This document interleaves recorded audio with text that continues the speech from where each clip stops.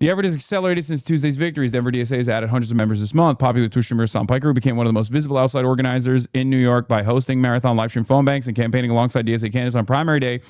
Told Politico he plans to try to replicate that effort in Colorado, and he intends to host another phone bank marathon for Quiroz, which I already did. Anyway, let's look at this. William Steeken, Colorado. William Steeken, more like William Streakin, more like William Slackin. Colorado Democrats brace for their own insurgent earthquake. Senator Michael Bennet and Representative Diana DeGette are both facing surprisingly tough races in their Democratic primaries. I don't know how to feel about this like additional level of attention. Obviously, William is a little bit of a HasanAbi head working at Politico now. I think he was formerly at ABC, right? So he clearly pays close attention to what's going on that front. But I don't know how I feel about like Politico readers knowing about our plans. You know, I don't know how I feel about that. But the insurgent left just shook New York. Colorado Democrats increasingly think they could be next. Democrats in the Centennial State are bracing for an anti-establishment earthquake of their own. Tuesday's primary election will test the left's momentum beyond the 5 boroughs and whether the anti-incumbent fever will topple Senator Michael Bennet, Representative Diana DeGette, a pair of longtime fixtures of state Democratic politics. Bennet allies acknowledge his primary for governor's race is far closer than they expected, a startling position for one of the state's best-known Democrats, while DeGette is facing similar anti-Washington headwinds as internal polling in recent days has set off alarm bells for the 30-year incumbent. Diana DeGette has been occupying this seat for 30 years. And in the process of occupying the seat for 30 years, not much change has come for the people of Denver, Colorado. Okay? We're going to make that change. We're going to be that change. Okay? That's it. We're fighting for that change, and we're going to make sure that change happens. All right? That is what we are working towards, ladies and gentlemen. Make no mistake. Don't you think this social democracy will still need to explore the global South to be viable? As a South American chatter, I worry that nothing will change outside the U.S., even if the DSA wins. You know what's really funny about this? As someone who has now also worked with countries that are literally victims of unequal exchange, countries in the periphery, someone who's interviewed politicians, interviewed members of the government in places like even Cuba. One of the things that I have seen most consistently from people that are, a part of the socialist parties there, a part of the leadership structure there, is quite literally, can we please get some people we can talk to and work with that would create better outcomes for us? So it's ironic because a lot of people say, oh, I live in the global South, right? I live in the global South. America is still going to be destroying us.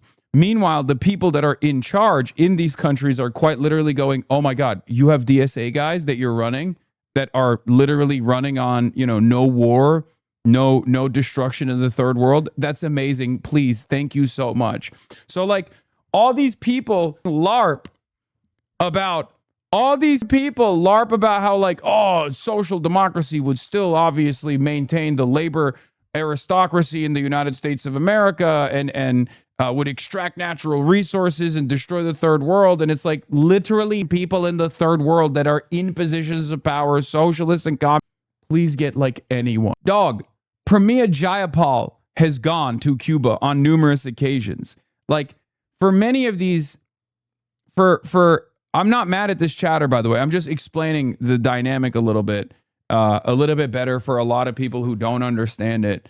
Like, it's just like there are straight up people who are desperate for a non-reactionary politics coming from America. They're excited at the prospect of having people who won't actually try to kill their people and instead will try to chart a much more equitable and much more just path for everyone involved. You know what I mean?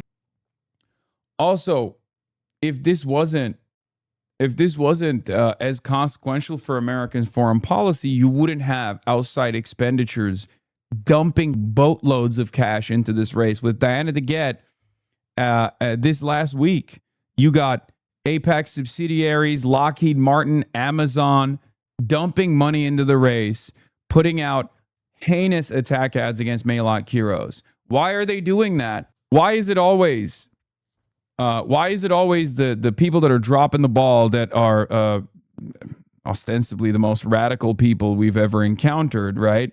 Who are just like, oh, I'm too radical for this shit. I'm too radical for electoralism. Meanwhile, all of these groups have their eyes on the prize, okay? All these groups have their eyes on the prize. Look, as we get down to the wire in Colorado 1, Representative Diana DeGette getting some last-minute contributions from Lockheed Martin and Amazon, as well as a few pharmaceutical companies, okay? I said, DeGette isn't a real progressive. When push comes to shove, every incumbent Dem facing an insurgent socialist challenger has had outside money pour in from major corps to flood the market with heinous smears and racist attack ads against their younger opponents, many of them younger women of color. Okay? That's it. These guys understand how devastating it is, right? These guys understand how devastating it would be for corporate interests if we actually had people who are more responsive to the needs of the masses come into positions of power slowly but surely.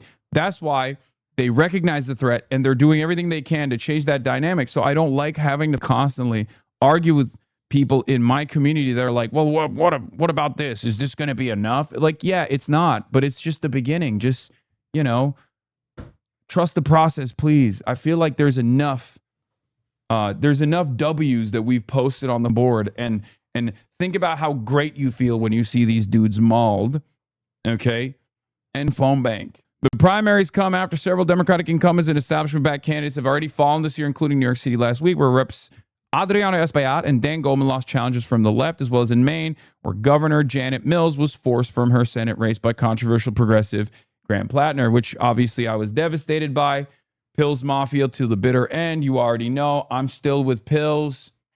I'm still pilled. I'm still Janet pilled. Janet Series, rise up. She can still win if we do a write-in campaign. Pills Mafia, baby. There's a lot of anti-establishment momentum because voters are so angry, said Doug Fried-Nash, longtime Colorado Democratic strategist and former gubernatorial chief of staff to the moderate-leaning Senator John Hickenpooper, who's facing a progressive challenge of his own from State Senator Julie Gonzalez. They want to take it out on someone. They want fighters. Bennett, a two-term senator, one-time presidential candidate, faces Attorney General Phil Weiser in an unusually volatile contest. So the Boo-Boo Bennett, Attorney General Phil Weiser one is interesting race too. I don't really know too much about him. I don't think he's like all that, progressive. But the fact that like people want changes to that degree is really interesting because like Bennett is one of the most well-known figures in the fucking state, right? I mean, he ran for president. I'm not a fan of the guy, but, it's really interesting to see Colorado even want to push for someone else other than Poo-Poo Bennett. While Bennett allies maintain they still believe he has the slight edge, two Democratic strategists familiar with this campaign said internal polling has shown a tighter contest than they expected, raising concerns of voter anger towards any close association with Washington has made even the well-known statewide figure vulnerable. A recent public survey conducted by the liberal pollster PPP showed him trailing outside the margin of error. That's crazy. There may only be a slight Bennett advantage at this point, said a Democratic strategist close to Colorado's governor's race, granted anonymity to candidly discuss the campaign, adding that private polling has been all over the place. Despite serving as Attorney General for 8 years, Weiser has increasingly worked to cast himself as the anti-establishment alternative by portraying Bennett as the Washington insider, a message several Dem strategists close to the Bennett campaign said has found traction. The race has increasingly become a contest over who has fought President Donald Trump harder, reflecting what many Democrats describe as the defining mood of this year's primary electorate: anger with Washington, frustration with Democratic leadership, and a desire for candidates who project an ability to fight. Coloradans trust Phil's people-powered campaign, not Michael Bennett's establishment Washington-style campaign backed by out-of-state billionaires, corporations, and special interests, Weiser spokesperson Nate Jackson said. Bennett's campaign has sought to change the mantle as well. One of the funniest things that I've noticed, at least, is that I'm an outsider, right? I'm from California. And obviously, I assume in the future, they'll start attacking me and be like, oh, they're drop shipping outside communists into these races or whatever, right? But what's really interesting about it is that they haven't done that as much in any of the races that I've been involved in. And I suspect part of that is because, I have fans in these places as well. So they don't see it as they don't see it as me just coming as an outsider and bringing people to go and door knock. As a matter of fact, ironically, the only race where they did that was San Francisco. Okay. San Francisco is the only race where they actually hit me nonstop with the he's an outsider. He's not from here. He's carpetbagging into the district. He's actually trying to pump Shoycott up, and all of his door knockers are out of towners. That was crazy. I've been in New York this whole time. I've been in Colorado. I've been in Denver. I've been in St. Louis, Missouri, and they don't do that shit. Except for San Francisco. Anyway, the anxiety may even be greater around DeGette. The 68-year-old is facing her most serious primary challenge for 3 decades in Congress from Democratic Socialist Menlock Quiros, who at 29 years old was born just a few months after DeGette won her seat.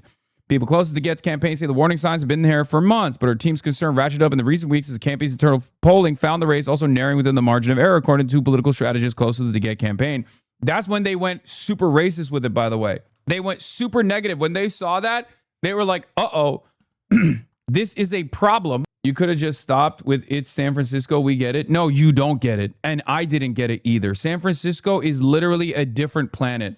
It's unlike anything I've ever experienced. It has some of the wildest ultras, YIMBY, NIMBY distinctions that are more important than anything else.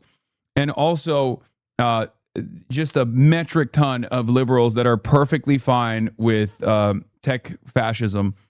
It's devastating. It's devastating because it also went to Tom Steyer by like massive numbers on the one hand, but then also opposed Shoycott on the same ballot, ironically enough.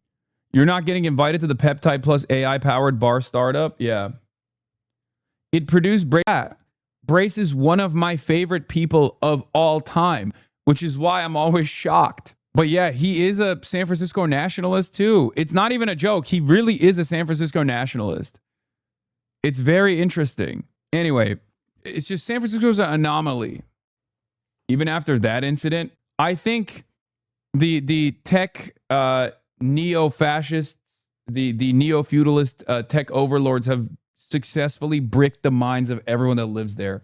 Whether it be liberals that actually perfectly welcome this kind of new dystopian future, or whether it be the left and what remains of the left movement in San Francisco. It's crazy. Mad Cuttas, thank you for the 10 tier 1 gifted subs.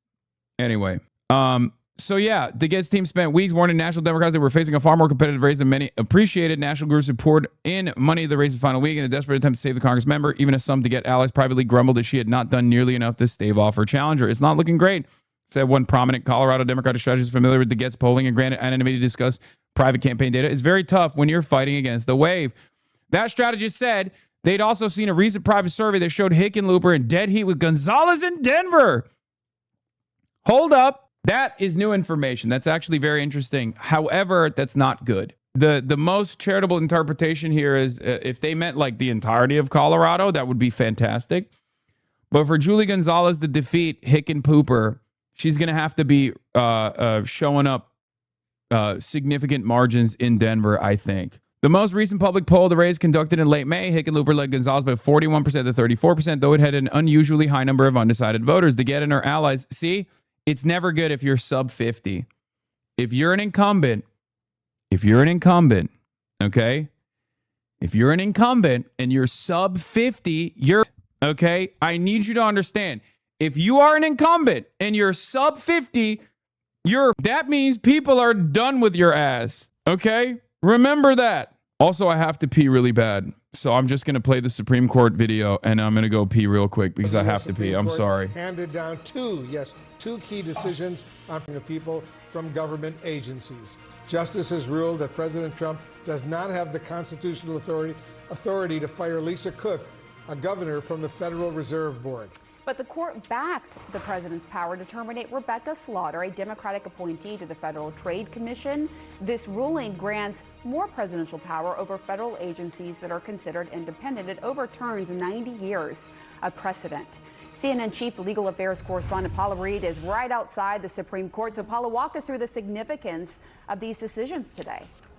Pamela, these are such incredibly significant decisions. In many ways, these will be some of the defining opinions of the Roberts Court because they get to this question that has been hanging over the second Trump term, which is, are there any limits to his ability to fire federal officials? And here they give us some insight. While President Trump and his lawyers believe in something called a unitary executive theory, and that the executives should be able to fire anyone they want, any way they want, here the justices put a few limits on that. In the one case, they ruled, and it's a really interesting group that was in this majority opinion. It's Chief Justice John Roberts, Justice Kavanaugh, and the three liberals all ruled that he cannot fire an official in the Federal Reserve without going through a process, giving that individual an opportunity to respond, that there are some limits on his power when it comes to firing officials at that agency. Now, that is one that has, of course, always been recognized as being independent of the White House.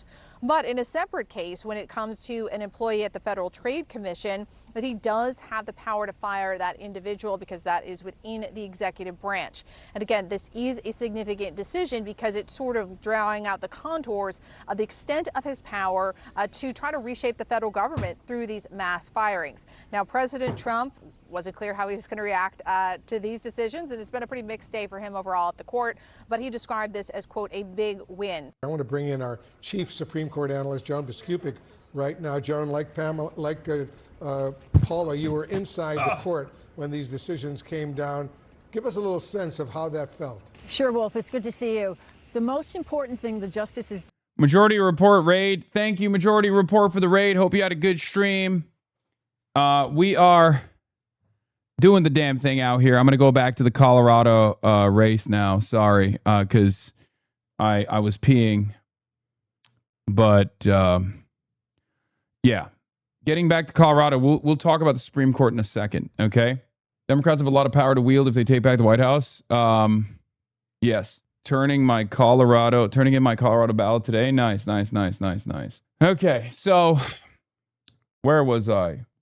DeGette and her allies are racing to blunt Quiros's momentum. Outside groups have poured roughly $3 million into the race over the past month, including about $2.3 million backing DeGette or opposing Quiros, including $1.3 million in spending since just Monday, mostly for DeGette. Her side has had a nearly 3-to-1 spending advantage down the final stretch. DeGette has also rolled out last-minute endorsement video from Pramila Jayapal, former chair of the Congressional Progressive Caucus, a move that drew quick backlash from some progressives, giving Quiros support from Senator Bernie Sanders and other national progressive leaders. It's been hard, I would say, to get outside groups and funders, as well as even within the city, to understand this was a real race because people like DeGette always won, the Colorado Democratic strategist close to the campaign added. Quiros told Politico last week that she had more than 5,000 volunteers. Her campaign said she had seen a surge of support since New York's results, including more attention, donations, and volunteers, and trying to capitalize on that momentum of more than 60 canvases planned across the city in the lead up to Tuesday, an endorsement from the Progressive Change Campaign Committee, and planned march in Denver's Pride Parade this weekend. We feel very confident that the program that we've built, the movement that we built, is going to be able to combat any amount of money that they throw at us in this final week, Quiros said in an interview. This is the people organizing and making it abundantly clear that they are no longer accepting the status quo and are demanding the change. A dead heat for a DeGette internal for Julie is probably better than you think. It's almost like a Hickenlooper internal. Quiros' supporters say they're trying to recreate the organizing model to help propel Democratic Socialists. Hold on. Propel Democratic Socialists to sweeping victories in New York. National DSA chapters are hosting phone banks for Quiros nearly every day through Tuesday, while Denver organizers say they expect to knock on just shy of 100,000 doors before polls close. The effort has accelerated since Tuesday's victories. Denver DSA has added hundreds of members this month. Popular Twitter streamer Hasan, who became one of the most visible outside organizers in New York by hosting marathon live stream phone banks and campaigning alongside DSA candidates on primary day, told Politico he plans to try to replicate that effort in Colorado, and he intends to host another phone bank marathon for Quiros, which I already did, William. That's why I said, William, I know you're watching right now, William slacking. I already had done that, and we already called 110. We already called 110 voters in Denver the first night that we did that, and the efforts obviously are still continuing. And we haven't even gotten done yet. Obviously, there's E-Day. 110,000 phone calls are just on the first night, and we got more. Several Colorado Democrats caution Denver is not New York. The city's not as liberal. Its DSA infrastructure is significantly smaller. This is true. And DeGette still benefits from decades of name recognition and relationships across the district. But they also acknowledge Denver has become younger, more progressive, and increasingly receptive to anti-establishment candidates. Everybody now knows this is a race. This is no longer sneaking up on everybody. One longtime Democratic strategist close to the DeGette campaign said, I think DeGette should be very concerned. Friednash said he still believed DeGette has a chance, but if Quiroz wins, Friednash says that's a massive game changer in Colorado politics. And that game we shall change, ladies and gentlemen. We shall change it. Apparently, Colorado votes very late, so day of voting is huge, even though it's all still mail ballots. Tomorrow, I will be alongside Chris Rabb doing a canvas lead in Denver, Colorado, and we're going to pump those numbers, okay? I know you like the number. And we are going to pump that number, okay? Also, Abdul is in the top 5 in Act Blue as the only non-nominee. That's pretty fire. That's good because he needs it. I already filled my ballot, but I don't drop it off until work tomorrow. Nice. Have you stayed up to date with DSA movements in San Diego? No. I want to talk not just to Gustavo, but to the DSA National and try to, I mean, maybe they already have something like this lined up and I don't know, but try to do like a clinic on with some of the top field leads and you know, get every local DSA chapter up to speed with the victories and the organizing that New York has put forward. Because, you know, not every DSA chapter obviously has the same experience. And I think New York City's experience in the last decade is very important. And I think it would help other chapters as well. Their experience could help quite a bit. The NECs who you want to work with, they handle a lot of the electoral work nationally. Yeah. Is there no phone bank for Julie Gonzalez? I believe there are. I haven't been keeping close attention to the Julie Gonzalez campaign because I've been hyper focused on Maylot. Obviously, I want to make sure. That we get Maylot across the finish line. But yes, Julie4.us phone banking to voters. That's the link if you want to go phone bank for Julie Gonzalez Bush. She's also fantastic. She doesn't have the same groundwork team that and the same field team that Maylot has because she's not DSA endorsed, but you know, that would still be a significant W. I will tell you this much, okay? Look, these things take time, but as it stands currently for Senate races, because Senate races are statewide, I'm going to tell you right now, if AOC runs for Chuck Schumer's seat, she's going to be the first Democratic Socialist senator. Senate runs, I think people are still a little bit shy about the moniker. And I don't think that it's valid. But someone has to break that seal first. And once someone does break that seal, you'll see others do the same. No, Bernie is an independent from Vermont, guys. Come on. Bernie is not. Chatters, you cannot compare Bernie Sanders to anybody else. What are you talking about? Summer Lee, I think, will be. Graham Plattner doesn't identify as a socialist, if you noticed. Abdul El-Sayed doesn't identify as a democratic socialist. Graham Plattner doesn't identify as a democratic socialist. Neither does Julie Gonzalez. And I think they're shy about the moniker. They're shy about the association. This is pure speculative. And I think that will change eventually. But Summer Lee will probably, I assume, be the first if she does. Or AOC, if she does, will be the first. You're obviously forgetting James Del the first communist senator of Texas. Yes, you're right. How can I forget the first Maoist third worldist senator? And he's coming out. Isn't there something up with Summer Lee in Pennsylvania's DSA? Normally, I would stand by the chapter as opposed to the candidate. But with Summer Lee, I stand by Summer Lee no matter what. I'm a fedayeen for Summer Lee. I think whatever drama or beef took place there, the chapter should be begging Summer Lee for an association and offer unlimited support to her, whatever she wants. Okay. Like in most circumstances, if there's like any drama with a politician and a specific chapter, I would say I would usually side with DSA. Pittsburgh DSA got taken over by ultras and they ruined their relationship with Summer. Ay. But why don't you fully endorse better candidates like Julie? Dog, what are you talking about? I like Julie Gonzalez. I literally fundraised for Julie Gonzalez. I fundraised for Julie Gonzalez. She was here. She sat next to me. What the fuck? We were supposed to do a fucking rally together. I did not know that. Yeah, what are you talking about? We were supposed to do a rally together and then the rally got fucking canceled and she pulled out last second. I was fine with like interviewing her afterwards though. But of course you're an independent media figure, so you side with the DSA chapter in theory. Yes. Anyway, so yeah, there is that. There's also a poll that came out this morning from Beacon Insights. U.S. House 2026, Florida's 25th congressional district Democratic primaries, a Trump plus 9. Jared Moskowitz is at 67% as the technical incumbent. Oliver Larkin at 33%.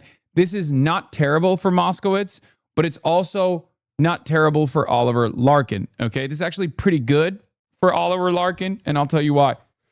Remember, I told you, if your incumbent doesn't reach above 50%, they're fucked, right? Clearly, not in Denver for the primary tomorrow, L. I'm literally going to be in Denver tomorrow. What are you talking about? It's in the chatters. Are y'all fucking kidding me? It's in the fucking title. Read the goddamn title. It says Francesca Hong for Wisconsin Governor, Denver tomorrow. What do you think that means? Hi, big fan. Clearly not big enough of a fan to know I will be in Denver tomorrow. Child left behind by older voters as well. Axios wrote about this. Let's take a look. Dems Tea Party-like rebellion built by a decade of frustration. Democratic leaders are increasingly alarmed that they're facing their own version of the GOP's Tea Party rebellion 17 years ago and that they can't stop it. Why it matters. The recent wave of primary victories by Democratic socialists and outsiders over the party's hand-selected candidates had shocked establishment Democrats, but the rage in the party has been building for a decade. It's not just progressive versus moderates, it's insiders versus outsiders, with many Democratic voters dissatisfied with their own party. Some Democrats now believe that the party is poised for a Trump-esque figure to take it over in 2028, someone who will offer an outlet for their anger. Dan Pfeiffer, former top aide to Barack Obama, now co-host of Pod Save America, said this week, it's very clear that the groups of the left, Justice Democrats, Democratic Socialists of America, Our Revolution, are out-organizing, out-fundraising, out-maneuvering the traditional party institutions. That is happening. I want to play that like when I'm reading this. Hold on. What's that song that they play over? Hold on. There's a... Like they play it over Joe Bart videos all the time. What's that song? You know what I'm talking about? No, not We Are Charlie Kirk. What's the name of the song? Stop trying to play We Are Charlie Kirk. Y'all suck, dude. Is this it? Be real. A lot of y'all say no, not this, not this. Like the Aura edit. YouTubers fell. I'm this. Minecraft YouTubers fell off not because they weren't entertaining, but because their audience literally grew up. Is this it? No, it's not it. Oh my God, you guys are all so goddamn annoying. You're so goddamn annoying. I think this is it. Is this it? Yeah, this is it. This is what I was looking for. Yeah. Dan Pfeiffer, former top aide to Barack Obama, now co-host of Pod Save America, said this week, it's very clear that the groups of the left, Justice Democrats, Democratic Socialists of America, Our Revolution, are out organizing, out fundraising, out working, out maneuvering the traditional party institutions. That is happening. Democratic voters' growing distrust of their party's leadership and their embrace of left-wing outsiders and populists is rooted in Donald Trump's 2016 victory over Hillary Clinton. In the party's primaries that year, Democratic National Committee members and party elites helped ensure that Clinton won the nomination over Vermont Senator Bernie Sanders, a progressive icon. The insiders' limited primary debates had unusual joint fundraising agreements between DNC and Clinton's campaign. The Democratic establishment rallied around Joe Biden, but this is not what I'm looking for. This song is not. It's like, this isn't even it. It's like, burr, burr, burr, burr, burr, burr, burr, burr, burr, burr, burr, burr. What is this? No, that's not it, dude. It's just like the intro without the drums. It's supposed to be just the intro without the drums. No, that's not it either. Jesus Christ.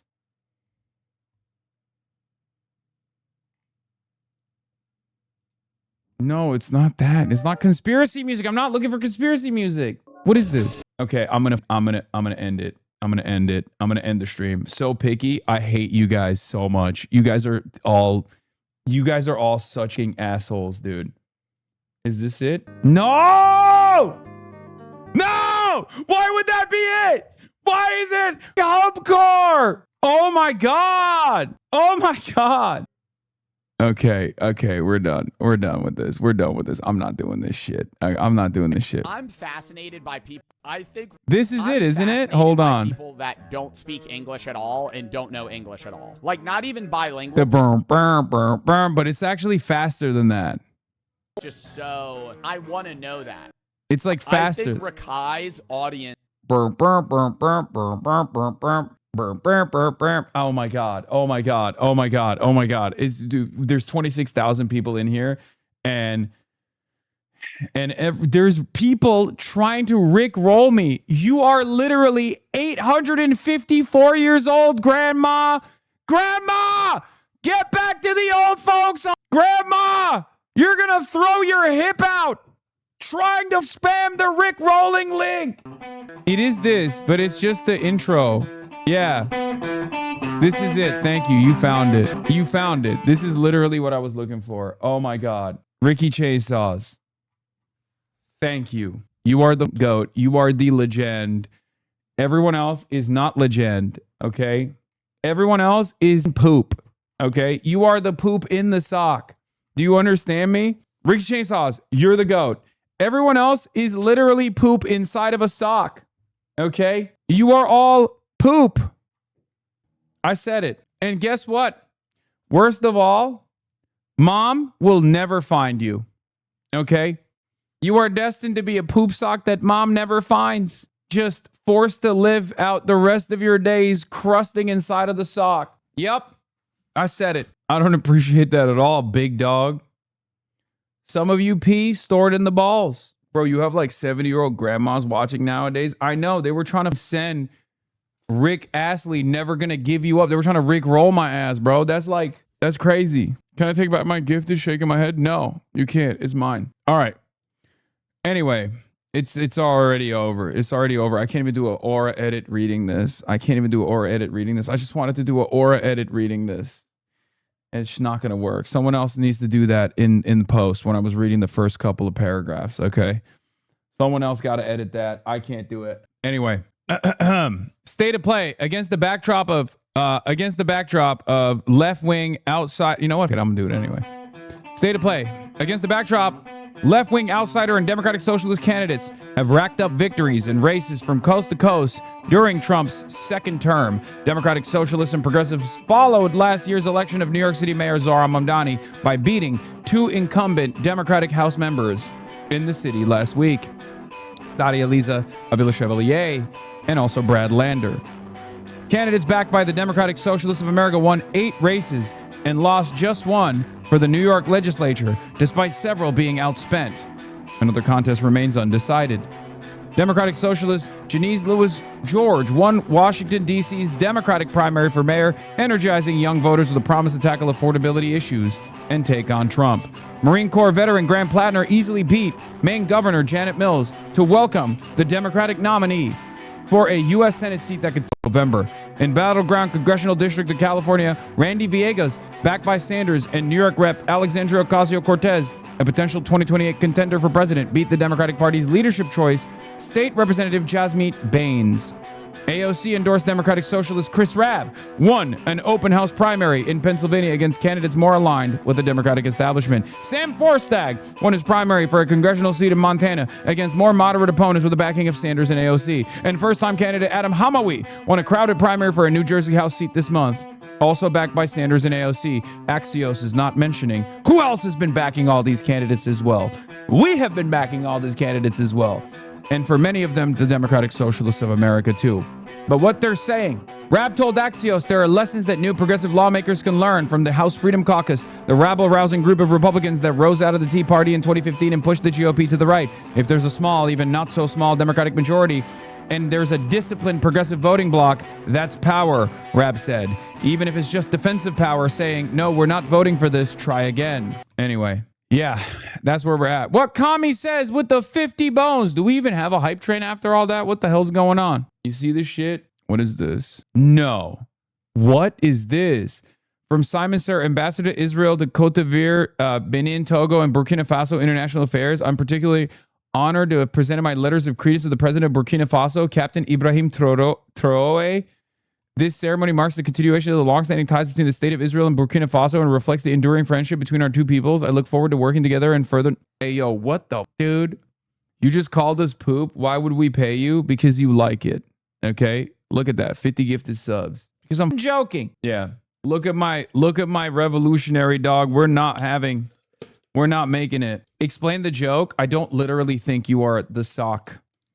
You are the poop inside of a poop sock. Okay? Yeah, Sankara wept. What a spectacular disappointment this is. Word on the street is Birthright is getting overturned this week. Bro, they did not get the meme that this is Dirtbag Left. Pat Mahoney, thank you for the 10. All these gifted subs and we're still not getting a hype train going. I don't know what's going on. Anyway. Yeah, we got primaries in Colorado, including governor's race, the battle in the Denver-based congressional district where a young Democratic Socialist is challenging longtime incumbent. The gubernatorial primary in Wisconsin, where many state Democrats fear Democratic Socialist Francesca Hahn could win. The Senate primary in Michigan, where left-winger Abdul El-Sayed could beat the establishment's preferred choice, Representative Haley Stevens. We will win, I believe. And this will not just be a victory for the movement of democratic socialism, for the movement of progressives in this country, for people who are demanding a fighter to go to Congress. This will be a victory for all the people in the American working class, for the entire American working class. You understand? The Freep endorses Mallory McMorrow. That's the Denver Free Press. I don't think that's the Free Press. That's the Denver Free or Detroit Free Press. That's not Barry Weiss. It's a different outlet. Look at my logs. Pray. Did you look at Andy Burnham's economic policies in the UK? They look relatively promising from a quick search. I have not. Denver returned ballots thread. Here's some updates about Denver, Colorado. Okay. Denver, Colorado. Zachary Donini, head of data science at VoteHub, says Denver's cumulative return ballots have grown younger each day over the past few weeks, mirroring a broader pattern we've seen nationally. It is a promising and generally expected development for progressives. Denver's return ballot electorate remains very old. And given the trend, I am highly skeptical the final electorate will look anything like today's returns. Given recent trends, we are preparing for a substantial progressive shift as more ballots are counted in Colorado. Last week in Utah, we saw a dramatic late ballot shift. Among the first 63% of voters counted, McAdams led the field by 25 points. Among the rest, progressive candidates led by 31 points, a 56-point swing, a similar pattern to the LA mayoral race. It turns out a lot of the young voters wait till the very last moment. DSA National is already doing this. We have a national summit coming up, and one of the tracks is built exactly for this. DSA comrades from around the nation will come together to discuss strategy, share experience, and organize for the future. I assume that there's probably some plans in the works for this. What is this? Jonathan Greenblatt goes after DSA over anti-Semitism? Oh, shut the fuck up, Jonathan. Nobody wants to hear from your bald ass. Son of a bitch. Can you go to the DSA convention if you aren't DSA? Are you asking me? Because I have been to the DSA convention. I was there last year, and of course I plan to attend again this year if they will have me. Trump is live. Well, I think it's a big threat to our nation. All right, let's go to this fucking asshole. Now that we did some aura farming and hope they use the word social and change farming. So nice, but it's really communism you're talking about. I think it's the biggest threat to our nation there is, maybe since our founding. That includes World War I, World War II, September 11th.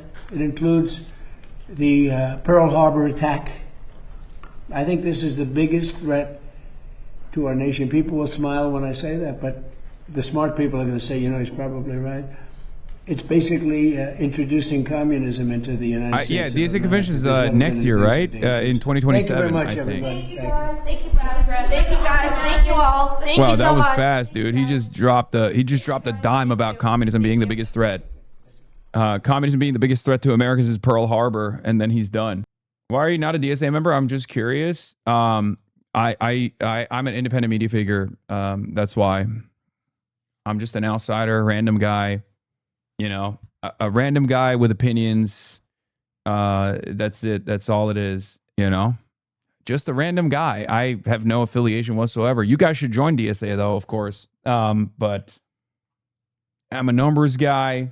If you're younger, you should also join YDSA. YDSA is even more based than DSA in general. Yeah, I can't be a DSA guy. I went to the DNC, guys. What are you talking about? I'm just a guy. apolitical. I'm an apolitical guy. I'm a tiny nation the size of New Jersey, like Israel. You know? I'm just a random guy who likes high-level ideas, you know? YDSA is all communists? I know, they're awesome. Anytime I meet a YDSA person, anytime I meet a YDSA student, okay, their worldview is like, oh yeah, their worldview is far to the left of the average DSA person. They're the ones who are like, the DSA are actually social democrats, which is the fascist wing of social democracy is social fascism. In August, I'm a DSA member, applied to go and got denied my application. Apparently selected, trying not to punch left, but disappointed in the process. No, that's not the same as the actual the one where all the delegations come together. It's a leadership summit, I believe. I don't fucking know. I don't know the full details. Look, I'm not DSA. I don't know the details, okay? I'm just a random guy. Anyway, let's hear what Jonathan Greenblatt has to say. Scott Wiener on every policy. I don't think Israel committed genocide in Gaza, but he does. And he called it a civilian disaster. And he's spoken out strongly and repeatedly about the Israeli government.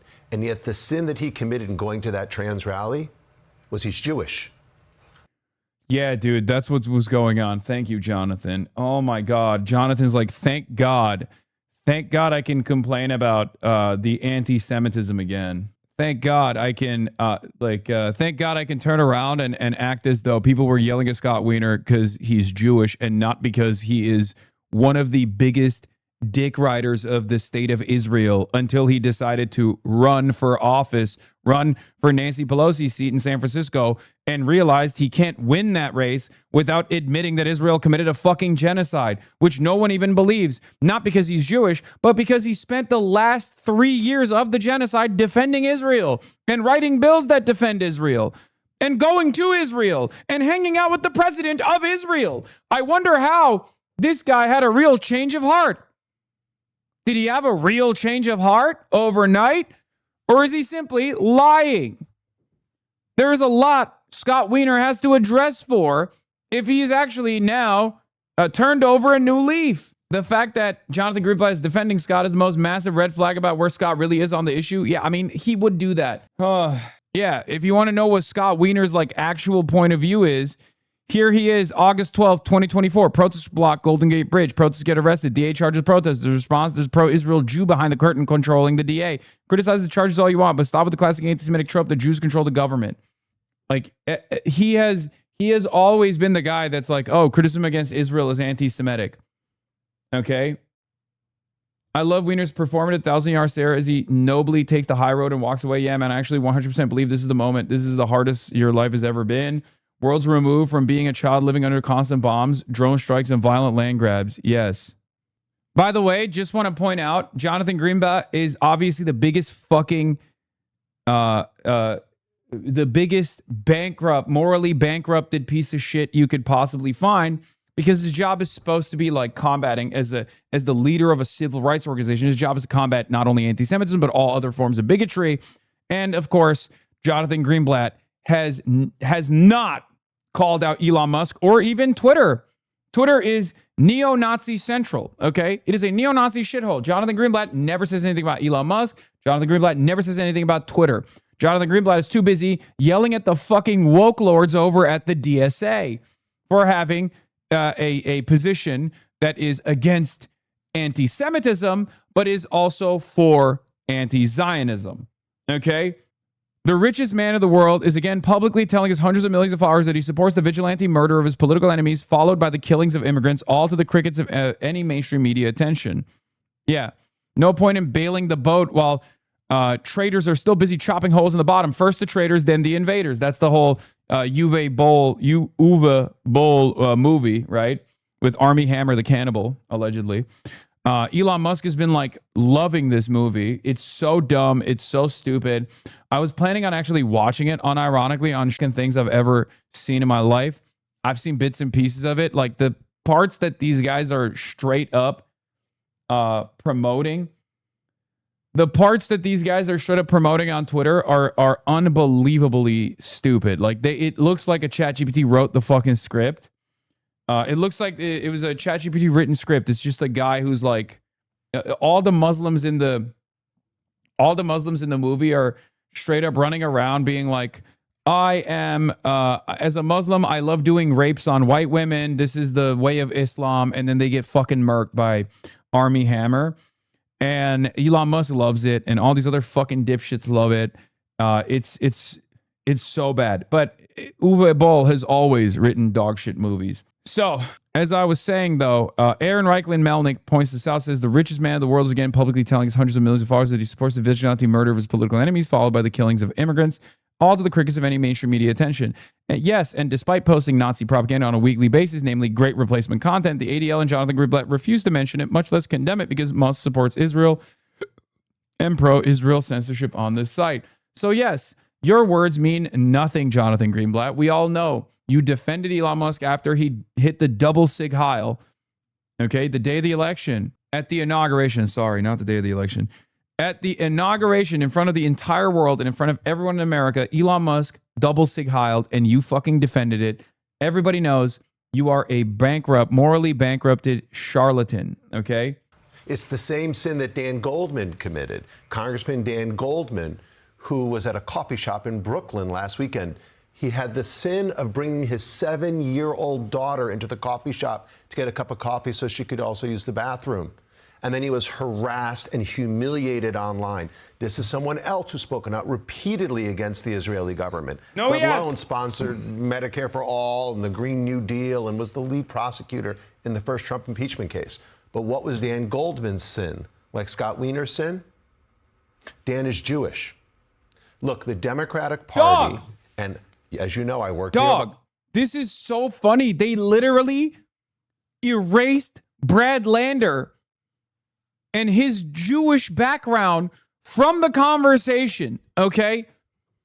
They just straight up treat Brad as he's not a Jew, okay?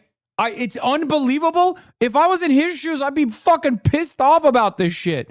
I'd be like, what the hell's going on? Bro, they literally have erased Brad Lander's Judaism. He is no longer a Jew in the eyes of Jonathan Greenblatt and all these other people.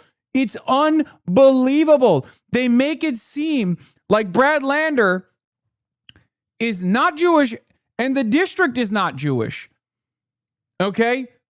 This is a district with a lot of Jewish voters that voted for Brad Lander, who is Jewish, as opposed to Dan Goldman, who's also Jewish. But because Dan Goldman is pro-Israel and Brad Lander is very critical of Israel, far more critical of Israel in sincere ways, even albeit contradictory ways, but sincere ways, that they are straight up erasing his Jewish identity. It's fucking insane. I've never seen anything like it. I swear to God, there is a deliberate attempt by mainstream outlets, and not just mainstream outlets, but also these advocacy organizations that are Zionist advocacy organizations first and foremost, and not advocacy organizations that work at the behest of Jews in the United States of America, to erase the identity and the background of any American Jew that is prominent and critical of Israel, okay?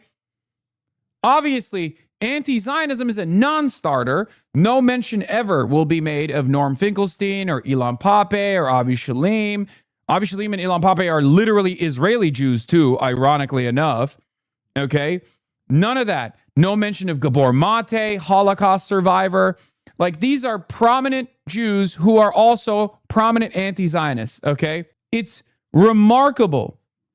What is the line? What is the line? I just don't understand what the line is. Like, these guys are so aggressively and so desperately trying to concoct a narrative that the only people that are actually Jewish are people who are pro-Israel. And as a matter of fact, you can be a Christian, and if you're pro-Israel, you're more Jewish than actual Jews who are anti-Zionist. What the fuck? No one believes this shit. And not only does no one believe this shit, you don't want people to believe this shit. You don't want the association with Judaism and Zionism, you fucking idiot. That is the association that creates more anti-Semitism. God damn. Obama White House. I worked in the Clinton White House. The Democratic Party has an anti-Semitism problem, and I can define it in 3 letters. The DSA. The DSA, the Democratic Socialists of America, they should call it, discrimination. and stereotyping and anti-Semitism. And I say that because we see this as the common thread that seems to link this party and their activists. They're not Democrats, but an obsession with the Jewish state seems to be the Dog, your whole life is an obsession with the Jewish state. What are you talking about? Like, says you, motherfucker. What do you mean? Your whole job is to defend the Israeli state. You fly to Israel. You work with the Israeli government. You are literally an agent of the state of Israel. What the fuck are you talking about? The obsession with the Jewish state. Your whole job is to be obsessed with the Jewish state. Common denominator when you look at these candidates. Now, look, I want to be super clear. There's problems with anti-Semitism on the right as well. I'm not suggesting this is only a problem on the left, but we see this again and again and again. We see this in these congressional races last week. And by the way, we're seeing it right here in the city of New York with the largest Jewish population in the world. I don't agree with Scott Wiener. Hold on. Get a load of fucking Bill Maher. He's doing an episode with Kevin Spacey. Oh my God. Oh my God. Incredible. Incredible. Incredible. Club random, dude. On behalf of the bald delegation, we don't claim him. Yeah. Hold on. Anyway, look at the reply. Bill Cosby wasn't available. Yes. The green jacket, the green suit jacket is phenomenal. Thank you. You can't just claim your guys that suck at balds. I have to deal with Riley Gaines existing. Yes, I know Ben Jordan mentioned me. I have it. Nira crying that Plattner's not winning hard enough, lol. Yeah. In New York Times 2020 poll, Sarah Gideon was up 49-44. In this poll, Plattner is losing white non-college voters 59-36. People who took a big gamble that an unvetted candidate who codes working class would do better with working class voters seem wrong, according to this poll. At this point, you have to understand Neera Tanden and everybody else want Grant Plattner to lose. Okay? They don't care if the Democrats lose the Senate majority. They would much rather prove the argument that like left populism fails, and they're doing everything in their power to ensure that left populism fails. And they have aggressively, I mean, they have never stopped relentlessly attacking Grant Plattner and being like, he's dog shit, he's dog shit, he's dog shit. Look at his Nazi tattoo. He is a domestic abuser. He's a domestic abuser. Like things that are just heinous and things that are just like objectively untrue. Because for them, I'm telling you right now, they would much rather lose. They would much rather lose the Senate majority and then claim that they had a better shot with some fucking fantastical candidate than anything else. Okay? 920 Siena poll showed Collins at 48% and Gideon at 45%. 626 Siena poll, on the other hand, showed Collins at 59% and Plattner at 36% for white voters with no college degree. Why is Plattner still ahead? Because he's doing so well with college-educated whites. Okay? 920 Siena poll showed Collins at 57% to Gideon's 50%. Gideon at 57%, the Collins is 37%. 626 Siena poll shows Collins at 31%, the Plattner 68%. Okay? 2020 exit poll had this group 58-35 Collins in 2020, so it was probably just the case that the 2020 pre-election poll was off and the group hasn't changed much since, and Plattner doesn't have special appeal to them. So I actually understated the approval swings for Collins in the Siena poll. Siena has her at -2. Emerson had her at -19. Pan Atlantic and UMass both had her at -18. Siena got a very pro-Collins sample and still couldn't find a lead. Okay? So it reads as potentially an outlier. Also, listen, I've said this already, but I said this already. I will say it again. I'll go wherever people need me, okay? If you need additional attention, if you need some extra media attention, you know, I'll do what I must. Bill Maher. Daria Lisa Avila Chevalier is a patient zero for the woke mind virus. The SA candidates are alienating real America and associating with them will blow it for Democrats in November. Bill Maher 4 days later. Join me while I smoke weed with America's most famous pedophile. He is such a fucking intellectually and morally bankrupt piece of shit. Anyway, Hasan, please come to New Hampshire for Heath Howard, New Hampshire 1, and Karishma Manzoor for Senate. Guys, stop spamming your candidates. I'm sure they're wonderful, but I can't be, okay? What did we talk about? I brought this up with Chuck Park. Many of the members in my community, including some of the moderators, literally worked on Chuck Park's campaign. But I had to make sure that our efforts were focused on races that had the ground game and the work and the organizational connection to the Democratic Socialists of America. Okay? I am one person. This community is not as vast or as large as you think it is, okay? I'm one person. We are one community. I don't have fucking clones. I can't, I can move the needle in the appropriate direction for candidates that have the solid fundamentals, but I can't do every single person. I can't push for every single person around the country. I want to, and hopefully one day we will get there. Okay? I know we will get there.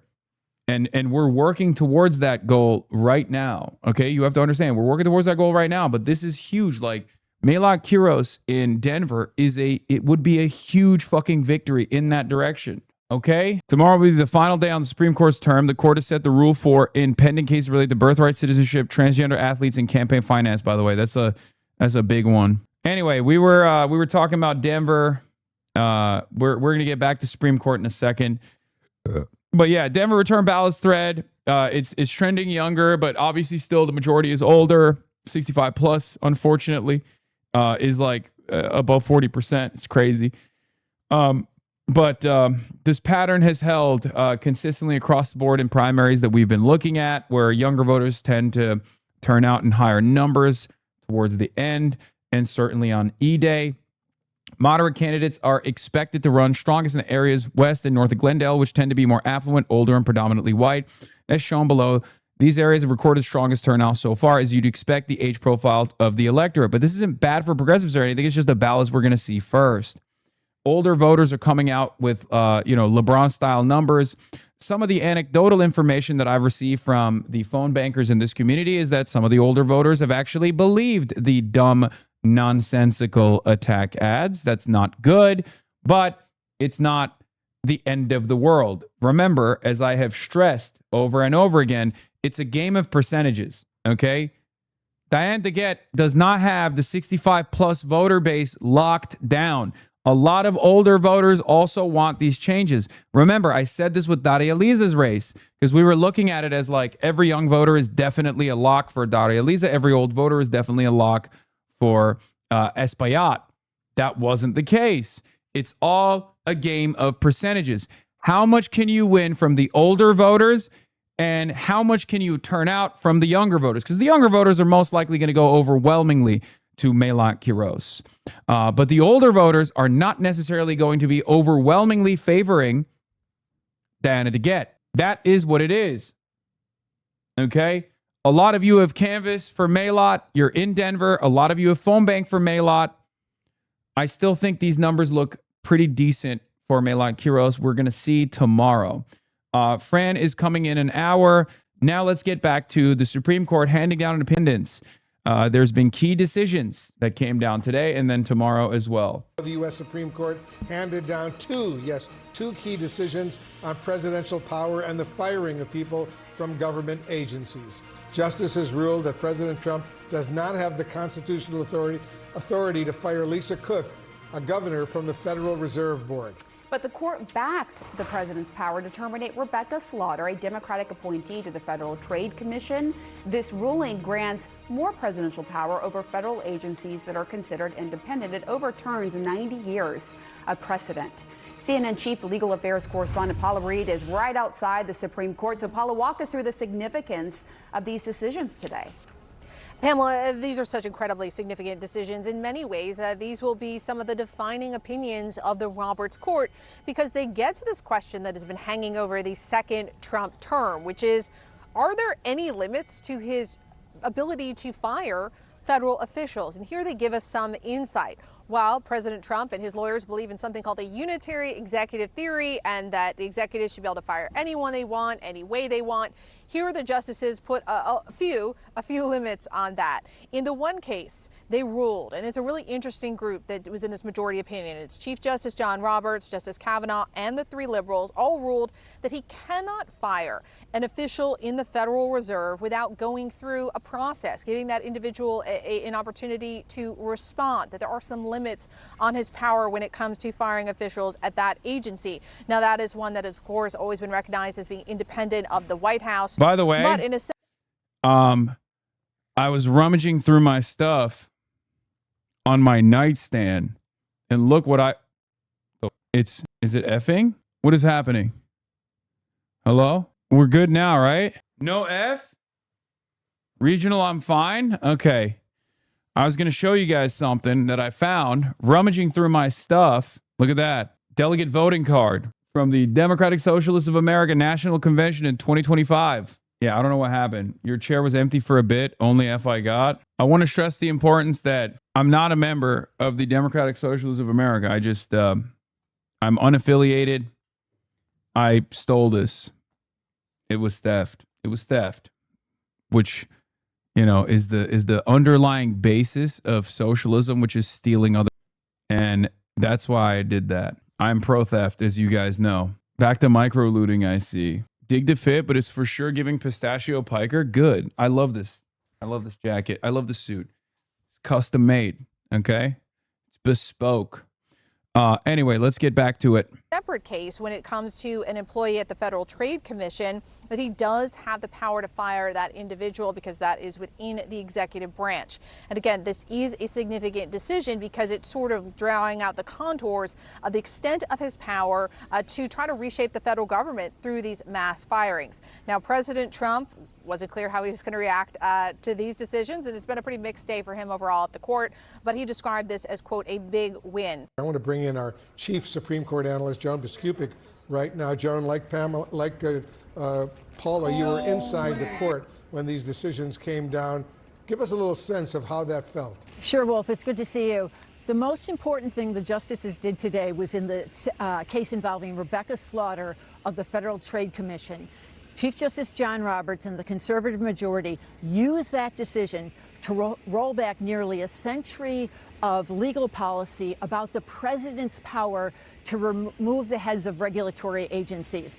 Now, in some ways, this is going to sound kind of dry and arcane, but regulatory agencies are so important for how Americans live their lives. They cover rules for, you know, medical, health, nuclear power. In this case, it's the Federal Trade Commission that was at issue, and we're talking about, you know, safeguarding consumer practices, antitrust issues. So that gives you a sense of all that's at stake.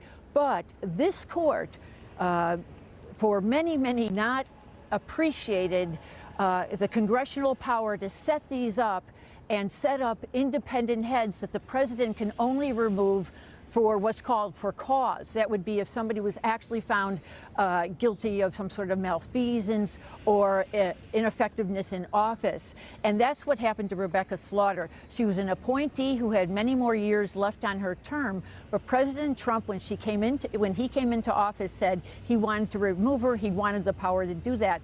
And the Supreme Court has used that case to say, yes, President Trump can remove Rebecca Slaughter, even though her term's not up, a Democratic appointee, and he can do that at the multitude of other independent agencies that at one point, as I said, Congress had set up to be independent, to not be under the pressure of the president. That was a 6-3 decision, and after the chief, who has had a special project here in trying to give the president much more robust power. Like, the Supreme Court is so funny because every now and then, catching strays from the Green Party after watching Hasan Piker kick leftists and promise not to kick right-wingers from his stream today, it's clear that he's a hypocrite and a grifter. Be careful and skeptical out there, folks. Which Green Party? Are you talking about the only Green Party in the Western world that has real viability, which happens to be in the UK, which is currently being led by a guy who is self-described HasanAbi head Zach Polanski? Or are you talking about the American Green Party? Because if it's the American Green Party, enact universal health care for California Facebook page. Actually, I guess the Canada Green Party is not bad either, I think. Or maybe, I don't know. Bro knows nothing about EU politics. I don't actually know about any of the Amsterdam kayak guy. I don't know enough about the Green parties in other European countries. I don't know anything about the Green Party, man. Like, I think you need to understand, I am an American, okay? I'm an Amerifat. I'm Ameribrained. And you need to understand, as an Amerifat, Ameribrained guy, a chud-ass loser, okay? My framework of what the Green Party is just Jill Stein, okay? That's it. Like, that's it.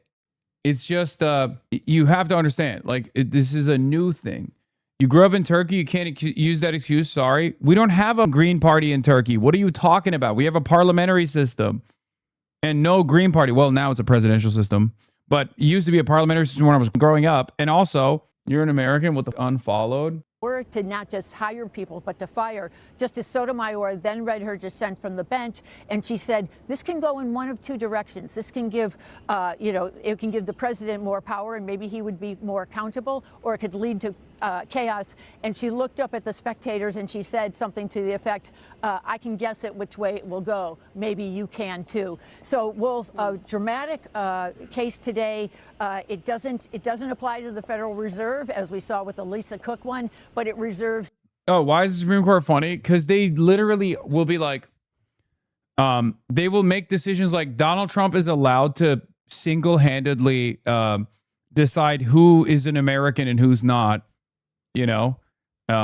split along ideological lines. Okay. They'll be like, yeah, it's in the Constitution. All the supposed, old school conservative Supreme Court judges that are, faithfully interpreting the Constitution as the founders intended it or whatever. Right.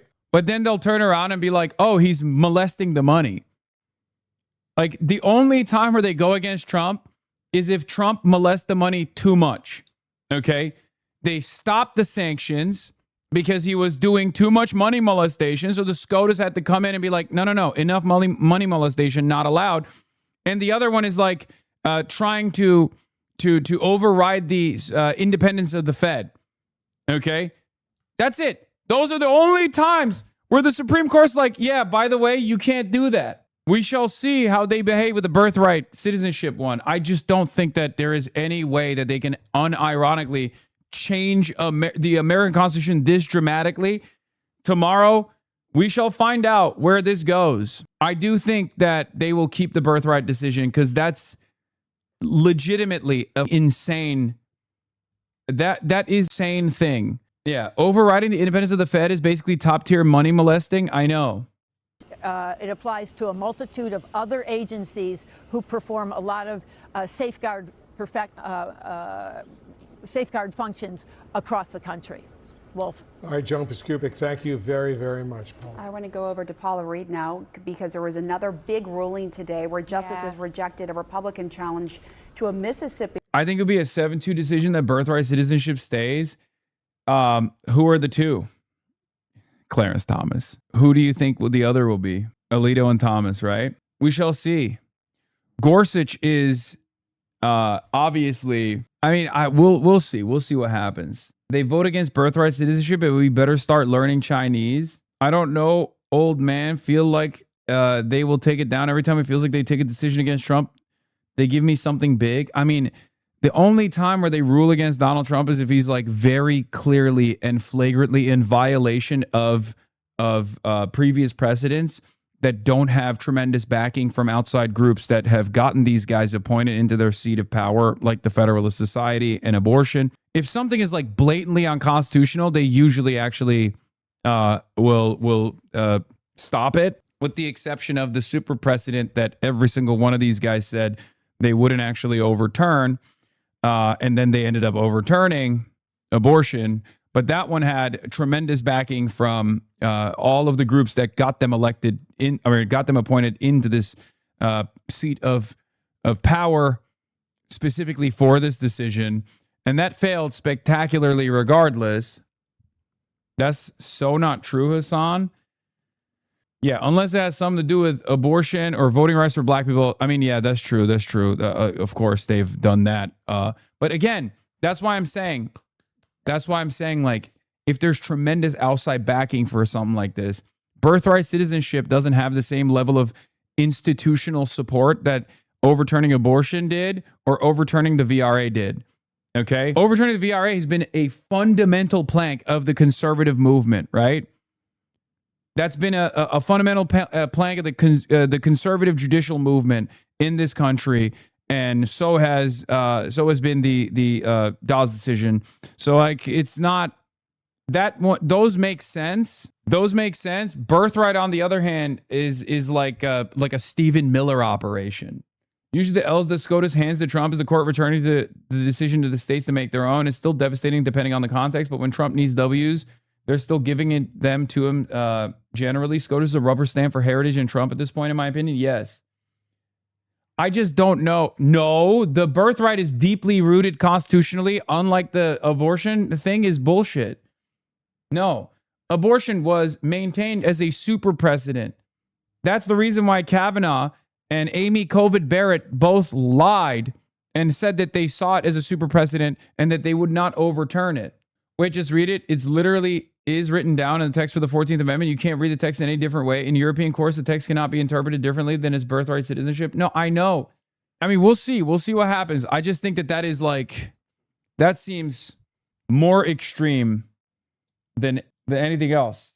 So, yeah, for reference, the first birthright citizenship case was 1897 Wong Kim Ark, and is still good law. Would be fucking crazy to overturn over 100 years of good law.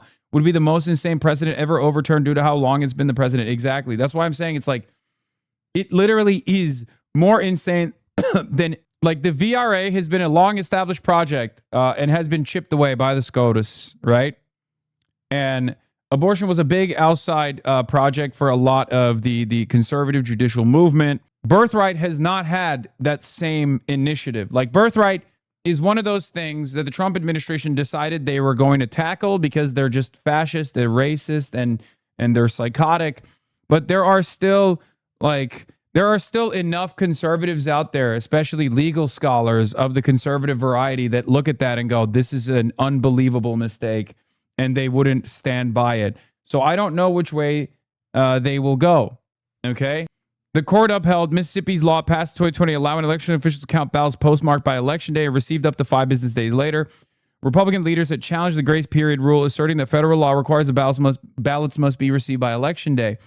A ruling striking down Mississippi's law had the potential to invalidate not only the state's mail-in ballot rules, but also similar laws in more than a dozen other states. It could also have potentially appended grace periods aimed at allowing military, diplomatic, and other overseas voters to participate along with rural voters and people with disabilities, all disrupted all state laws that allow mail-in voting. Donald Trump, once again, in his endless appetite to destroy mail-in ballot voting, was going to harm Republican states that have universal mail-in ballot voting. And also, he himself is famously a mail-in ballot voter. So that's also hilarious. And not only that, but also, this hurts rural voters quite a bit. And rural voters notoriously are Republican voters.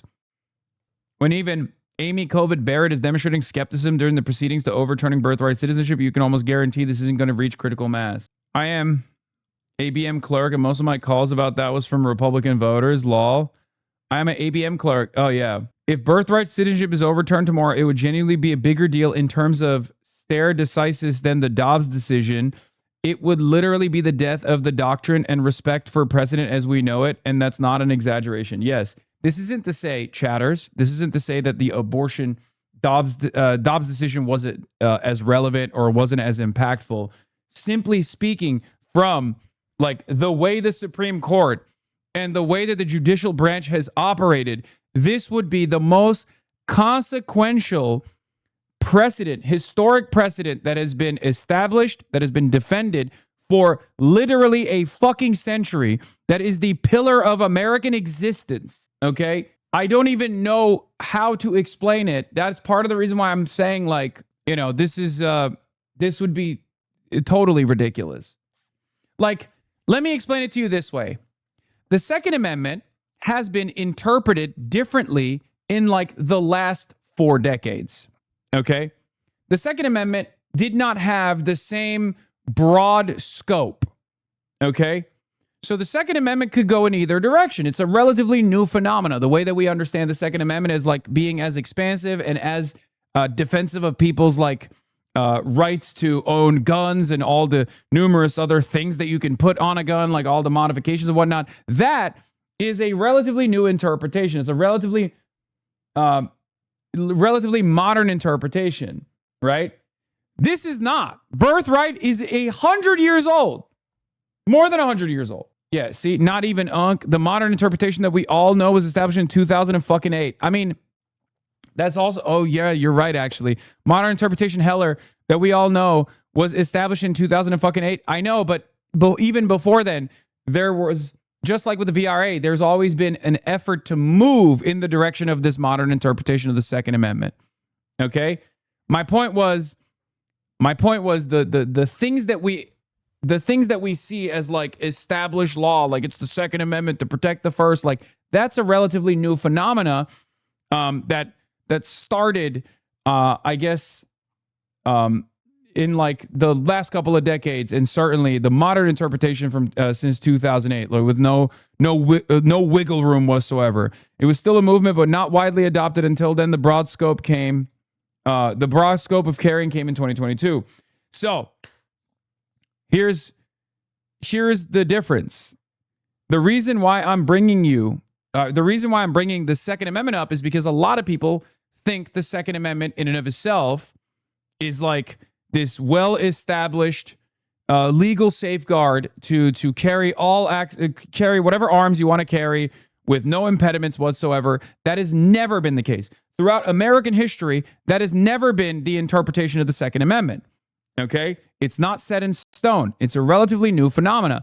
However, birthright citizenship is not like that. It's like due process, birthright citizenship, and fucking due process, birthright citizenship, the First Amendment. These are all fundamentally well-established, safeguarded, principled parts of the Constitution that everyone has always defended and everyone always understood exactly what it is, right? So that's important to recognize, okay? That is important to recognize. This would be, the birthright thing would be like literally overturning the First Amendment, which is ironically something that the fucking Supreme Court also wants to do.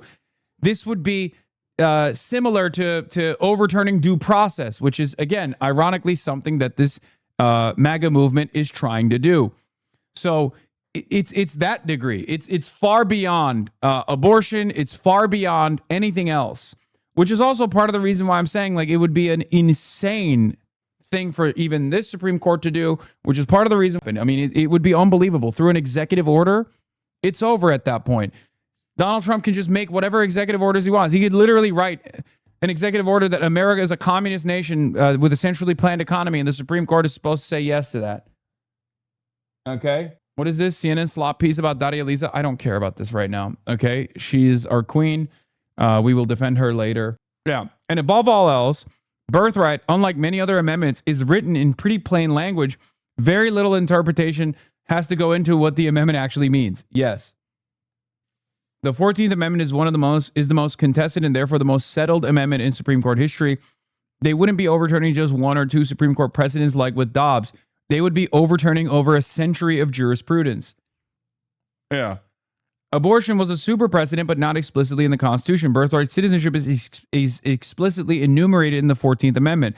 Overturning would be huge in that it would throw the Constitution completely in the trash, since it would go directly against it. Rather than doing some extremely legal gymnastics to justify the decision, it isn't precedent. It's literally just what is written down. Okay? It would make the Constitution no longer be a valid legal document.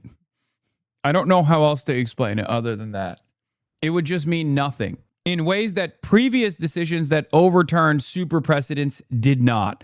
I mean, those were dangerous moments, and those have very clearly created chaos. Those have actually very clearly and directly created material harm towards victims, specifically women that wanted to maintain their bodily autonomy, right? Like those are ginormously impactful decisions. This, on the other hand, means everything is fair play. Everything is fair play. Your boy, who knows if your boy is still an American citizen or not? You know what I mean? Like this is what I'm talking about. Okay? And not just me. Not just me. A lot of Americans. How far does it go back? How far does it go back? Like how many generations are we deciding? How many generations of birthright? Because America America is literally fundamentally a birthright nation because it's a settler colony. Okay? You have to understand, everyone came here with the exception of the natives. Okay? Everyone came here at some point. So how far back do we go? Obviously, I know exactly how they would operate. Trump, for example, versus AOC is a perfect example of this. AOC is for far longer and generationally than Trump has been an American citizen, right? Trump is what, second generation or third generation American citizen? I believe second generation, if I'm not mistaken. AOC, on the other hand, has been here for like 7 or 8 generations. AOC's family has been here, right? From Puerto Rico. AOC's status might be revoked before Donald Trump in that equation. I wonder why. You know what I mean? Anyway, guns on private land 6-3 ruling on June 25th. Court struck down a Hawaii law that required gun owners to get permission before carrying a firearm on the private property that's generally open to the public. The law was one of several passed in the state in response to a 2022 Supreme Court case that expanded gun rights and set out a new test for evaluating regulations. 3 Maui gun owners and a local firearms advocacy group challenged this particular restriction, arguing that it violated the Second Amendment. Why it matters, the decision could clarify the test of evaluating the constitutionality of gun regulations that the justice set out in 2022 in New York State Rifle and Pistol Association. Asylum policy. Court ruled that the Department of Homeland Security may revive a policy that allowed the government to turn non-citizens away at the border without hearing any claims that they had qualified for asylum. The policy was in effect during Obama admin and President Trump's first term, but reversed during the Biden administration. It's called the metering, right? I think that's what it is, right? Is this the practice of metering? Yeah. Immigrant advocates say the so-called metering policy violates federal law, which requires officials to inspect and refer to for processing asylum seekers who are physically present in the United States. The Trump administration says the policy is critical for managing the southern border, where there's a public stand on whether non-citizens stop near the border or outside of the United States should be on whether non-citizens stop near the border or outside the United States should be allowed to apply for asylum. All respondents at 56% say should be allowed to apply. Only 44% say should not be allowed. Independents are overwhelmingly in favor of it. Democrats are obviously overwhelmingly in favor of it. But of course, Republicans are not. So it doesn't fucking matter. Protections from deportation. The justice ruled that the president may end deportation protections for hundreds of thousands. This is TPS revocation for Haitian and Syrian migrants. This is, again, incredibly fucked up. Okay. It's hype train incoming at 56 seconds. By the way, thank you for the 50 community gifted subs to Lexi Rose. We will fucking carry the flame today. God damn it, we will carry the flame today before Francesca Hahn gets on the broadcast. Okay. Let's be honest, if they revoke birthright, Trump definitely will try to run in 2028. Will it be allowed unless he gets it worse? Because I don't think Republicans repeat the mistakes they made. I don't know. Hype train incoming, 30 seconds remaining. Keep gifting subs. CMOC, thank you for the 25 gifted subs. Hype train is here, ladies and gentlemen. Will we be able to carry the flame? Support independent media at the Piker Broadcasting Service, the People's Broadcasting Service, sponsored by you, the people, for you, the people. We carry the flame at level 10 hype train. You already know. If you want to carry the flame alongside your friends, subscribe. Okay? Subscribe. What you can do for $6 or free with a Twitch Prime by connecting your Amazon Prime account to your Twitch account, you get 1 free Prime subscription a month. Check previous regarding asylum case. The logic of the asylum case was so fucking stupid. The logic basically was they aren't inside the USA yet, so they can't apply for asylum, so they need to get in the USA somehow and apply for asylum, even though we aren't allowing them in to apply for asylum. Yes. It's a way to make it impossible. There's also the additional problem here with, what is it called? Like if you come in, if you're Haitian, for example, but you go to Mexico to come into the United States, then technically you already went to a much safer place. Like the first country that you went to, this was established in the first Trump administration, and obviously the Mexican government under the leadership of AMLO implemented the safe third country policy because they were too worried about all of the welfare reforms they were making that Trump would come in and destroy. Yeah. Also, if the birthright decision tomorrow goes the wrong way, precedent similar to that of Plyler v. Doe also goes out the window, which made it unconstitutional to deny public education to undocumented children. And EMTALA, hospitals have to give life-saving care to undocumented migrants, might also be on the way out. Yeah. Honestly, the short version is the court doesn't have the power to revoke birthright. And if they try, we have a constitutional crisis. Is the Supreme Court going to say if your family wasn't here since the beginning of the USA, you don't get birthright citizenship? How are they going to decide the time? Seems like all the conservatives would have to agree on a time. I don't see them agreeing on that and just keeping birthright citizenship. Dude, this is such an insane and fundamentally un-American concept. I cannot begin to explain this to you, okay? Ellis Island. Like every American citizen that currently is a natural-born U.S. citizen is like a couple generations removed from not being a U.S. citizen that became a U.S. citizen due to birthright, okay? Not just birthright, but also especially due to birthright. Like, go back far enough, and every single American, go back far enough, is the children of migrants, okay? This is literally the United States of America. This is the most un-American thing that you could push for. I don't understand how you could even push for it, okay? But what I will push for is carrying the flame at Level 6 Hype Train. We're at 43% Level 6 Hype Train. Support independent media by gifting a sub to others. And at Level 10, we will carry the motherfucking flame, okay? They don't care. They say we are full. It doesn't matter. It doesn't matter. Yeah, I genuinely think there's a chance tomorrow that SCOTUS doesn't even reach the issue in their decision tomorrow and just says, Trump can't just make an executive order and amend the Constitution, so here's a roadmap to show how Trump can do it, and we'll see you back soon. But even then, I don't think that means that they're going to do it. PsyOp.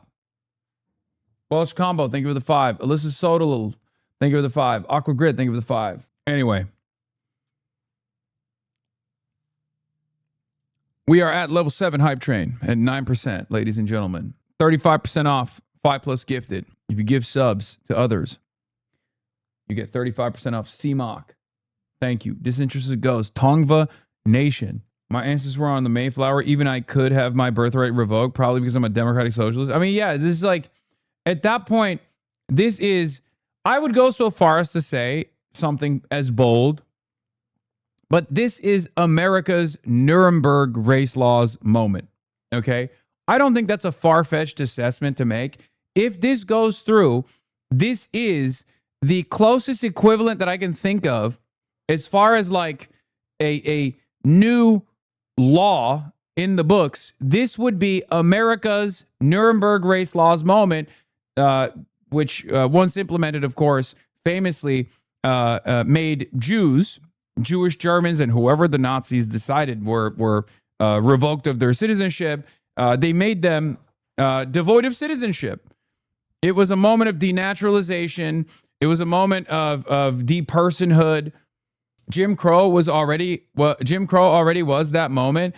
I mean, there have been numerous periods of time, but the trajectory of American history has been rather progressive, right?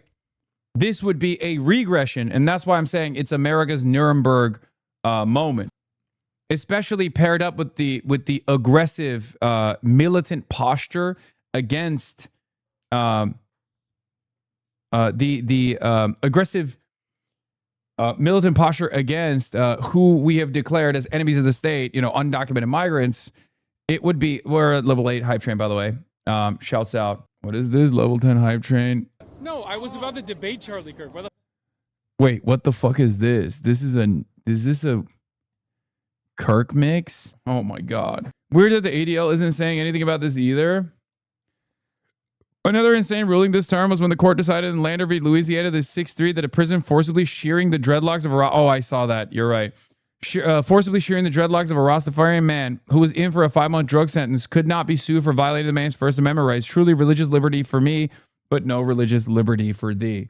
Yeah. That obviously has impact on not just Rastafarians in the prison system, but also Sikhs as well, and numerous other religious groups. It's totally ridiculous. It's just like, it's one of those things that's like so clearly protected, so clearly constitutionally protected. But the only reason why they did it is because they want to be racist. They just straight up wanted to be fucking racist. They wanted to be evil. And that's the reason why they're doing it. President Trump repeated long debunked lies while talking about the Supreme Court ruling today on mail-in ballots, and the ruling expected tomorrow. Fact check from Daniel Dale. Daniel Dale, Mr. Fact Check. He's fact checking. We haven't heard from him in a long time. Also, we're at 2 minutes remaining on Level 8 Hype Train, ladies and gentlemen. 2 minutes remaining on Level 8 Hype Train. Will we carry the flame today or not? Subscribe. It's 35% off if you gift 5+ gifted subs. We are debunking. Donald Trump falsely claimed mail-in voting is really dishonest. It's a legitimate voting method used by legitimate voters, including Trump himself. Remember, Trump is a mail-in ballot voter to cast legitimate ballots. All evidence shows fraud rates are tiny, even though they're slightly higher than in-person voting. Number 2, he falsely described what Jimmy Carter and Carter-led 2005 commission said about mail-in ballots. Carter didn't say you can't have them, and the commission didn't say cheating was inevitable when they're used. Though the commission was skeptical of mail-in voting, it also highlighted how Oregon was holding successful mail-only elections by introducing key safeguards, offered recommendation for making mail-in voting more secure, said further research was needed on the pros and cons. He also falsely claimed on birthright citizenship. We're the only nation that does it. No other nation does that birthright citizenship. No one, not even close.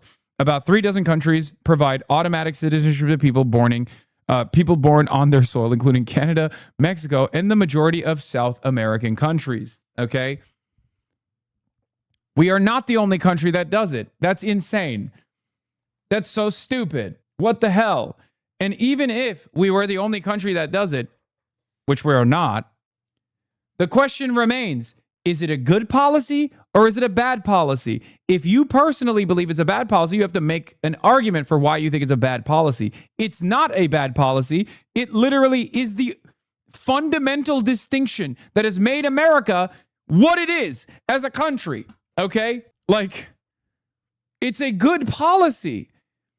It has allowed America to avoid the most consequential element of developing as a country. Most developed nations have this problem. Most developed nations have a replacement problem, okay?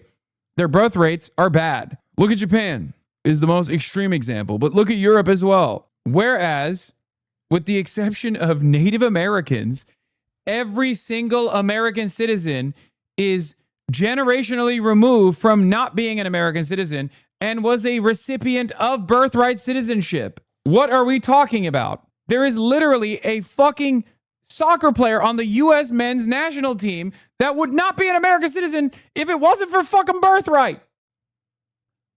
He claimed we're the only country in the world that does this type of mail-in ballot. Didn't explain what he meant by does this type of, so can't call this false, but those are countries use mail-in ballots, and several wealthy nations, including Canada, the UK, Germany, and Switzerland, also allow widespread usage of them. All right, we're at level 9, 5%, 35% off. Gifted subs, ladies and gentlemen. Will we carry the motherfucking flame or not? Okay? Will we carry the motherfucking flame or not, ladies and gentlemen? Okay? Support independent media. Piker Broadcasting Service, People's Broadcasting Service. No sponsorships, no nothing, no IP. You will never see ads on the Piker Broadcasting Service, People's Broadcasting Service.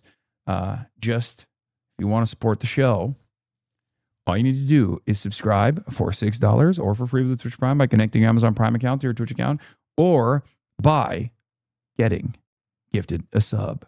Holy Toledo. Holy Toledo.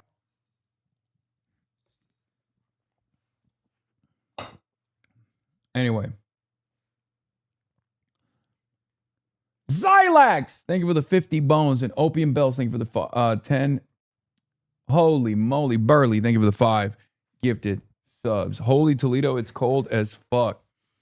Yeah, religious rights, the dreadlock case, of course, they destroyed, eviscerated religious rights. Is Damon Landor, Rastafarian, whose dreadlocks were forcibly shaved while he was in prison. Gun possession, 9-0 ruling. The court narrowed a federal law that banned drug users and addicts from owning and possessing guns. The justices ruled that the law was overbroad, sweeping together recreational drug users with people addicted to drugs who pose a danger to public safety.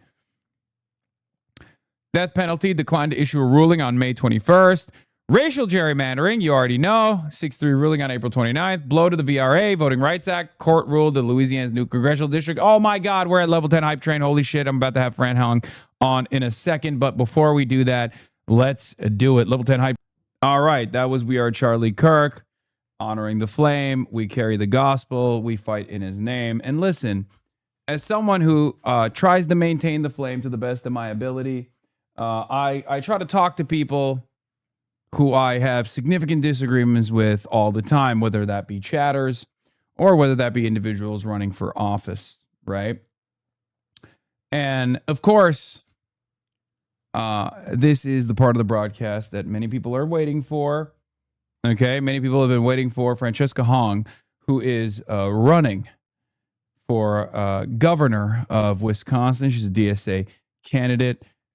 We are going to have her on right now. We're going to have her on in a brief moment. I'm going to get it ready. And yeah, we're very excited. Hello, yes. All right. Hello. Francesca Hong, what an honor to have you here. It's an honor to be here. Very, very exciting. She was earlier in the day. She was on Michael from Pennsylvania's broadcast. She's here today. Thank you so much for coming. Happy to be here. Very excited. We got some gifts for you. For me? Yeah, Hannah. Hannah's gonna bring you some gifts. Yes, we got some gifts for you. You have you've run a very, here we go. First of all, 지성사이다. Oh, you got we gifts have for gifts me. for you. Where's the other gift? No, do it. You should have made it. You should have made it. This That's crazy. is a really wonderful gift. I will send this into my family group chat. Okay. Yes. I have some other stuff that we're going to be discussing as well, which is relevant to your background, relevant to your experience. Let me pull up my notes real quick. Just don't look over there on that screen. I'm going to put the notes over there. Hey, chat. Okay. But right. This is so exciting. I haven't had this in years. I think the last time I had one of these was in Korea. Yeah. Very special. Thank Hell you. yeah. I've yet to go. I'm probably going to go this year. This is the one. It's like I've been to Japan. I've been to China. Oh. I've been meaning to go to Vietnam, and I've been meaning to go to Korea. But Francesca Hong, ladies and gentlemen, a lot of you already know her. She needs no introduction. You've made big waves in all of the election watching Democratic Socialist circles. Francesca Hong is a Korean American DSA candidate for Wisconsin governor. Single mom, restaurant worker, and chef, a state representative in Wisconsin 76, Madison, Wisconsin. Your primary is coming up on August 11th, 2026. You have a bunch of opponents. We'll get to that. Mandela Barnes, Sarah Rodriguez, Crowley, Royce, and Brennan. You have gotten some key endorsements from Ilhan Omar, yes. Ro Khanna, Nina Turner, DSA, both Madison, Milwaukee, and Northeast Wisco, which we all love equally. Okay, there is no. I know that there is some controversy within the different friendly rivalry happening within the different DSAs in Wisconsin. It's all love. So yeah, I there might be some more endorsements that are coming that I might have missed. But we're going to play your launch video really quickly, okay? It's so stressful. For people who don't know. And the reason why I brought up the fact that, you know, your chef background is because one of my favorite... It's so stressful. One of my favorite foods that I have here in Los Angeles, California is a Korean food. And if we reach... So how much money did you raise earlier with Michael from Pennsylvania? With Mike from PA, we've raised over $35,000. I hate that. It's unacceptable. Okay, if we beat Michael from Pennsylvania, are you hungry? Always hungry. Okay, if we beat Michael from Pennsylvania, we have to beat him. Okay, that's a lot of money. Okay, 34 grand. But if we fundraise, if we out fundraise, that's 2 streams. How much did he raise in this last stream? I don't know. Oh, that doesn't count. Okay, it's 2 streams, but it's still good. If we beat Michael from Pennsylvania, we have a Korean American chef here, and we're gonna do mukbang. Okay, we are going to. I sorry for signing you up for this, but it's not like a real mukbang. Okay, it's not. But we are going to try LA Korean food, and she's gonna give me her opinion on whether or not it's worth being my favorite food to eat here. Okay. I don't want to ruin things for you. Damn. No, I think you're going to like it. It's fire. It's galbijim. Oh, I love galbijim Okay, so good. So that's right off the jump. That's good. All right. Okay. All right. But So if I'm. they it up, like you can really get up. Yeah, hopefully they won't. Maybe I've been eating up kalbi gym, and not even knowing it. So without even knowing it, but yeah, that's right. Where do we got? Okay, Hong Hasan, secureactblue.com/donate. Hong Hasan, we got. We have to beat Michael from Pennsylvania's record here. Okay, so spam that link. And Thanks, we're Chad. gonna get into it real quick. Hold on, let me change the camera angle on here as well. We're doing Oh live, my gosh. live production. You know, There's I've a actually lot. worked in the video. Oh, really? Mm-hmm. Hell yeah! They're not So, just folks so you're standing in. basically like Bear. You're this is Bear territory. You know, you were in treacherous conditions in the kitchen, Yes. chefing it up.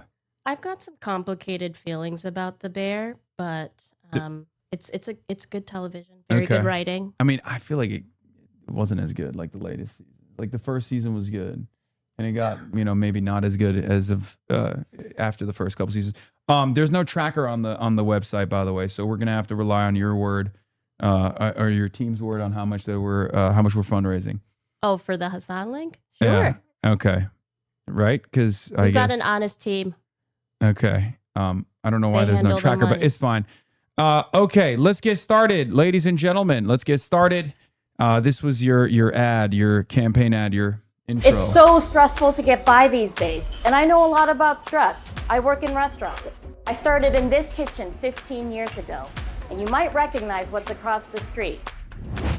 A lot of people in that building don't get why it's so hard to get by right now. Working hard doesn't mean you can always keep up. One wrong step can lay you out flat. This is by design.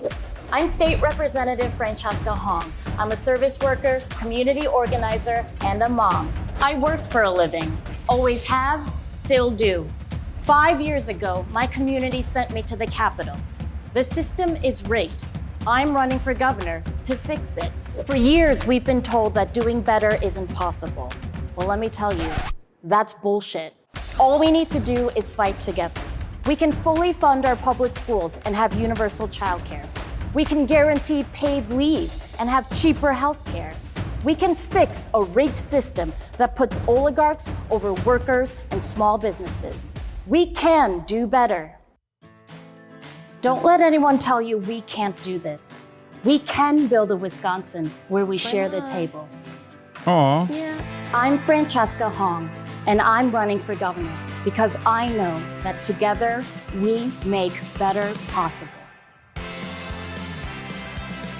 That was brilliant. Okay, so that's a goated launch video. You've turned into a lawmaker after working as a chef in kitchens. You're running as the DSA-backed insurgent in a 6-way Democratic primary to replace retiring Governor Tony Evers.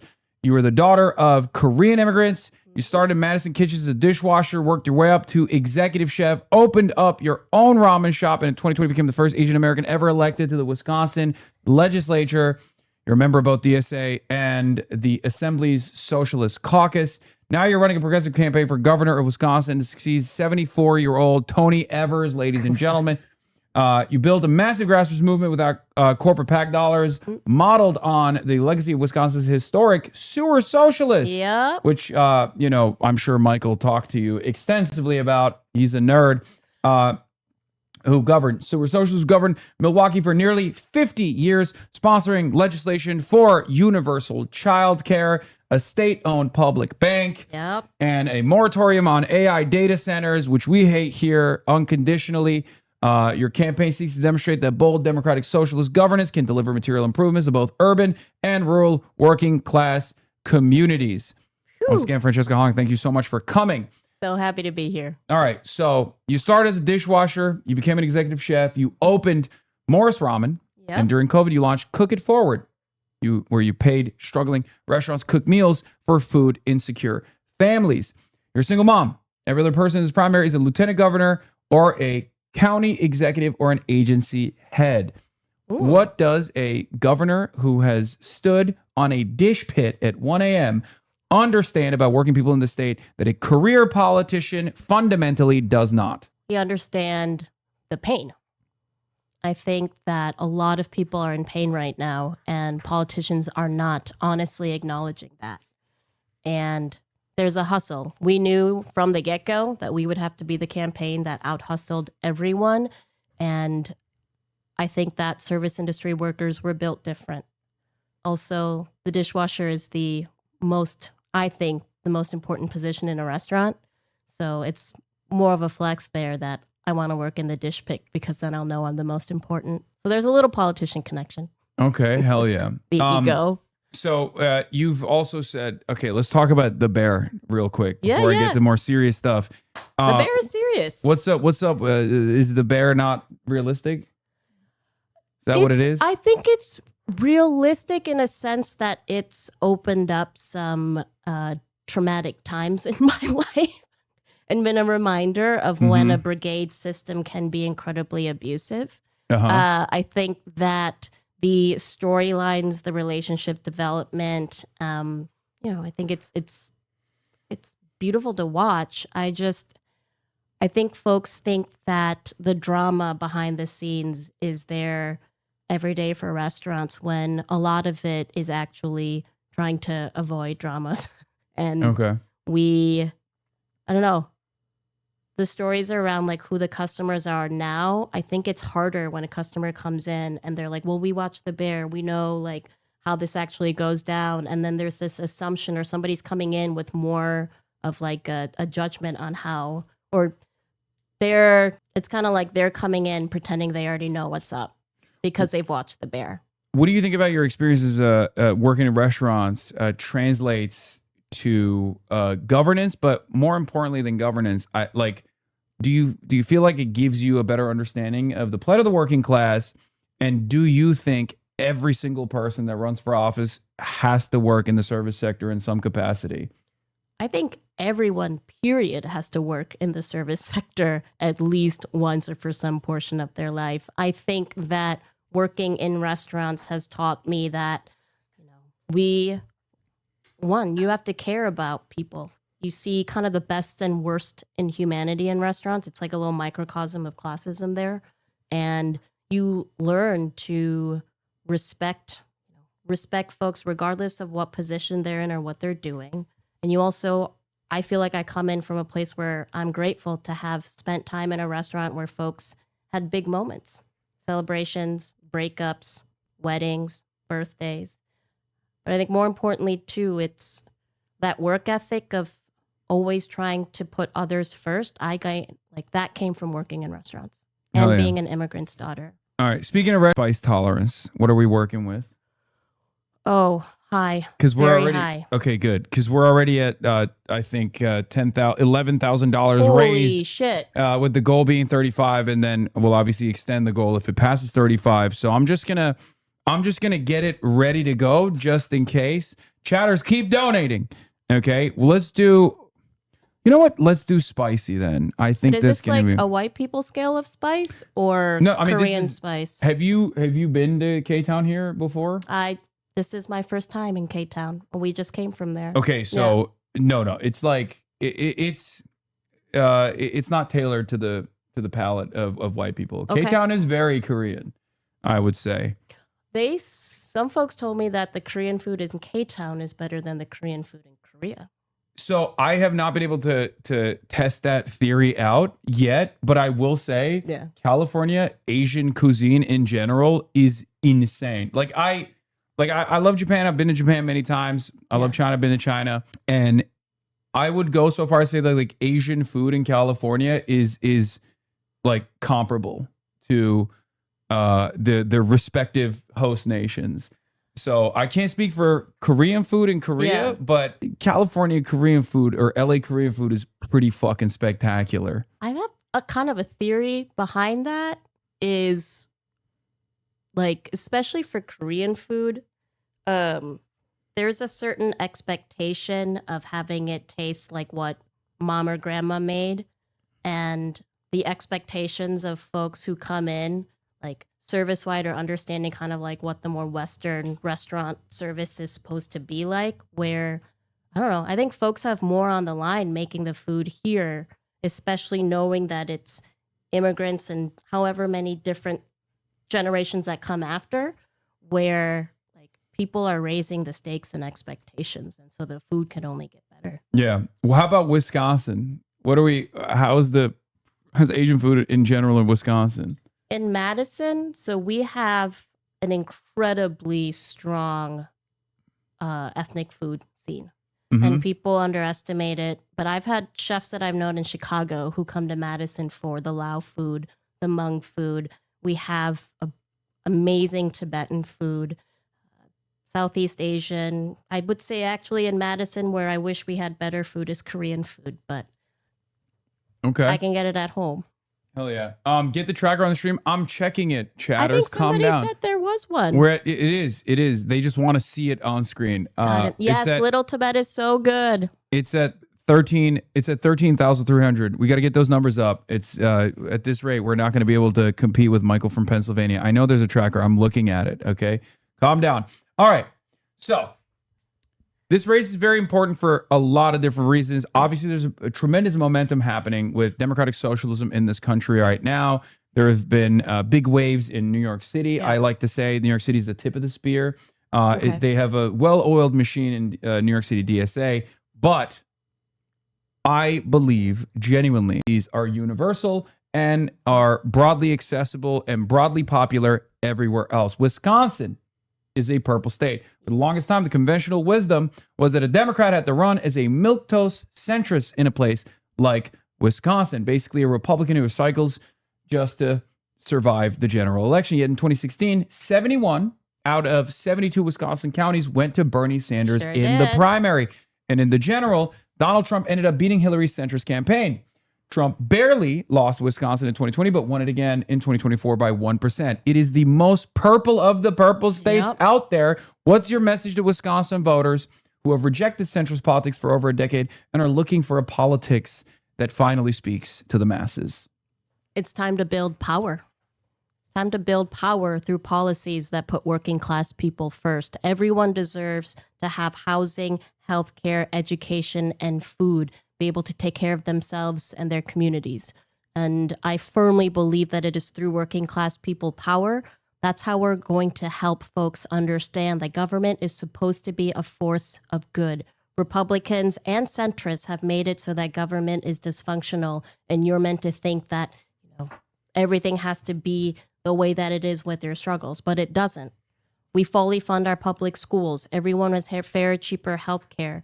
We make sure that we're, actually holding utility companies, hospitals, insurance companies accountable.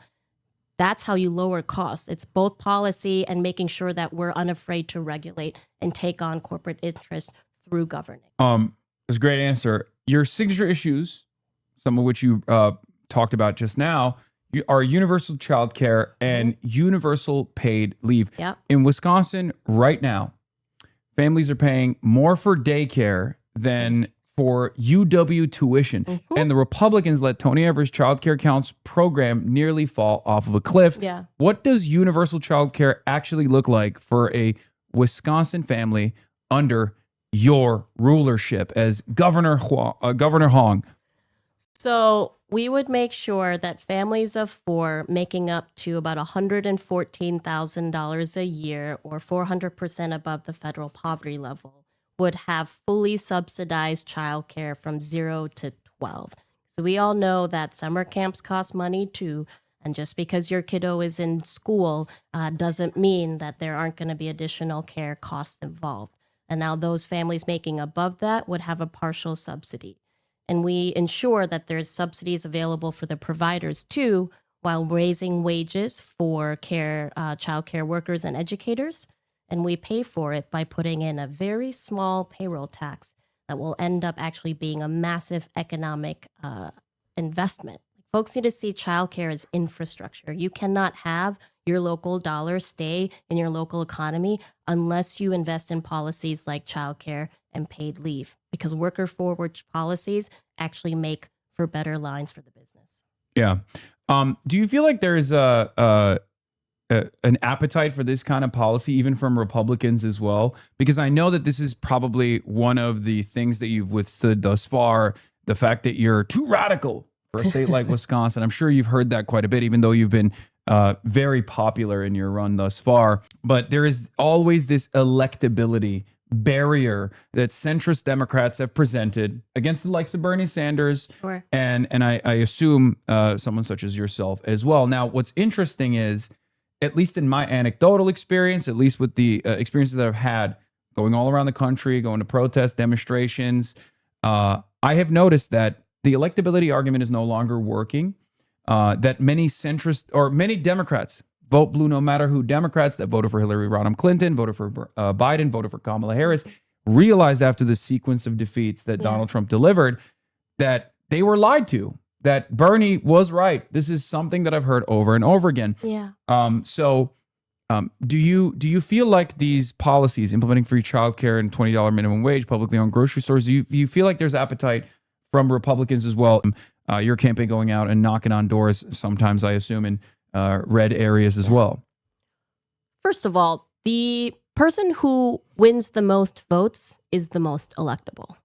Second of all, if it is radical to have free childcare in public grocery stores, I would say let's be radical. Let's embrace that, because that hasn't been what we've done in the past. And look at where we are now. Using the same playbook and strategy when we are where we are, I think that's irresponsible. And we've been incremental in the past, and it's led to complacency. So I think incrementalism is irresponsible. We should be unapologetic about using the word power. And working class power is something that everyone who is working class is interested in. Yeah. And we've been made to think that we can't build our own power, and we absolutely can. Yeah. And it transcends beyond party lines. Remember, for the general past the primaries as well. I said this morning too. I've talked to Republicans and Trump voters and big skeptics in rural areas. And I think so much of how we've lost the trust of so many people, folks who feel very left behind, that have been talked at. Politicians have come through, made promises, or pretended like they give a shit when they don't. And I think being the restaurant worker and the single mom, the person who's showing up not as a career politician, but as someone whose livelihood is also on the line, that relatability matters. And I think it's important to put in the work to actually build trusted relationships, to be able to build trust back into government that it can do something good for you.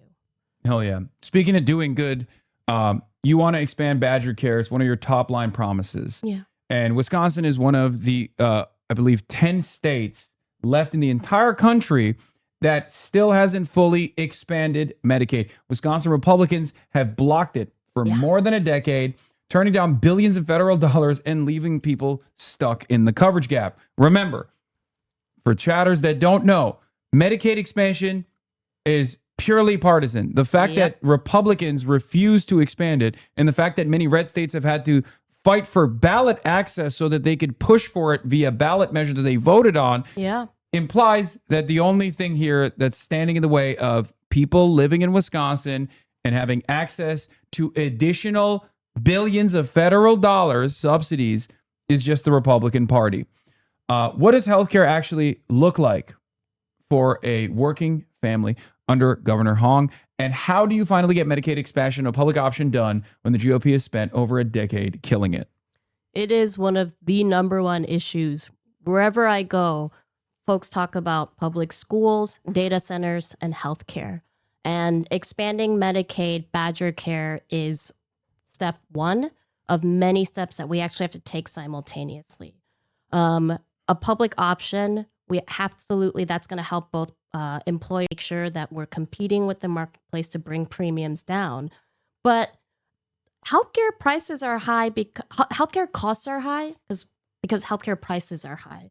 So if we aren't taking on the way that hospitals might be charging insurance companies 4 or 5 times more than what they're getting reimbursed for Medicare, and then consumers, the people, are at risk of having higher premiums because people are jacking around and fucking around with prices, you're in a cold war between insurance companies and hospitals. And so in addition to actually investing in public option and expanding Medicaid, we have to be willing and unafraid to regulate, to bring down hospital prices, to make sure that we're cracking down on insurance claim denials, and going after a way that some hospitals may not pay any taxes on their profits at all.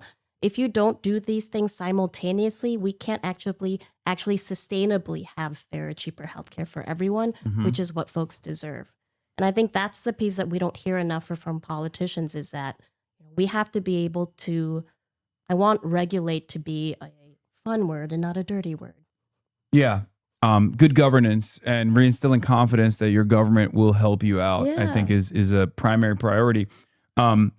We talked about healthcare briefly, but you also co-sponsored a bill to create a state-owned public bank modeled on the Bank of North Dakota, famously a communist state, which is the only one of its kind in the country. And also, by the way, as far as publicly owned grocery stores, another communist policy that's being implemented in communist Indiana, another, again, communist state.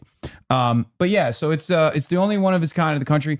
Why has a state bank thrived for over a century in a deep red state like North Dakota? And how would it let Wisconsin invest in farms and small businesses instead of shipping money off to Wall Street?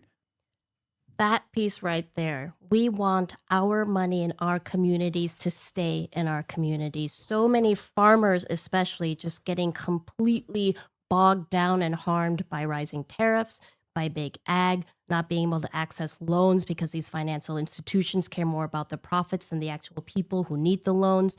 We have a public bank to then have lower interest or no interest loans going out to create predictable financing for housing development and affordable housing projects, to help small business owners, businesses owned by people of color, to be able to scale or sustain.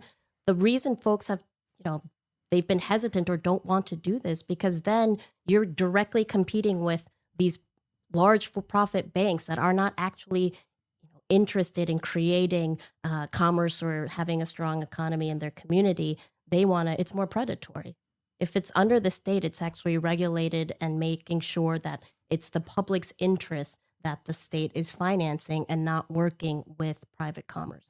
Yeah. Okay. I have a campaign idea. Okay. Francisca Hong, no woke Wall Street bankers. Keep the bank in Wisconsin. Anti-woke bankers only. Can we just do the last part? Keep the bank in Wisconsin. None of that woke Wall Street stuff. No woke Wall Street. No DEI bankers from Wall Street. No woke Wall Street. Public banks only. Yeah. It's anti-woke. We should package it as this is how it works. Anti-woke bankers only. They're saying, and this is why he don't run, chat. Just flies off the tongue, bro. Okay, calm down, guys. I'm trying. We love good alliteration. No woke Wall Street. Yeah. Okay. Your mother was a public school music teacher whose first year of teaching coincided with Scott Walker, which is seen as, I think, a demonic figure in the state. He destroyed it.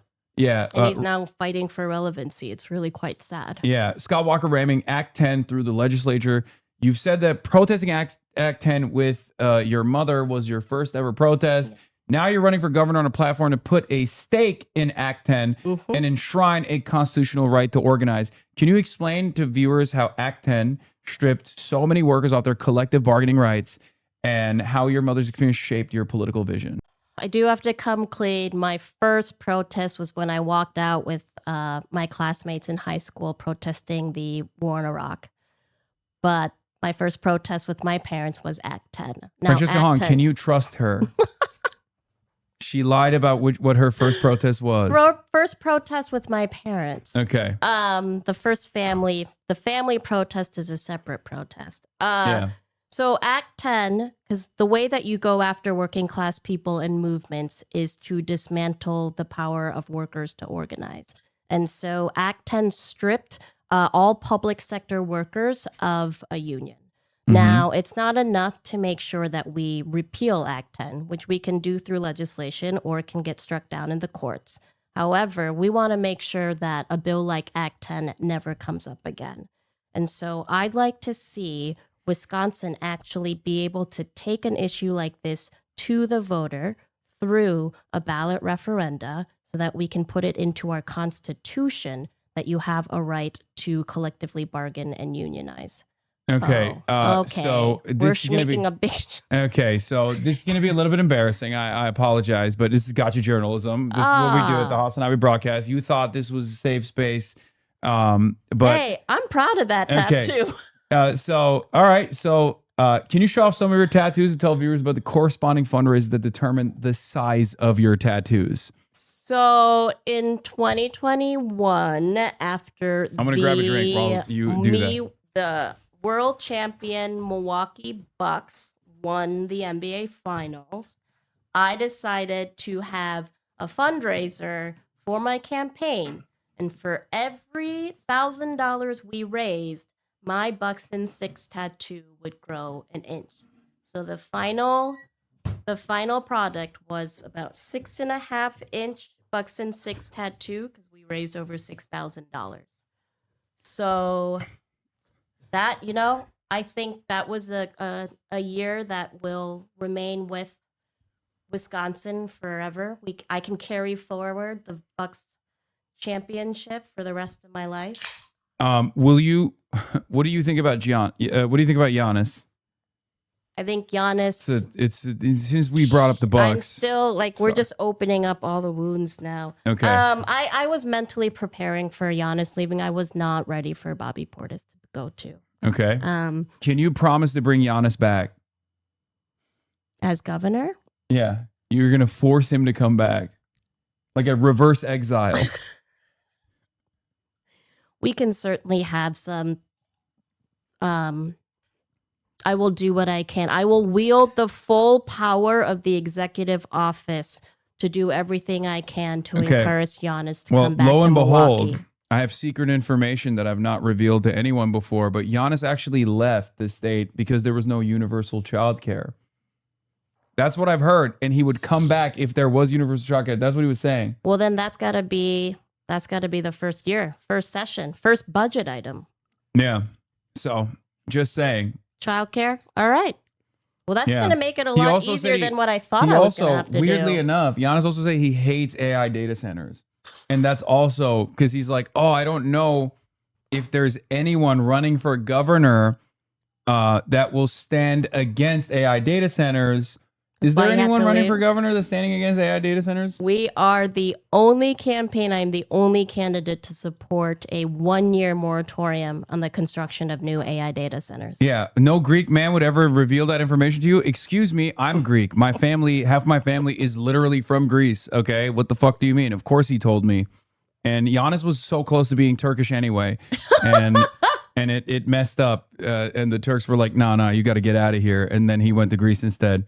That's like not even fully a fake story. Anyway, that's, although I am lying about other stuff. But hey, guess what? Oh, I think somebody just mentioned Tyler Harrow. Yeah, no, I'm not thrilled. He has a lot to prove to us. He's going to be up against many other good guards that we're bringing in, so he better fucking show up. Okay. Speaking of which, by the way, so we talked about this tattoo growing for your fundraiser. This time it's going to be much easier. You're just going to eat delicious Korean food. Which is going to be arriving soon. Once again, chatters, we are currently at $26,830 raised, with the goal being $35,000, but it will go above $35,000. $35,000 is just for a mukbang session where Francesca Hong will review for the first time ever LA Korean food. It's huge, okay? This will change her life, possibly.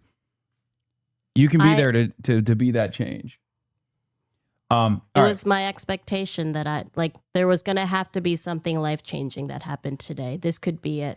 So now let's get back to some less serious, but still fairly serious stuff going on. You have a race coming up. The Democratic Party primaries are coming up. One of your primary opponents is Lieutenant Governor Sarah Rodriguez, and she just consolidated the moderate wing of the party after Missy Hughes dropped out to endorse her. She's backed by over $5 million in independent expenditures. You're running an avowedly grassroots campaign that completely rejects corporate PAC money. How does running a campaign powered by working class donors and working class energy neutralize this massive financial advantage that Lieutenant Governor Sarah Rodriguez has? And how do you convince voters that electing an unbought and of bucking the party machine? I have to answer to the people. They're the folks who are backing our campaign. We have more individual donations than the next two candidates combined. No corporate PAC money, no APAC-backed money. This is ensuring that literally the folks who are powering our campaign are who I answer to, not special interests and not lobby. We have already hit over 40,000 doors in our state. Just one weekend, over 10,000. And these aren't just volunteers who have been working with Dems and other campaigns. These are folks who are new to politics, folks who haven't knocked doors before. When you're engaging and earning the excitement of people who haven't been in politics before, that means that we're breaking through one of our biggest opponents, which is apathy, which is disillusionment. And I think that's something you cannot buy. You cannot buy the excitement of the voters. You have to earn that, build relationships, do the work on the ground, and actually show folks that you are not just fighting for them, but we are the campaign that's fighting alongside them. Hell yeah. So Wisconsin's primaries have a different system. It's open. Yeah. Right. And also I'm pumping the donation link, everybody. We gotta, get those numbers up still. We're at 27,000 only. We're not at 35,000. If the food gets here, it's going to go cold if you don't hit the 35,000.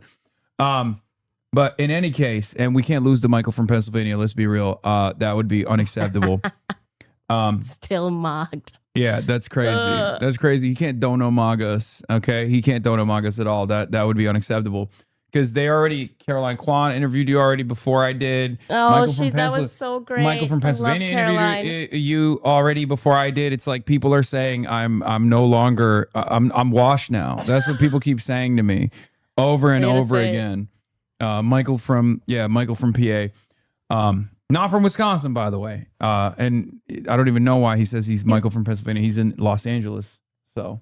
Well, he's saying where he's from. Yeah, it's, who knows if that's real? It's word on the street, but I don't trust that guy.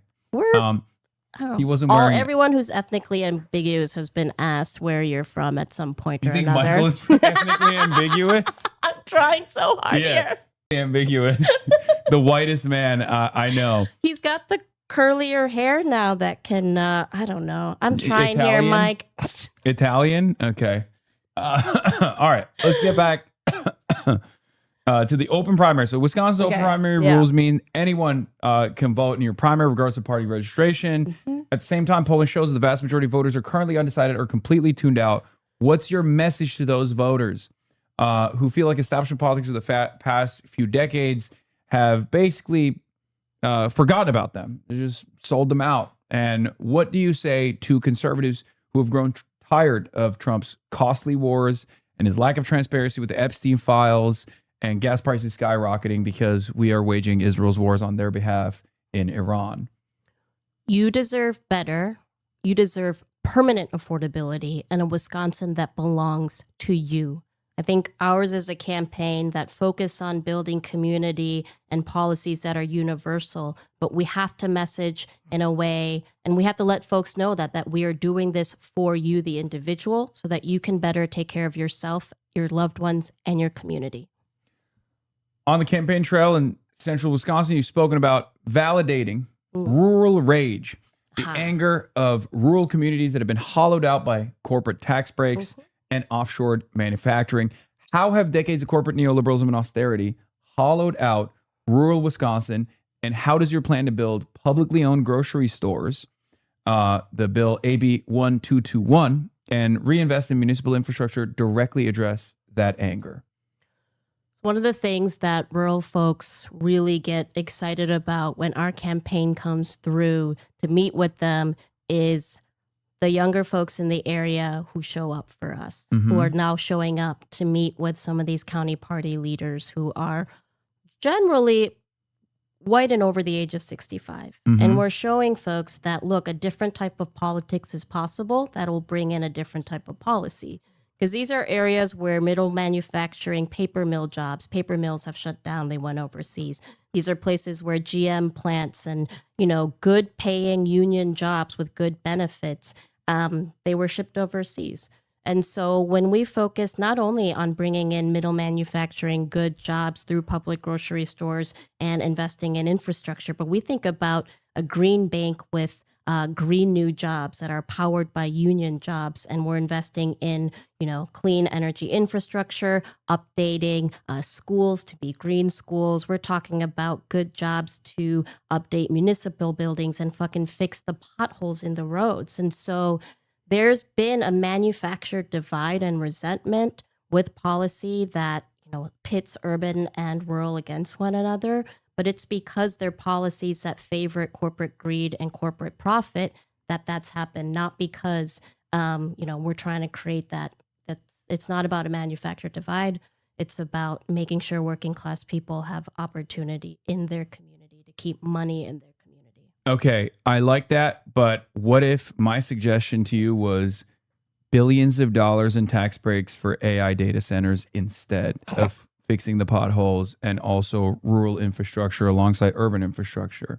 So we got data centers in Wisconsin right now. We need more. They're exempt. They don't pay sales and use tax.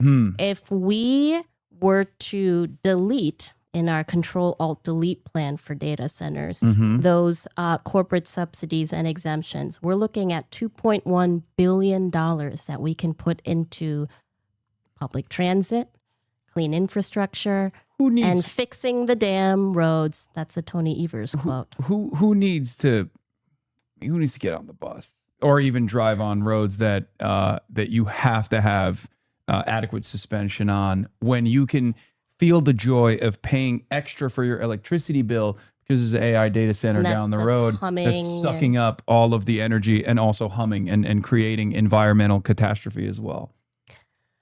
Yeah, I think that money can be used in better ways. I think that we should be taxing the billionaires and the ultra rich and having a wealth tax so that finally our money is staying in our communities as opposed to our money paying for the tax breaks of some of the wealthiest people in Wisconsin and paying for these companies to have lobbyists to then line up and basically be a puppeteer for politicians. I think the money that goes to lobbyists from corporations that come from breaks that we pay for, that in itself is a fucking abomination too.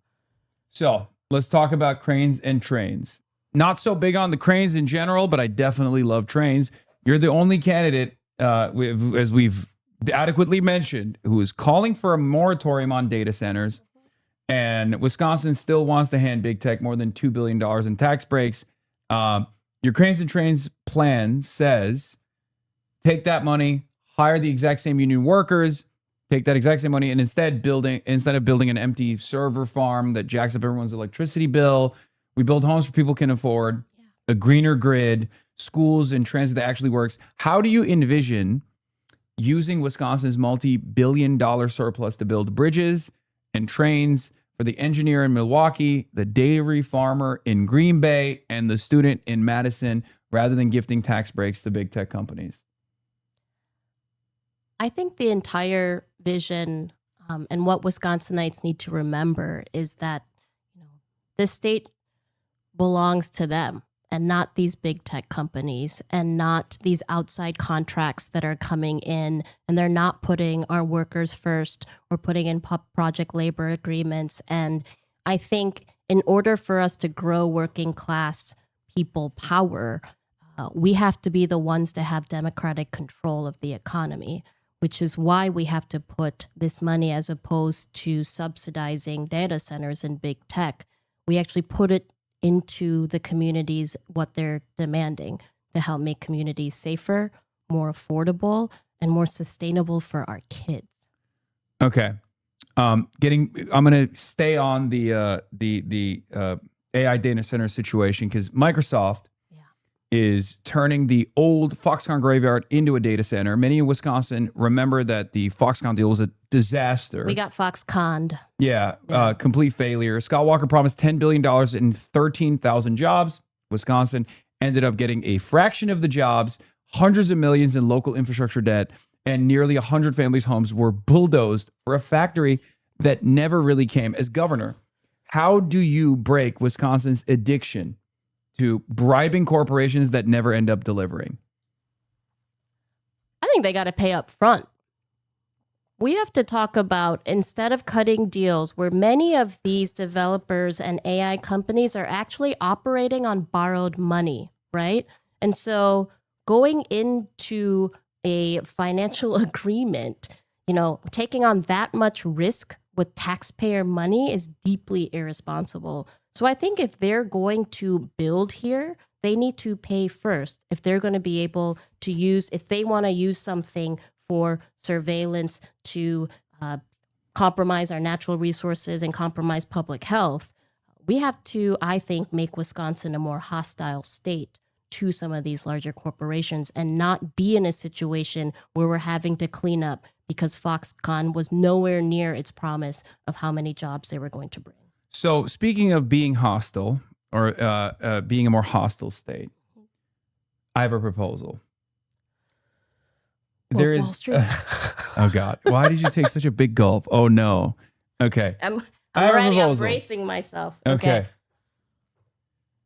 In China, there's this statue of a former emperor, and people go up to that statue and slap it. I don't know if you've ever seen it. Like, people take their shoes off and they'll like hit the statue for thousands of years. Thousands of years of shame. And it's a shame statue. I propose building a Scott Walker statue that people can go to and slap it up and spit on if they want to. Do you feel like this would take out some of the frustration that Wisconsinites are feeling? And it would be relatively cheap. You could even charge people at certain points at entry.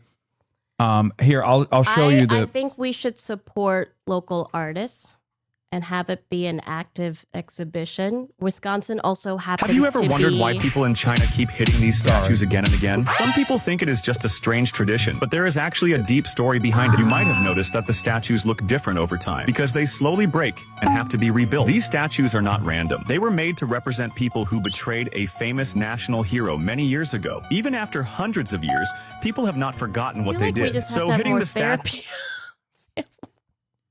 Do you, okay, this is like low key kind of a go-to proposal. I was just joking, but what if local artists made Scott Walker statues and then people could do that? That's where I'm at, is Wisconsin is actually last or second to last in arts funding. And it's an absolute embarrassment. States like Minnesota actually have a portion of their sales tax that goes to like a heritage and cultural preservation fund where they actually fund arts. So if this means that we are commissioning local artists, that they are paid well, that it can contribute to a broader creative economy, that it remains this kind of like active exhibition, I would consider it.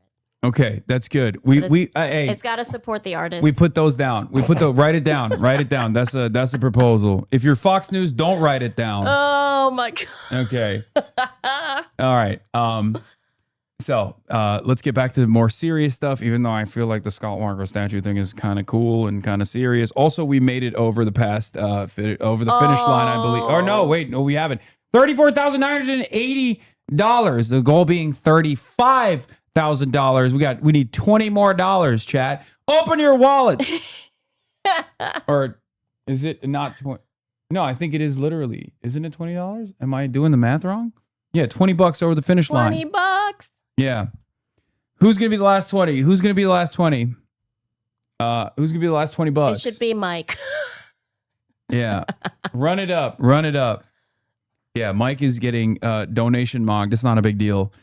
And we're not going to stop at that either, by the way. Oh, now the new goal is $50,000. Look at that.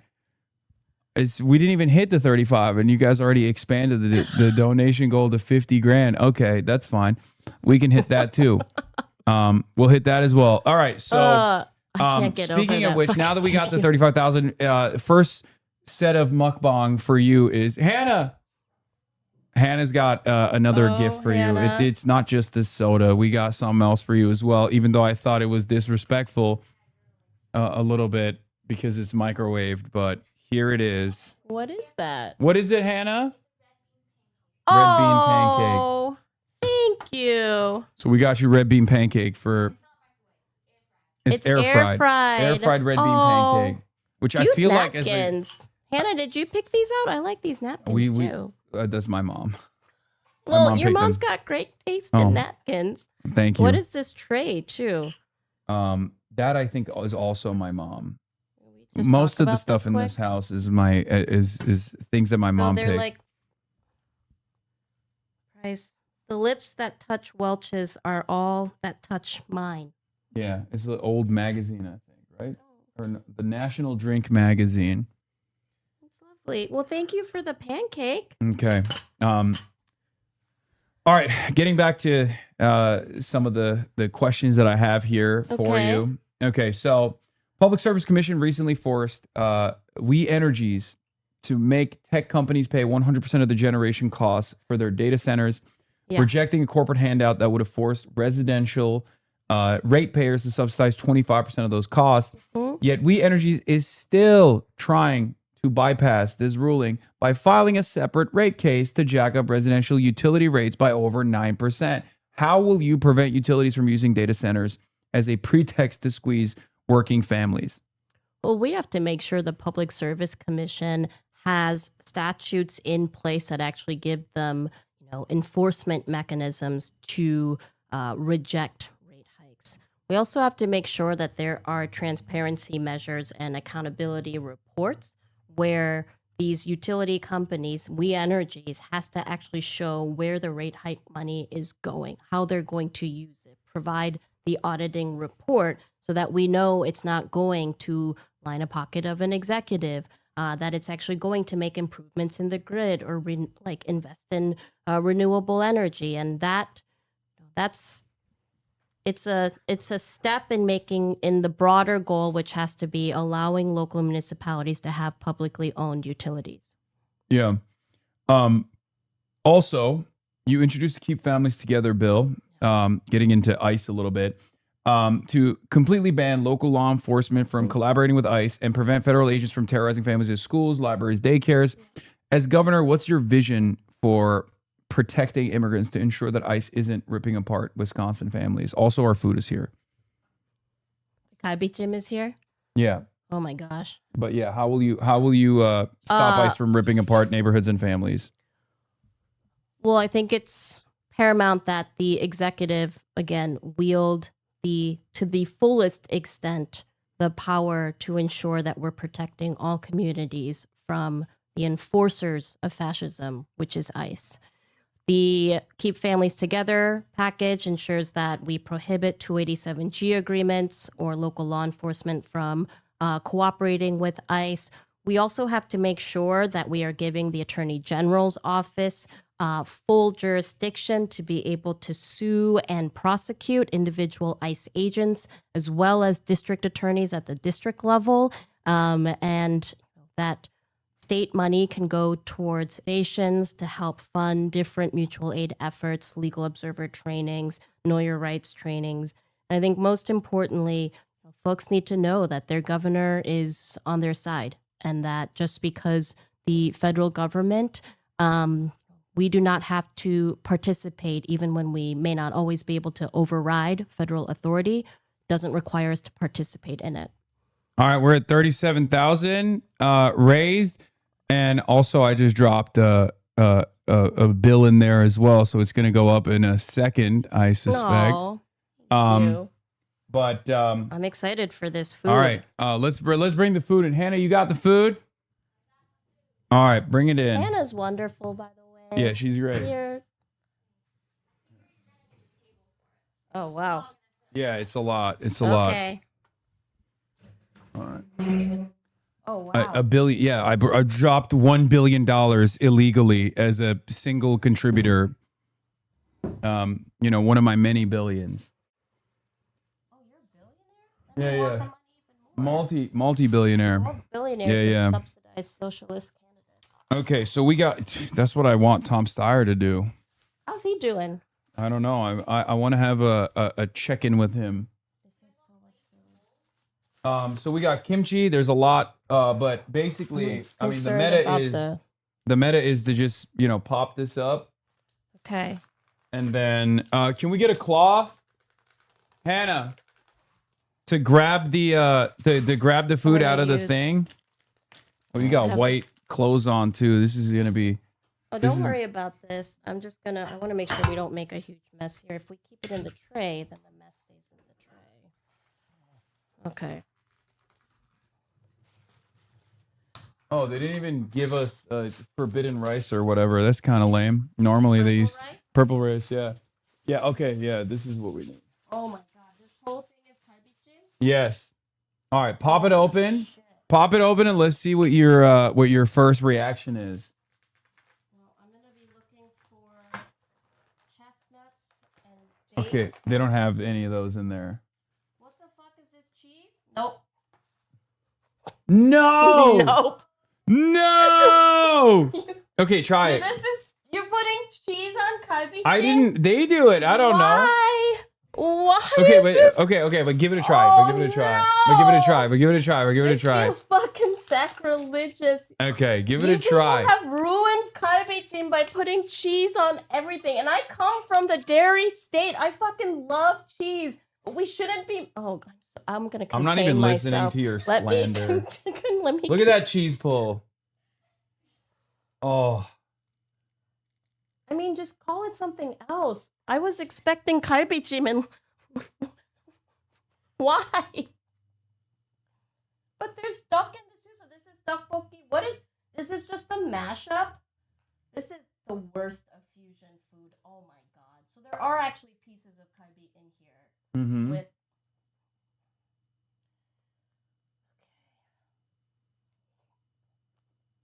Let's see. It quieted you down, so that's good. In spite of your initial reaction, is potatoes bad on it too, or is that? I mean, potatoes, carrot, garlic, sometimes like little chestnuts or. Chat, I'm sorry to cut you off. Chat, that wasn't misogyny. It's always a good thing if you put the food in your mouth and you stop talking. That means it's good. That means you're excited. This is fine, but it's not kalbichim. So then I can't really give you the criticism or the feedback because the premise is off. So this is not kalbichim. I mean, it's something. It has kalbi in it. It was braised. Jim means braised. Oh my God. Oh my God. Well, we're double starching with rice cakes and rice. I get it. I don't get it. Why? Okay, so the cheese on the Korean food craze started, I want to say a couple years ago, and I didn't understand it. This is very. I have a lot of feelings now. I'm sorry. I'm gonna give myself a minute here. Sip on my traditional Korean Can I ask you a thing? Sprite. About this actually. So one of the things I wanted to ask you, and you got to get closer to the mic, sorry. Yeah. But one of the things I wanted to ask you is cheese on Korean food has to be a byproduct of the Korean War, right? Like I assume that because there's no it doesn't exist in like Asian cuisine for the most part. Cheese is not supposed to be in Asian cuisine like that. No. I mean, I think that's, I don't know if I could pinpoint it to a certain day, but dishes like budae-jjigae, that has, spam traditionally or hot dogs and kimchi, and you boil it with other vegetables. That's very much a dish from the war. And American, Korea has one of the largest, if not the largest, American military presence outside of the U.S. But I think the cheese thing is like a new evolution. I think it's newer, and I think I'm gonna go ahead and blame some like white male chefs who thought they were building something innovative and took fusion food in the wrong direction. But people love it, and if it tastes good, great. You can't tell me this is kalbichim. So it's not kalbichim. But do you like it? Like, what's your assessment over it on it in well, general? now it's hard because I'm going in with this very visceral reaction of seeing cheese. Okay, I'll have some more and let you know. Oh wow, this is. I would be more devastated if I wasn't eating my favorite food right now. Like, I'll be honest. Like, it's one of those things where, I mean, I get it. Like, I'm Turkish, and there are a lot of places that say, this is authentic Turkish food, and then you have it, and you're like, this is not authentic Turkish food. It kind of sucks.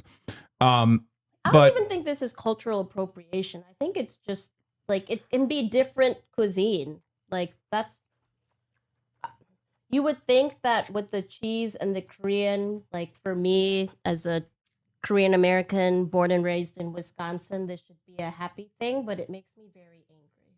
Damn. But not the best feeling to invoke. But I'm so glad you're enjoying it. When I came in hot. When I'm I so came in glad hot, you're and it was like, this is enjoying my it. favorite Korean food. And LA Korean food mogs.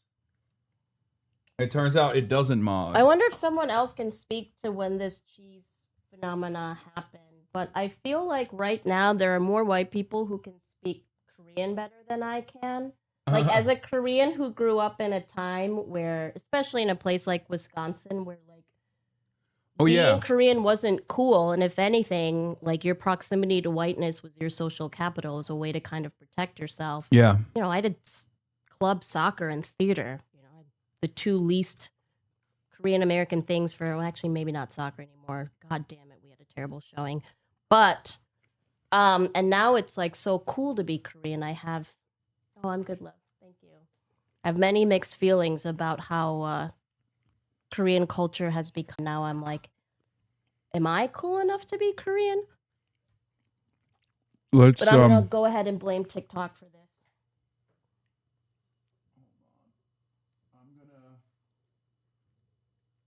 I'm going to stop your noise gate so that people can hear you better, but it's also probably going to cause a lot more mouth noises, so I'm just letting you know. But I guess that is technically That's okay. I'll get mukbang. closer to the mic and further away from that. From that thing? From that monstrosity? I have beautiful kimchi in front of me now that I will All right, eat let's with see my it. rice. Let's see if you like the kimchi. I think I will. I got sauce all up and down my beard. Oh, that's lovely. Oh, no, it's too sweet. It had a good shot at the beginning. You got a little bit of the funkiness from the shellfish and the salted shrimp. And that's the other thing. I feel like a lot of Korean food got very sweet, and I'm going to go ahead and blame, white folks for that too.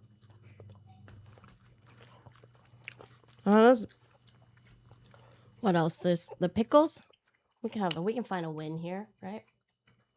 I mean, that you can't mess that up. Can't they? Can't you? Oh, that's nice. So, I have some more questions, and I know you don't have a lot of time left. So, I'm going to burn through them as fast as I can. You have a No Secret Police Act imposing severe consequences on, including a felony charge and a $100,000 fine on any law enforcement officer who covers their faces, hide their name, and or conducts arrests without identifying themselves. What's your vision for holding officers accountable, and how do you believe policing should evolve such that we do not create more Kyle Rittenhouses and things like that? We have to invest in community. You can't be tough on crime if you're not going to be tough on causes. Our educators and police officers are having to respond to crime and so many of societal failures. If we look at the communities that are safest, they're the ones where folks have good jobs with good benefits, adequate mental health resources. Our kids have community centers and places to go and be themselves and have fun after school. Our schools are fully funded. I think that if we do not actually invest in making sure working people have their needs met, we are not adequately addressing crime. And this is a system right now that has the Epstein class running free. So don't tell me that it's working and that we shouldn't fight for reform. We have to fight for reform. You mentioned before that, childcare costs have now exceeded a year of tuition for UW-Madison. Well, it costs more than that to incarcerate one person in the state of Wisconsin. And Wisconsin incarcerates Black men at a disproportionately high rate, higher than most states across the country. So this is not working. And if we want to be serious about public safety, if we are actually making sure that our kids have a future, we have to invest in community first. Police are a response to crime. And right now they're responding to a lot of things that aren't crime and then creating more violence. Yeah. We're also at 46,000, I think. Holy shit. Yeah. I might have poisoned you with bad Korean food, but at least, We just don't have to call it Korean food, and it's okay. Okay. We can have, and I hope Sun Nong-dan don't fault me. I think you made... I love this place, and I will forever great. ride for it. It's so great. It's fine that you don't like it. It's okay. And maybe I'd be more sad if I wasn't eating this delicious food right now. And if you had just told me it was not if you didn't tell me it was kalbi-jjim, I would be enjoying that. Okay. You queued me up. Well, that's what it says on the menu. Yeah, you queued this up to fail. They queued it up. They set it up. That has to be like an add-on for cheese, though. They wouldn't put it on the menu with cheese on it. Like No, that is add-ons. That is an add-on. Yeah, the rice cakes are an add-on. What? The cheese is an add-on. I added on because that's. Oh, so you did this? No, but they added on when you go there. Yeah. And you order it, yes, the cheese and rice cakes are add-ons, yes. So sometimes one of the more annoying things that would happen in the restaurant is when you have folks who are like lots of substitutions, lots of add-ons. No, this is like like it's not. I don't like randomly decide to put cheese on. I know it. these are available as add-ons to enhance the meal and the dish. Yeah. No, Again, had I known this was the product or this was the dish, that's very mukbang-y. Did everyone see the cheese pull? Yeah. I think that's what food You hate it. people... You hate me. You're like, I'm doing a ban. I'm doing a HasanAbi ban from the state if I win the race. I love cheese and I love kalbi-jjim and I just don't want to see them together. Okay. But they're both delicious on their own. Are you gonna open the gifts that we brought you?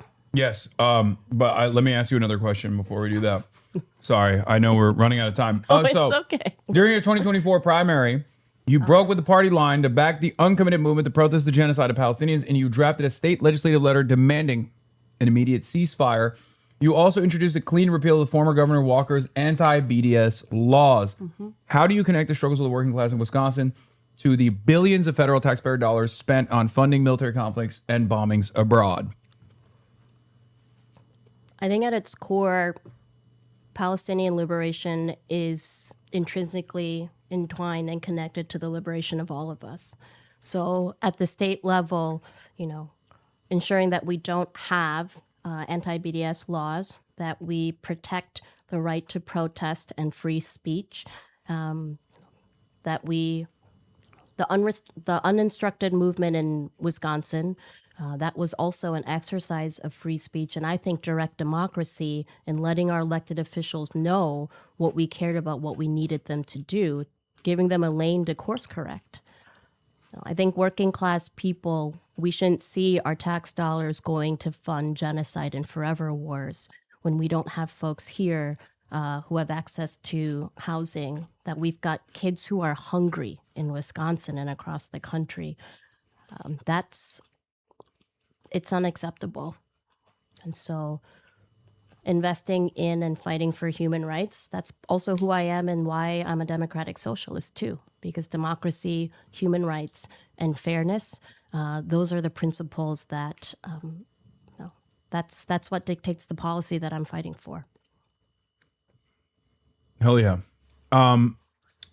Wisconsin, is the only state in the Midwest without medical marijuana, one of 9 nationally.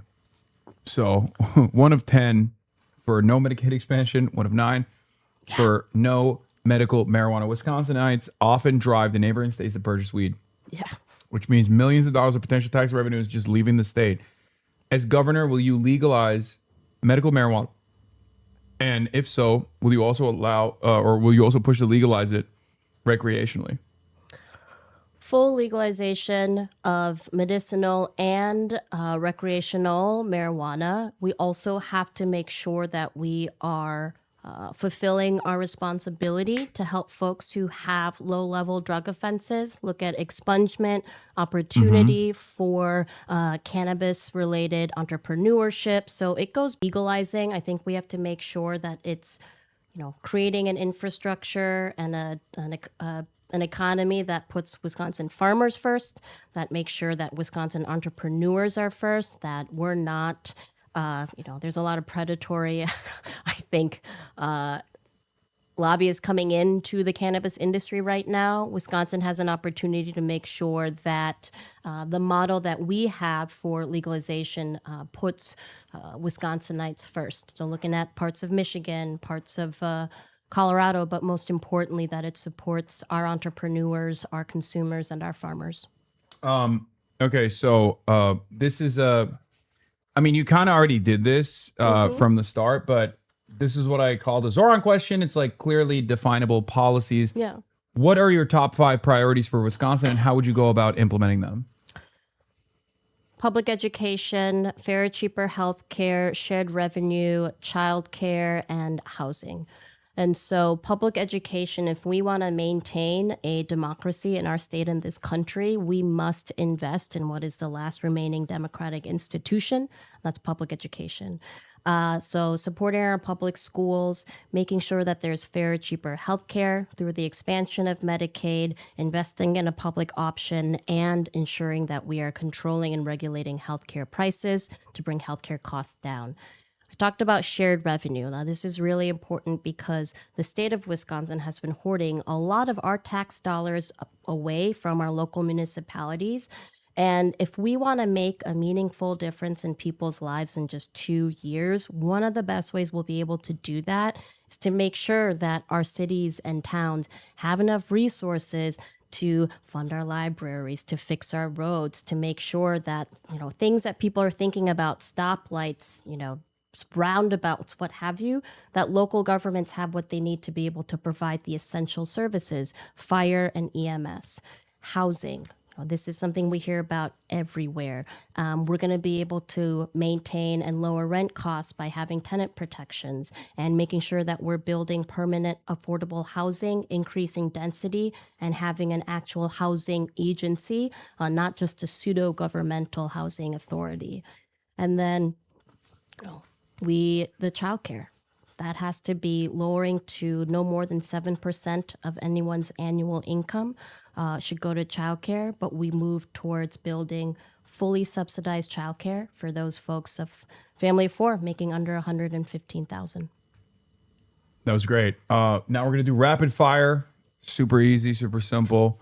Rapid fire. Do you support repealing Act 10? Yes. Universal child care? Yes. Free school meals? Yes. Guaranteed pay leave? Yes. Abolishing ICE? Yes. A 1-year data center moratorium? Yes. Breaking up big ag? Yes. Public grocery stores? Yes. Right to repair? Yes. Legalizing cannabis? Yes. Overturning Citizens United? Yes. A workers' bill of rights? Yes. A free Palestine? Yes. A Scott Walker statue that people can go to that are made by local artisans and craftsmen that people can slap up if they want to. Tentatively, yes. Okay, I tried to sneak that in there. I was like, oh, we got the momentum. Like you're saying yes to everything. Maybe I could catch you. Damn it. Well, thank you so much for coming on. This was an incredible experience. Your primary is on August 11th. You're dancing between first and second of the polls right now. There's some consolidation taking place because obviously you've had a lot of momentum, and centrist Democrats are definitely very scared of having responsive politics in any state.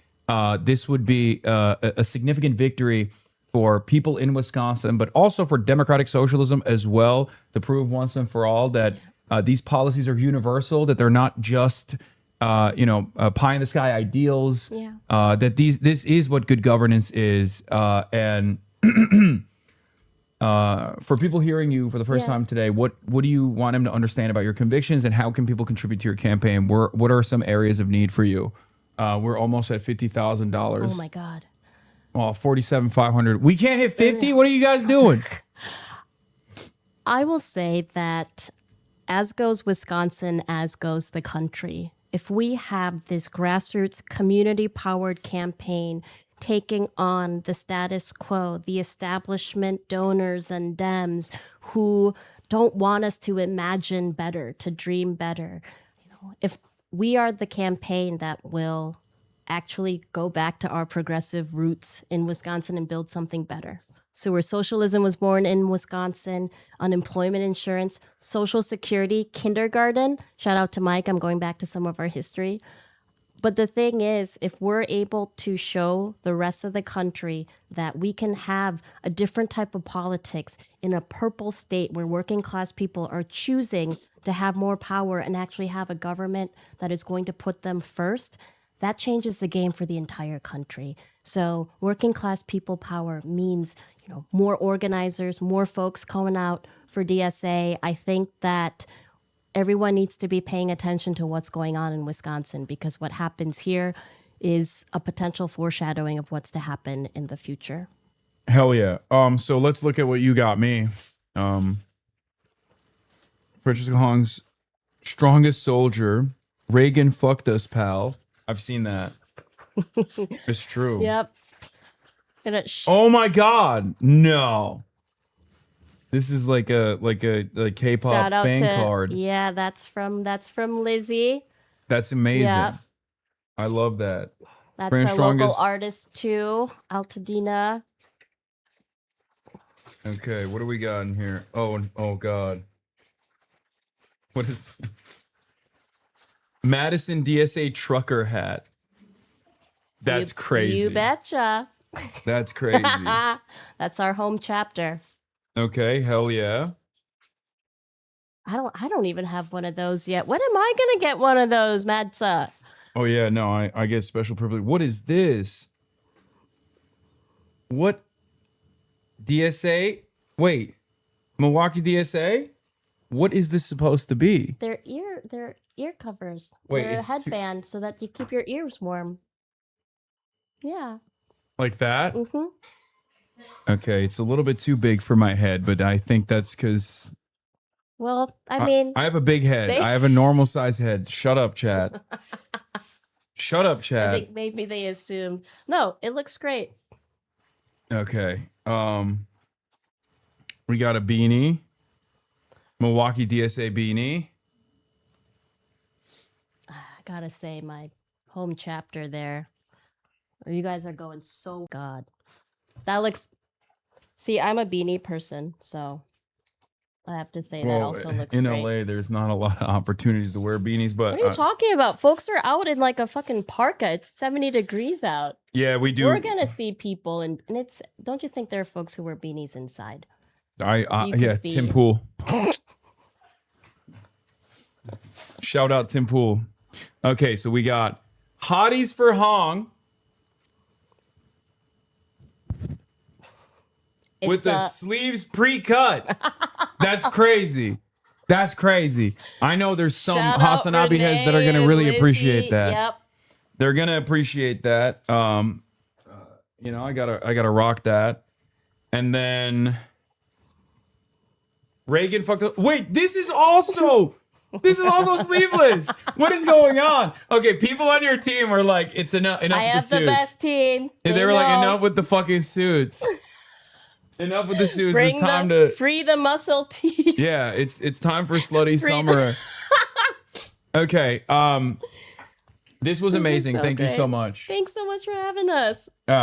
In person by August 11th, by mail, postmarked by July 22nd, online July 22nd. Again, it's open. It's an open primary, so you don't have to have party affiliation to be able to vote.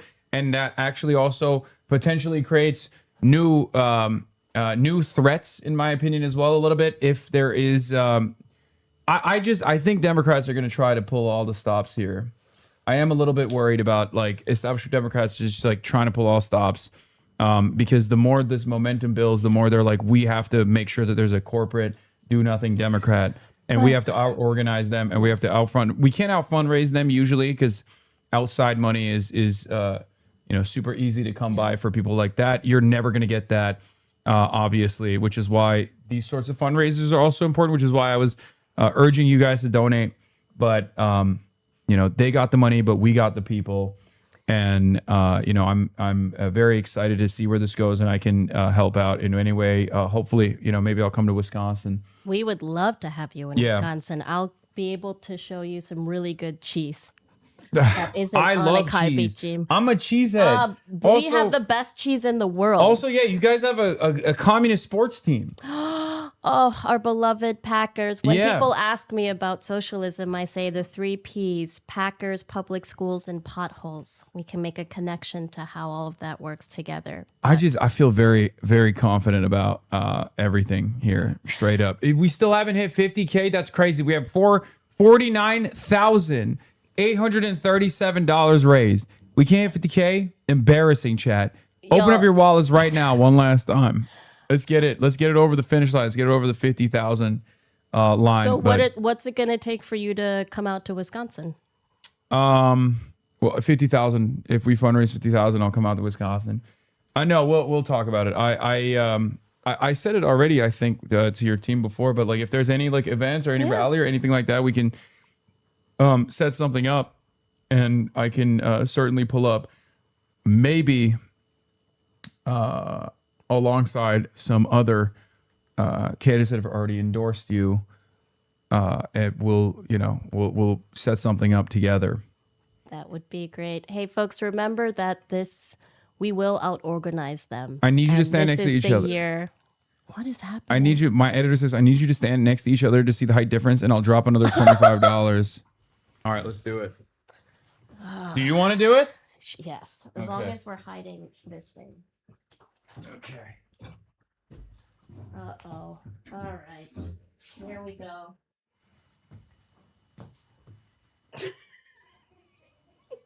That's normal. I mean, that's not that crazy. Wait, how tall are you? 5'2.5". It says here, 5'3". let's do it back here so you can so we can see.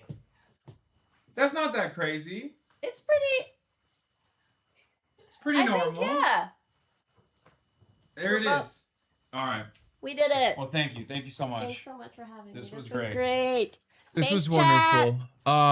Okay. I am going to walk you out, take a photo, and then you guys can get back to the Supreme Court and the devastation. That's what I'm going to call it, the whole thing, because it's watching momentum catch fire right now.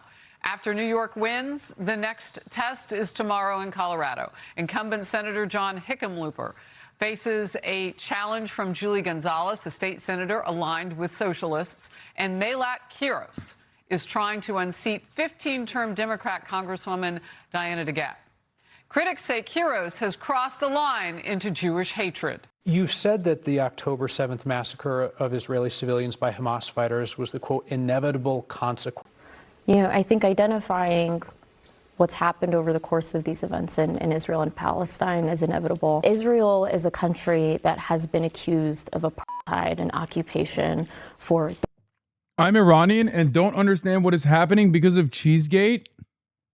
Bro, your country is getting peppered with American strikes and you're over here talking about Cheesegate. That's crazy. Worry about Kubide Gate, bro. There's only one gate you should be worried about. The Gate of Hormuz, okay? The Strait of Hormuz turned Gate of Hormuz. What the hell? Hong is right about the cheese stuff. All the things I'm reading seem to point out that cheese being added in Korean dishes is a newer phenomena that started around the late 90s, early 2000s, only really picked up steam in the 2010s. Yes, Hasan, because imagine putting cheese on a Kubide. Fair. Decades now, and has been able to resist any kind of change. Yes, the liberal left has said for decades that is true. We see their hatred on full display. So far, there are only a handful of Democrats that publicly oppose the far left agenda of the Democrat socialists. Wow. Others are talking up how inclusive the party is. Come on, socialists, it's warm. I want us to be a Big Tent party. I think that it's actually a sign of a party that is alive and growing. We are a Big Tent party focused on the ordinary concerns of everyday Americans. We've got to have a Big Tent if we want a majority. One of the things that makes the Democratic Party great is it's a Big Tent party. We need to stay that way. Power panel now. Tiffany Smiley, former Republican Senate candidate in Washington and Endeavor PAC founder, and Richard Fowler, Fox News contributor. Great to have you both. Richard, what is it that your party likes about socialism right now? I don't necessarily think it's a like. I think you have to really zoom in on the voters here. Well, if you tolerate something, you celebrate it. Hold on, wait. But Harris, remember, millions of people voted in New York, millions of people voted in Virginia, millions of people voted for in New Jersey, and they voted for a reason. They didn't vote because they were afraid of socialism. I think when us in the Beltway and in the media sort of land, we live in socialism of the 1960s, kids doing nuclear bomb raids. In today's America, kids are doing active shooter raids. We're seeing schools that are taking cuts. We're seeing schools that are taking closures.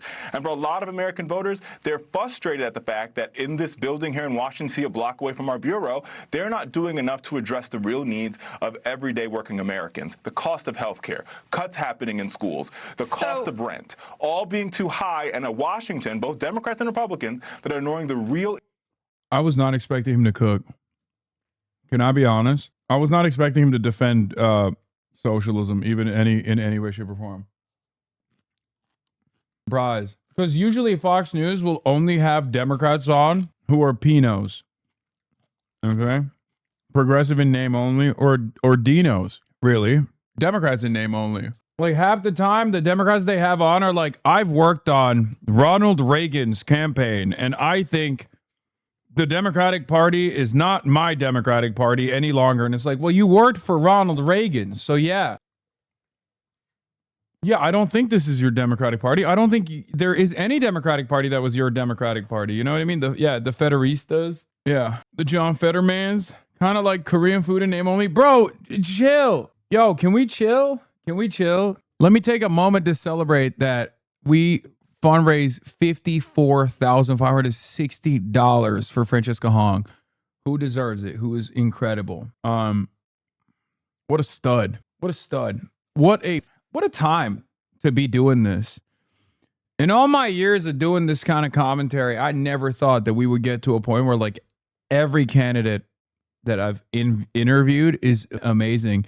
Like one better than the next, where I'm just like, damn, who do I give all my support to? You know, it's been crazy. It's been a wild journey. I mean, I've interacted with campaigns in the past. I've talked about this before. I with John Ossoff and Raphael Warnock in that special election right after the election. It's actually incredible. I've never had so many. I've never had so many campaigns that I'm just like genuinely excited about. What is this? Hasan Piker just raised $54,000 for Francesca Hong, DSA candidate for Wisconsin governor. The Wisconsin Democratic primaries August 11th.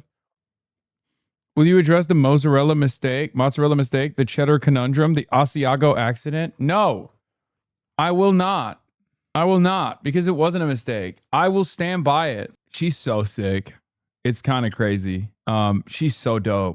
Yeah, we got America 250. Don't worry, I'm going to make fun of it in a second. How'd you get banned from England, South Korea, North Korea, and Wisconsin? Francesca was right about Cheesegate. First of all, North Korea would never ban me. Okay, let's be real about that. North Korea would never ban me. Do you think you did a good job with that interview? Okay, man. What the hell's happening? Stop with the cheese buns. Popular Twitch Hasan Piker found racistly disrespecting authentic Korean cuisine. Mai Wong really wants to come on the stream. Is there someone on your team I can connect her with? I've already DM'd her.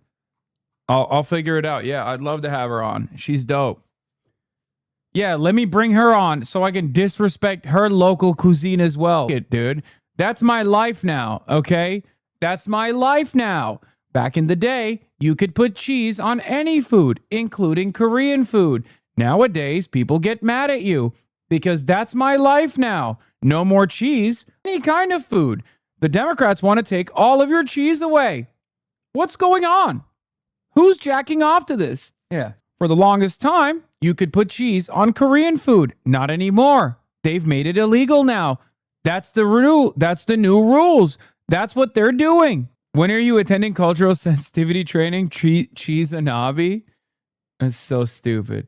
Don't show your face around Wisconsin, little brother. Cheeseheads will get you. First of all, I'm worried that it's going to make her look bad because Wisconsin is the cheese state. And she objectively did not want cheese on the Korean food, which again is, you know, I'm worried. I'm worried that they're going to be like, oh, Hasan, you should be governor of Wisconsin because you love cheese clearly. And that's probably the only thing we care about in the state of Wisconsin. Like your level of investment in cheese on things. She's fine. She's literally a chef. Hasan, you're coping hard. Yeah, I know. Your political takes are so sharp. They cut right through this cheese drama. Thank you. God damn it. I am actually kind of stoked to go to Wisconsin, though. I really want to help her out because she's so fire. It's okay, dog. At least you monstered up the courage. Stop. This was you and Big Hong. Wait, what do you mean? You could see her. Wisconsin wants that expert cheese. Okay. Issues facing everyday Americans. All right, you you start guys. with crime, you start with shooting and all of that. And I want to know, since abolishing police and prisons is something that is, I mean, it's just basic socialism from what Democrats are laying out who float that way. I want to know, how do you address some of the issues? I'm going to come to you, Tiffany. It just doesn't, it's not sensical. Like, how do you attack those things that he just mentioned by taking away the very apparatus that keeps them in place and makes them better? Yeah, it makes no sense, and there are policies that they will not be able to deliver on. And you look at a lot of the crime is happening in blue cities. The Democrat Party is not a big tent party. They have been hijacked by the Democrat socialists, and we should never count out these Democrat socialists. Harris, what we are seeing in Colorado, what you just explained and laid out, is what I have been talking about for years now, this rise in anti-Semitism. And really, It's never not funny when they say Democrat socialists. Like, I know there's talks about whether it's called Democratic whether it's called the DSA or DSA. But what's really awesome is just saying because they never say Democratic Party. They say Democrat Party. So they're just saying Democrat Socialist Party now. I love it. candidates who are anti-America. They want to abolish police. They want to abolish ICE. They want no deportations. They want Medicare for all. They want free grocery stores. In New York, they want buses, and they're going to go faster. There is no way they will be able to deliver on this. And Richard, to your point, I have to ask, if Democrats are staying silent on this, does this mean that they agree? Does this mean that they are welcoming? Allow me to answer that by taking contention with the point that you made at the top. You said that there's all this crime happening in blue cities. That's apropos to the facts. Well, there's crime happening all over the country because people migrate. Things happen all over. But what I'm saying is you need police, whether it's in Arkansas or California. You need immigration customs. Back to 1968. The murder rate in Baltimore. Yeah. It kind of sucks for them to make this argument right now, because it's probably the least opportune time to do that, because all these cities have seen ginormous decreases in crime. So like you can't even put together like a convincing argument that crime is on the up and up or anything like that. It's really funny. Lower now than it was in 1968. Same for Chicago, same for New York, same for Washington, D.C. Blue cities where you see blue communities, black and brown people coming together and solving the crime in their cities. If that's what Tiffany's scared of, I don't understand why. Socialist policies I don't understand that are why. causing the rise in Murders crime in are these down. cities. Crime is down. Not going to work. Crime is down, though. So when you go to Chicago and you see the number of young people in particular who were shot in these crimes, dozens of them in a weekend, over and over and over. But crime I'm not saying it. Speaking of anti-Semitism, let's go Abdul. News: Jewish Voice for Peace backs Democrat Abdul El-Sayed in Michigan's U.S. Senate race. Hell yeah. Meanwhile, Zionists for rape and genocide oppose him. It's a bit of an aggressive way to explain it, but yeah, he's actually rage baiting Fox. Only because it's a blue city. I let you talk. I'm not saying it's only because it's a blue city. It's in America. We're red, white, and blue. We don't want it to happen anywhere. Absolutely. Donald Trump told me personally as he was running and has said so since. That's why I keep saying her last name wrong. It's Vang, not Wong. Is it Mai Vang? Okay. Chatter, I need you to understand something. Okay. I'm Turkish. Like until 2013, I had never even encountered any Asian last names. I'm not doing it on purpose. I don't know why you're getting mad. I'm not doing it on purpose. Vang, is that how you say it? Is it actually Vang? May Vang?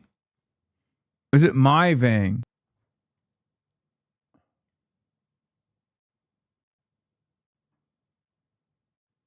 Bro, I'm trying to help you beat the anti-Asian allegations. I already cooked, bro. I'm already cooked, dog. Did you just not see what happened? I already did a hate crime. Hello? I just did a hate crime. I had a Korean woman here, a Korean American woman here running for Congress, and I fed her cheese. I fed her the cheesy gordita crunch of Korean food. My Vang. My only critique of you is that you should have backed all the Metro DSA candidates, especially in Maryland, that had their primaries last week. Several lost last week. I'm calling it the HasanAbi crab conundrum. I can't. Oh my God. I can't be everywhere all at once. My Vang. President of the United States for a second time. Crime is something that he's focused on in keeping Americans safe. Harris, he'll go to New York. more. He'll go wherever he wants to go to help, and wherever people will have that help. I can't agree with you more, so and we should be willing to commend it isn't just because it's happening, Brandon but Chicago Scott is a Brandon prime Johnson example and Zoran of Mamdani where for decreasing I crime because literally their let you policies talk. are working. Seattle. Okay. Look at Seattle. Wow. And you live in Washington, so you know. Richard. The crime is down in all those cities. Tiffany, go ahead. Precipitously down. Yeah. I think there's a bigger issue at play. So these candidates who are taking over the party, they want to abolish police. They want to abolish ICE. They also, some of them have even said that murderers shouldn't even have to go to prison. No deportations. Doesn't matter if you're illegal. Doesn't matter if you're a murderer. No deportations. They're playing on the emotions. And they're trying to talk about policies that they will never be able to deliver on. Or if they do get a foothold, it will destroy our cities from the inside out. We know that socialism does not work. It's gonna destroy our cities from the inside out. For example, free healthcare, free college education. Obviously, first step is free healthcare. Second step, destroy the city. That's how it works. First step is moratorium on AI data centers. No more $2 billion tax breaks in the state of Wisconsin for fucking new data centers. Nobody wants it. Second step, nuke the city. Madison is gone. We nuked it. Milwaukee also nuked. You thought you were safe, Milwaukee. Green Bay, gone. That's how it works. This is the three-step socialism program, okay? Free healthcare, no tax breaks, and AI data center moratorium. Nuke Madison. That's just how it goes, famously. I'm glad that she knows. I'm glad that she knows the secret plan. And then step four, go back to basics. Free childcare. Step 5, no more paid school lunches. All school lunches are free. Again, but you have to nuke Madison, Wisconsin and Milwaukee. That's step 3. It's very important. That's just how socialism works. You know, crime is legal now. Crime is legal. Wait, so why is New York City still not nuked yet? Yeah, Zoran fucked it up. He fucked it up. That's one of my big criticisms of Zoran. He didn't nuke New York City. That was step 3. He skipped it, went to step 4, and then did step 5. It's messed up that he didn't go back to step 3. You can't. You have to revisit step 3. This is how it works. It will harm more people than it benefits. All right, I'll meet you anytime in Chicago, Richard, and we can pray for the victims in take the mayor serious of Chicago crime with and us, get that mayor to stop saying we don't need more police. He will show you that crime is down. Thank you both. Be sure to like and subscribe for all the Fox News latest on YouTube and catch full shows streaming now on Fox 1. After his endorsed candidates swept their Democratic congressional primaries, New York City Mayor Zoran Mamdani says his Democratic socialist positions can win over voters nationally. Okay, stop. Can a Democratic socialist can get elected anywhere across this country for any position. What I think we need to bring is a focus on working people. And that's the direction that the party should go in terms of selecting a candidate for 2028. I think the direction that the party should go in is how best to fight for working people. I think we need to have a platform and a vision that doesn't sound as if it was cooked up by consultants, but instead one that you would say in response to someone who's asking, why can't I afford my rent? Why can't I afford my groceries? Why can't I afford my childcare? We need to make clear who we stand for, how we're going to stand for them, and that we're actually willing to fight for them when the going gets tough. Okay, so those comments come after 32-year-old Democratic Socialist Daria-Liza Avila Chevalier beat. We watched this 7X though. Is it a slow news day? I still enjoy people mauling over socialism. All right, but we'll skip Morning Joe and we'll watch Fox News mauled over socialism instead.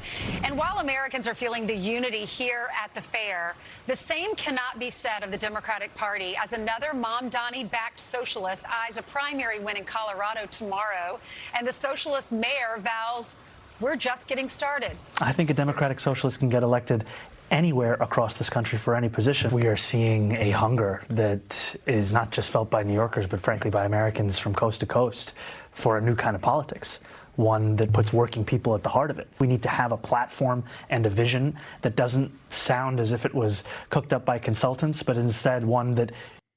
AOC dropping bars on Israel and American imperialism in NDA defense bill amendments. Can we stop giving AOC so much shit and trust her? New. Representative Alexandria Ocasio-Cortez has introduced an amendment that could effectively halt all offensive and defensive U.S. military aid to Israel in current conditions as a part of a package of 11 amendments for the fiscal year 2027 National Defense Authorization Act. The proposal will require all U.S. defense articles and services to be used in accordance with international law and, consistent with Section 620 of the U.S. Foreign Assistance Act, 620I of the U.S. Foreign Assistance Act, prohibit transfer to countries that restrict U.S. support of humanitarian aid unless the president certifies the recipient is complying with those requirements and Congress separately authorizes the transfer. Its practical force lies in stripping the president's discretion to look past existing law. Section 620I already bars aid to governments that block U.S. humanitarian assistance, but administrations have repeatedly declined to determine that Israel is in violation despite restrictions on aid entering Gaza. Under the amendment, the president would have to affirmatively make that determination, and Congress would have to specifically authorize the transfer through legislation before coveted military aid could proceed.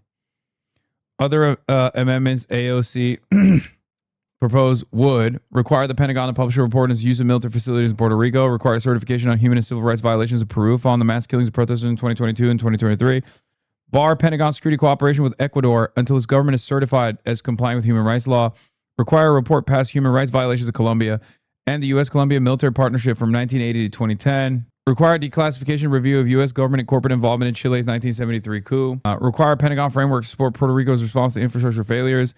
Require a Pentagon framework to support Bangladesh's response to extreme weather. Require an unclassified report on the U.S.-Brazil military partnership from 1964 to 1985. She also co-sponsored amendments to require a report on renewed military exercise and cleanup efforts in Puerto Rico. Prohibit Pentagon funds from being used to enforce U.S. sanctions on Cuba. That's crazy. That last one is beast mode. Doesn't this technically exist? Yes. Leahy laws is what you're referencing. This just offers additional hurdles that the president must clear before fucking... What is this? Daria-Liza breaking? CNN. Oh my God. Daria-Liza for New York is a communist. East Harlem seniors. But if you've seen her moves on the dance floor...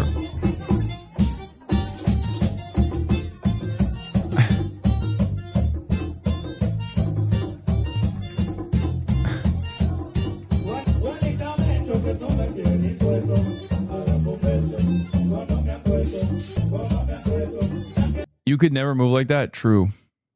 And the sanctions against Cuba and Venezuela, the earthquakes that killed so many and done so much damage. I agree. Jeffries asked about the Colorado 1 Dem primary. It doesn't exactly offer a vote of confidence for DeGette. It's a close race, and we'll see what happens. Ultimately, it'll be in the hands of the people of Denver.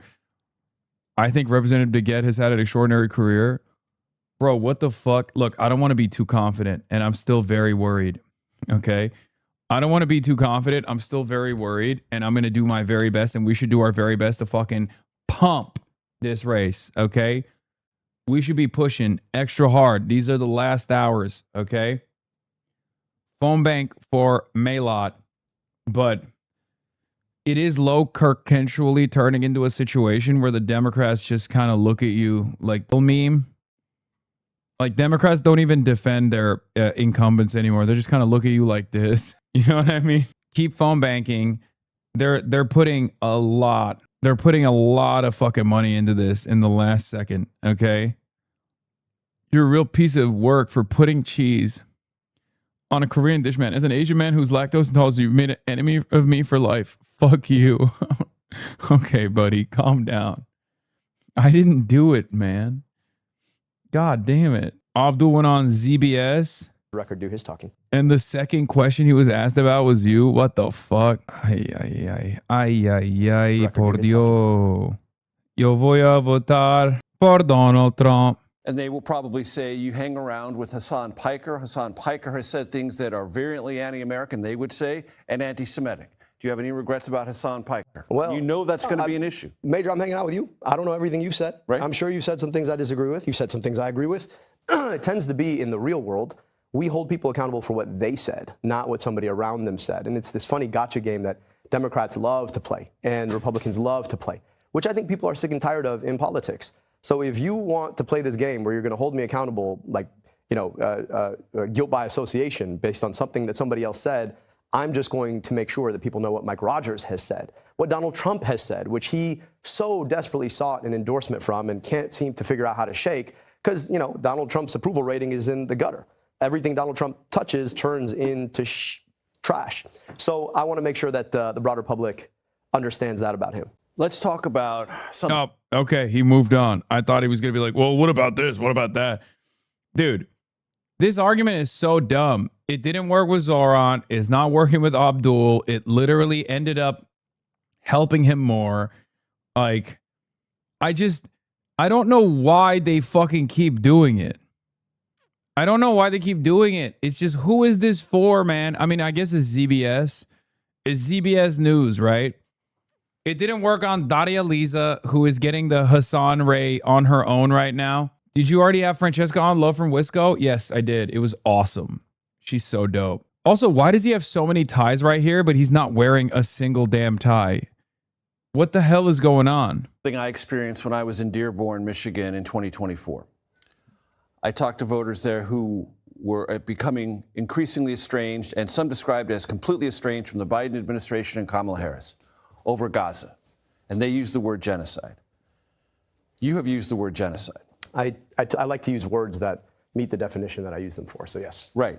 And there is a United Nations Genocide Convention adopted in 1948, defines genocide as any 5 acts committed with the intent to destroy in whole or in part a national, ethnic, racial, or religious group. Explain to my audience why you believe Israel is...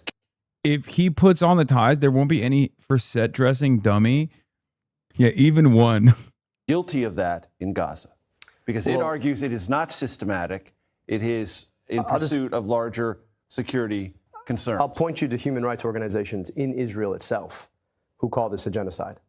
I'll point you to the fact that the International Court of Justice, the International Criminal Court, have all rallied around the notion that what has been done is a war crime under the definition of genocide. So it's not just me, it's not just the people in Dearborn. This is just a word that ought to be used when public officials in a country say that they want to annihilate a people as a function of where they live and what their ethnic and religious identities are, and then carry out the systematic bombing of... Yeah, it's like, oh, well, what do you have to say to people that that believe that Israel has to do a genocide because it's in their best security interest? It's like, okay, yeah, you know who else said that? The Nazis. It's not like the Nazis didn't lie and make it seem like they had valid security concerns. Clearly they didn't, you know? Yeah, Colorado primaries tomorrow. Phone bank for Maylot and Julie today. Them, their kids, their schools, their hospitals, the annihilation of any opportunity to actually live a dignified life in that place again, and do so after having said that they were going to do it. I don't know what else to call that except for a genocide. Like when you target the Palestinian people as a function of their being Palestinian and then try to move them into neighboring countries because they speak the same language, you commit war crime after war crime targeting their infrastructure, their schools, their... Yeah, there's never been a genocide that has taken place throughout history where the country that was conducting the genocide was like, yeah, we're doing it because we're evil. Like, that's not how it goes. Like the Nazis weren't going around being like, oh yeah, we actually know these are good guys and we're the bad guys and we like doing bad things. Like, no, they were selling it to their fucking fan base. They were selling it to their voters. They were creating a sufficient response or a sufficient reasoning for why they must do the things that they were doing. And they did it by lying, you know? As a matter of fact, the only country that I can point to that literally just doesn't even do us the dignity kind of Israel. Like, Israel is unique in that they openly do. Israel's unique in the fact that they openly do kind of wear the evil moniker. Centrist politics is all about compromise. Me, so compromise with the left. Centrist, oh God, no. I meant compromise with the racists. Yep, it's true. Hospitals. I don't know what else to call that. I mean, I guess, Major, what I'd say is what else would you call that except for trying to tiptoe around the interests of the foreign government who did it? I mean, what's the other word? And that word and the willingness to say it has, in many races, possibly also in this one that you're involved in, had a galvanizing effect with younger voters. Why do you think that is? This is a moral Rorschach test. Like, if you can't identify the systematic murder of tens of thousands of kids as a genocide, and then you want to say that you're a fighter for human rights and dignity, that's just hypocrisy. So I just think that if you can't call the most heinous violation of human rights what it is, it's hard for me to believe that you're going to go and fight the Trump administration or fight the pharma CEOs or fight the health insurance CEOs who are making my life unlivable. You can catch my full interview with Abdel El-Sayed. It runs almost 30 minutes on YouTube and your favorite podcast platform. Quick note, all the other Senate candidates in that... We got so many studs, dude. It's crazy. We got so many fucking studs, dude. Axios, House Democrats fear another big loss for the left in Colorado. I think it's quite likely Diana DeGette will lose at one House Democrat. Democratic leadership that ignores this, lawmaker added, does so at its own peril. What was he saying at the end? He was going to say, I'd like to add that all the other Democrats running in the race, unlike Abdul El-Sayed, are not anti-Semitic. Yeah, this is why the centrists are struggling so much to control the socialist wave. Look at how 3 of the most popular non-Obama political figures are among Democrats. Yeah. How each party's base feels about its 2028 field. Bernie Sanders, 6% don't know him. Zoran, 18% don't know him. AOC, 15% don't know him. And the top 3, with the exception of Barack Obama, who, I mean, we can put Obama in the low key, we could put him in the communist category. You know what I'm saying? Because like everyone called him a communist. He's a Muslim socialist, just like Zoran. Also, there's a reason why Obama is not seen as a moderate, and neither is Kamala. Okay? Zoran can't run because he's naturalized, right? Or is Uncle Cenk fixing that? Yeah. Uncle Cenk has secret legal precedent that he hasn't deployed yet. Yeah. Per our new polling out today, the most popular politicians in America, from G. Elliott Morris. I had a take on this. I'll say it. I think it's fucked up. I think it's fucked up that G. Elliott Morris knew that if they polled Josh Gottheimer on this, he would probably be the sexiest. So they chose not to poll him on this. Is really fucked up. You know what I mean? Like, clearly Josh Gottheimer is the center of the charisma. Clearly Josh Gottheimer is the center of power in the Democratic Party. So I find it really messed up. What is this? Democrats won't move to rename street Trump Towers on Barack Hussein Obama way. Wow, what a sick burn. Unrelated, but mine and my 4-year-old's health insurance from the marketplace, over $1,000 a month.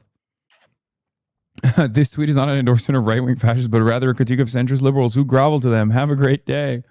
Ogre with a brand new all-timer about Israel. John Fetterman on the red carpet at Bill Maher's Mark Twain Prize ceremony is berating a New York Times reporter who asked him a question, calling the paper anti-Israel. From what I could tell, the question was not about Israel. Don't get mad, but did you read the CNN article on Daria Lisa? No, I haven't. I will say, however, I haven't seen me going back to October 1991 to get Miranair plane tickets to New York City. This was cool too. The plan, have Rama file all the paperwork purely as a stand-in on the ballot for Zoran. Oh my God, what the fuck? Extended family asked if I was dating Hasan Piker. Oh, what the fuck? Is that a real John Fetterman photo? Thanks for the nightmare. Yeah, the real nightmare is that John Fetterman still is a sitting senator for the Democratic Party. New DSA ad just dropped. On this, Laura, this is existential for this country. You've covered more than anybody. When the Democrats, should the Democrats regain power, it's game over. 12 more justices on SCOTUS, 2 new Democrat states. They're going to get rid of the Second Amendment. They're going to get rid of our borders. They're going to get rid of our police. They're going to get rid of ICE, Border Patrol, DHS, and they're going to elect communists. Okay, can I say something? I think they should stop filming from this lawn. I know what he's saying is great, whatever. It's basically a fucking ad for the Democrats or the DSA. But the fact that they keep fucking filming from outside of this like supposedly robust festival that's attended by so many Americans, like every time I see it, every time I see a Fox News clip with the fucking lawn behind them, I'm like, oh my God, no one is attending this fucking fair. Shit looks so beautifully green, like it's the reflecting pool. It's so unbelievably humiliating. Like, what the fuck is happening? Look at this. Fox, we're celebrating the Great American State Fair. We got 1,000 people celebrating with us. Are the thousands of people here with us? Great American State Fair. Man, we've got thousands of people celebrating this birthday with us, Tommy. You and I had a chance to go out. We got to see some of the exhibits. I'm sure you got what I got, which was a lot of people going, hey, love to watch it on Fox. I hope a lot of them left the mall, went home and turned on their TV and are watching this right now. But happy early birthday, America. We're celebrating already at the Great American State Fair. Man, we've got thousands of people celebrating this birthday with us. Yeah. So many people are here, dude. It's crazy. Are the thousands of people in the room with us right now? What? Multiple French media outlets are reporting that Ukrainian oligarch Vadim Adamulayev and 2 family members were injured in the backpack explosion in Monaco. What the fuck? The Mahdi is too humble to say he is the Mahdi. Even more reason to know he is. On the ground video. Oh my God. There's like 8 people there. What the fuck? All right, y'all. That looks like a Southern county fair. Fuck no. I've been to county fairs. Them bitches are packed normally. Are you kidding me? Are you fucking kidding me? I've been to a New Jersey state fair. I've been to a state fair in Oklahoma. Dog, them shits are packed to the gills. Are you kidding me? Funnel cakes galore. Where are the hogs? Okay. Where are the fucking hogs? And by that, I don't mean like these hogs. I mean like literally like the actual, pigs, not human hogs. It don't matter how fucking rural an area is. You do a county fair, state fair in a rural ass neighborhood, that shit is gonna be fucking packed, brother. There's nothing else going on, especially. This is the saddest damn thing I've ever laid my damn eyes on. Yes, ladies and gentlemen, we are Cirque Mechanics. We're all the way from Las Vegas. Really excited to be here with the National Endowment for the Arts on the mall for the 250th. We're gonna start it off with Ozzy and the drum. Bro, this is so sad. This is pathetic. Toby Durden would draw a bigger crowd. I could draw a bigger fucking crowd in Washington, D.C. I have. I've spoken in front of a bigger crowd in Washington motherfucking D.C. than this. I literally have. Remember the anti-genocide rally we did? It was like 10,000 people. This shit's got like 10 people. And it's because there's tons of people here. It's a huge space, and it's just going to get more and more crowded as the week goes on. Have they decided that if they just keep saying, there's like mad people here, like, people will act as though there are? Like, what's the deal? This is so funny. Computer in hands. Oh my God. Look at the reflection of the guys. There's literally 1, 2, 3, 4, 5, 6, 7 people there, bro. 7 people. And most of them are probably journalists. Not only do we have a lot of people here, we have people that you want to have here, like Stacey Garrity. That woman's going to be next governor of Pennsylvania. There we go. Yep. And it's because there's tons of people here. It's a huge space, and it's just going to get more and more crowded as the week goes on. Not only do we have a lot of people here, we have people that you want to have here, like Stacey Garrity. That woman's going to be next governor of Pennsylvania. There we go. Yeah, tons of people, bro. So, yeah, there's a reason why it sucks dick, by the way. It's not supposed to be like this.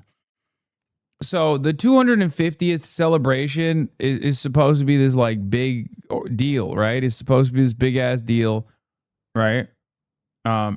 Except no one is attending. These photos are brilliant, by the way. Shouts out to TMZ for this shit. But here's what happened, okay? So they were supposed to have they were supposed to do this with like the Smithsonian, I think. Here's Sam on Twitter says, it should probably be a bigger story that there was a normal bipartisan America 250 organization, but then Trump decided to launch his own competing right-wing grift version and ruined everything, right? So the official planning for the celebrations began in 2016 with the Congressional Nonpartisan United States Semi-Quincentennial Commission, America 250. In 2025, federal resources were diverted to the President Donald Trump-aligned White House task force on celebrating America's 250th birthday, Freedom 250, to promote and plan new events.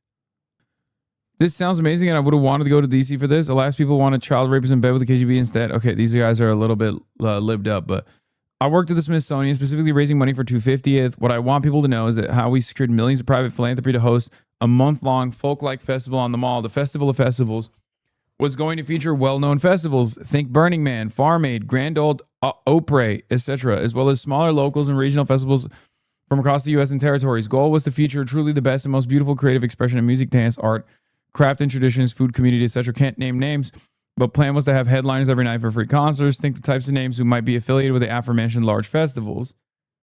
Opry? I don't fucking know what that is, man. What do you want? What is that?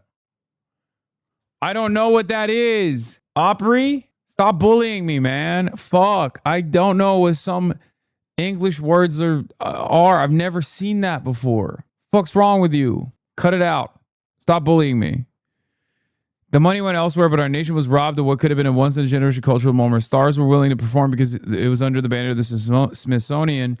It all had to be scrapped because the administration would not release permits to host on the mall. Yeah, because they got their own thing. Libtard, shut the fuck up. And now look at their own thing. It's so much cooler. The name of the theater is Grand Old Opry, a play on the southern pronunciation of opera. Oh, you are getting cooked in the subreddit? What the fuck is this? Same image? God damn. This is why the Ottoman Empire fell. God, the look of disappointment in her eyes, dude. Look at this. And I'm sitting there like a fucking chud. Unc, you look good in this pic? Okay, bro. What is going on, man? All right, let's talk. We got to talk about this America 250 Great American State Fair, or whatever the hell it's called. Oh my word, is this thing an absolute disaster? It is a catastrophe. Okay, every video I see on this thing is sadder than the last one. I mean, to sum it up, nobody showed up to this shit. Like, nobody. I mean, I'm talking like, there's like 7 grandmas and one dude in one of those like scooters that you ride around on, right? It is the cheapest gathering I've ever seen in my life. There's one sad Ferris wheel. There's a bunch of booths set up that look like they're built with cardboard. There's the worst entertainment you've ever heard in your entire life. I mean, this thing is a national embarrassment, okay? This was supposed to be an actual giant celebration of this country until Trump decided, I'm going to make myself the centerpiece, okay? It became more affiliated with than it became with the United States of America and our founding.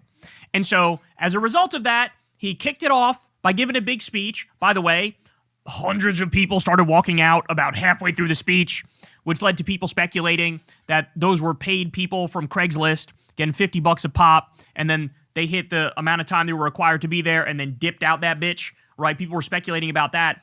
And so that kicked it off, and everything since then has just been the most humiliating, pathetic thing I've ever seen. There's been a number of weather delays and days it was canceled. Trump has this big mock example of his Arc de Trump, which he's illegally trying to build.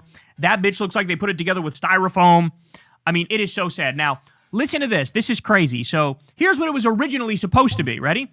I worked at Smithsonian specifically raising money for the 250th.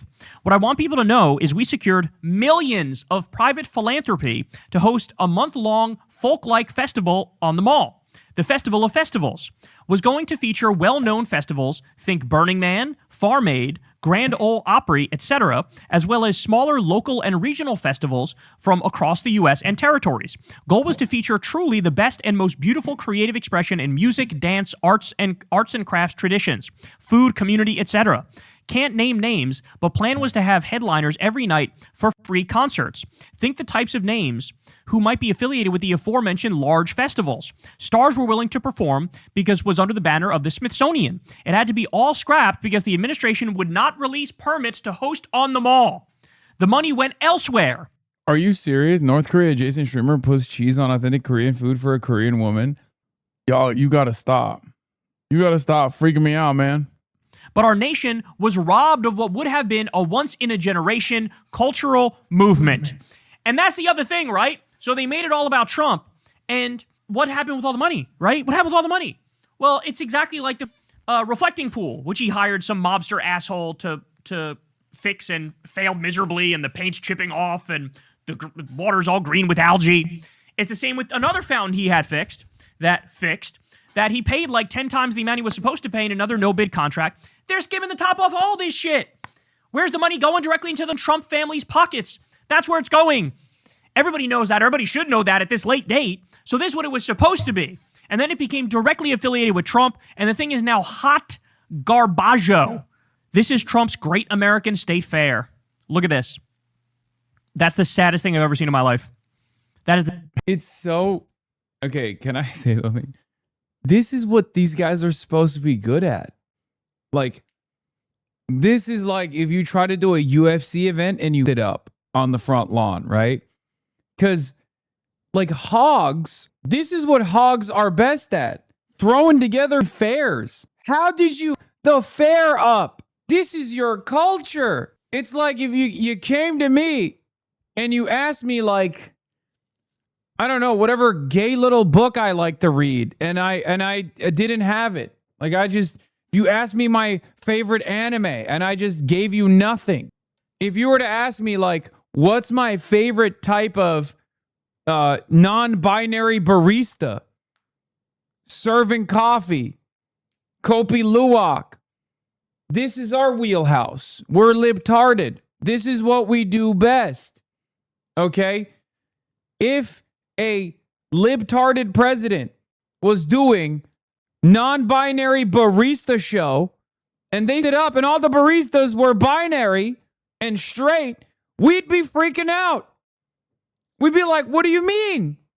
You didn't have any queer English majors to make coffee? How is that possible? You're a libtarded administration. Oh no, my barista is binary.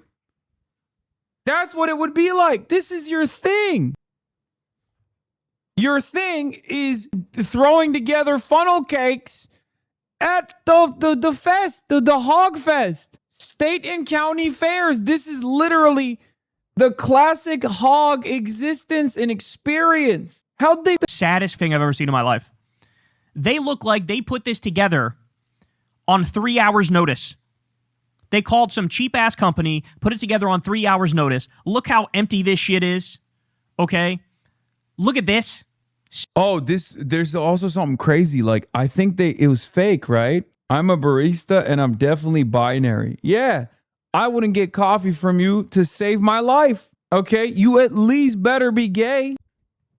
You know what I'm saying? You better have at least experimented with your sexuality. I'm not touching that shit. So few people there. So few people there. Incredibly weak attendance. Look at this one. This one's going in the history books, y'all. This one's going in the history books. Here are the people who are attending this. They're in their motorized scooter, and they have roughly 14 minutes left to live. Yeah, they did Wile E. Coyote style painting on the arch, right? Like they made it look 3D, but it's not. It's just like copy pasted, right? The walls have fake moldings on them. That's what's going on, okay? How about this one? The Great American State Fair. This video has been going viral. Look at this. Oh, my days. Oh, no. Germany's out. Hey, we're sending Freddie's ass home, baby. Hey, Freddie.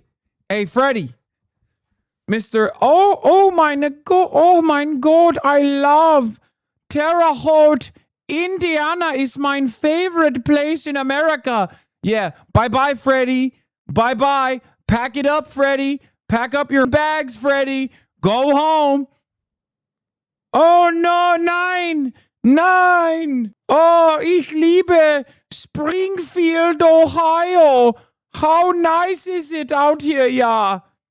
Get the out of here with that CIA agent propaganda, dude. Hey, yo, chill out, Olam. No need to be racist now. Germany did its best.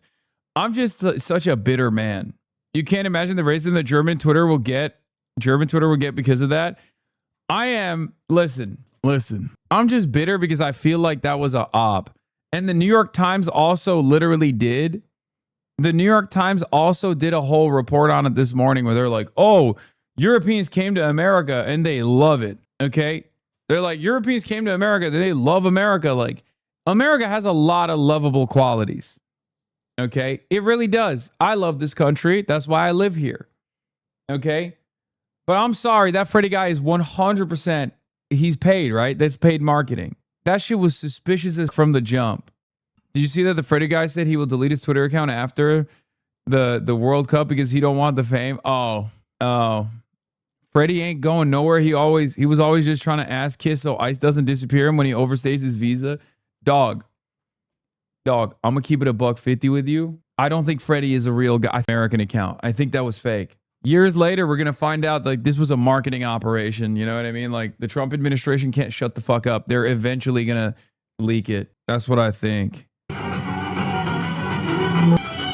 Yes, ladies and gentlemen, we are Cirque Mechanics. We're all the way from Las Vegas. Really excited to be here with the National Endowment for the Arts on the mall for the 250th. We're gonna start out with Ozzy and the drum.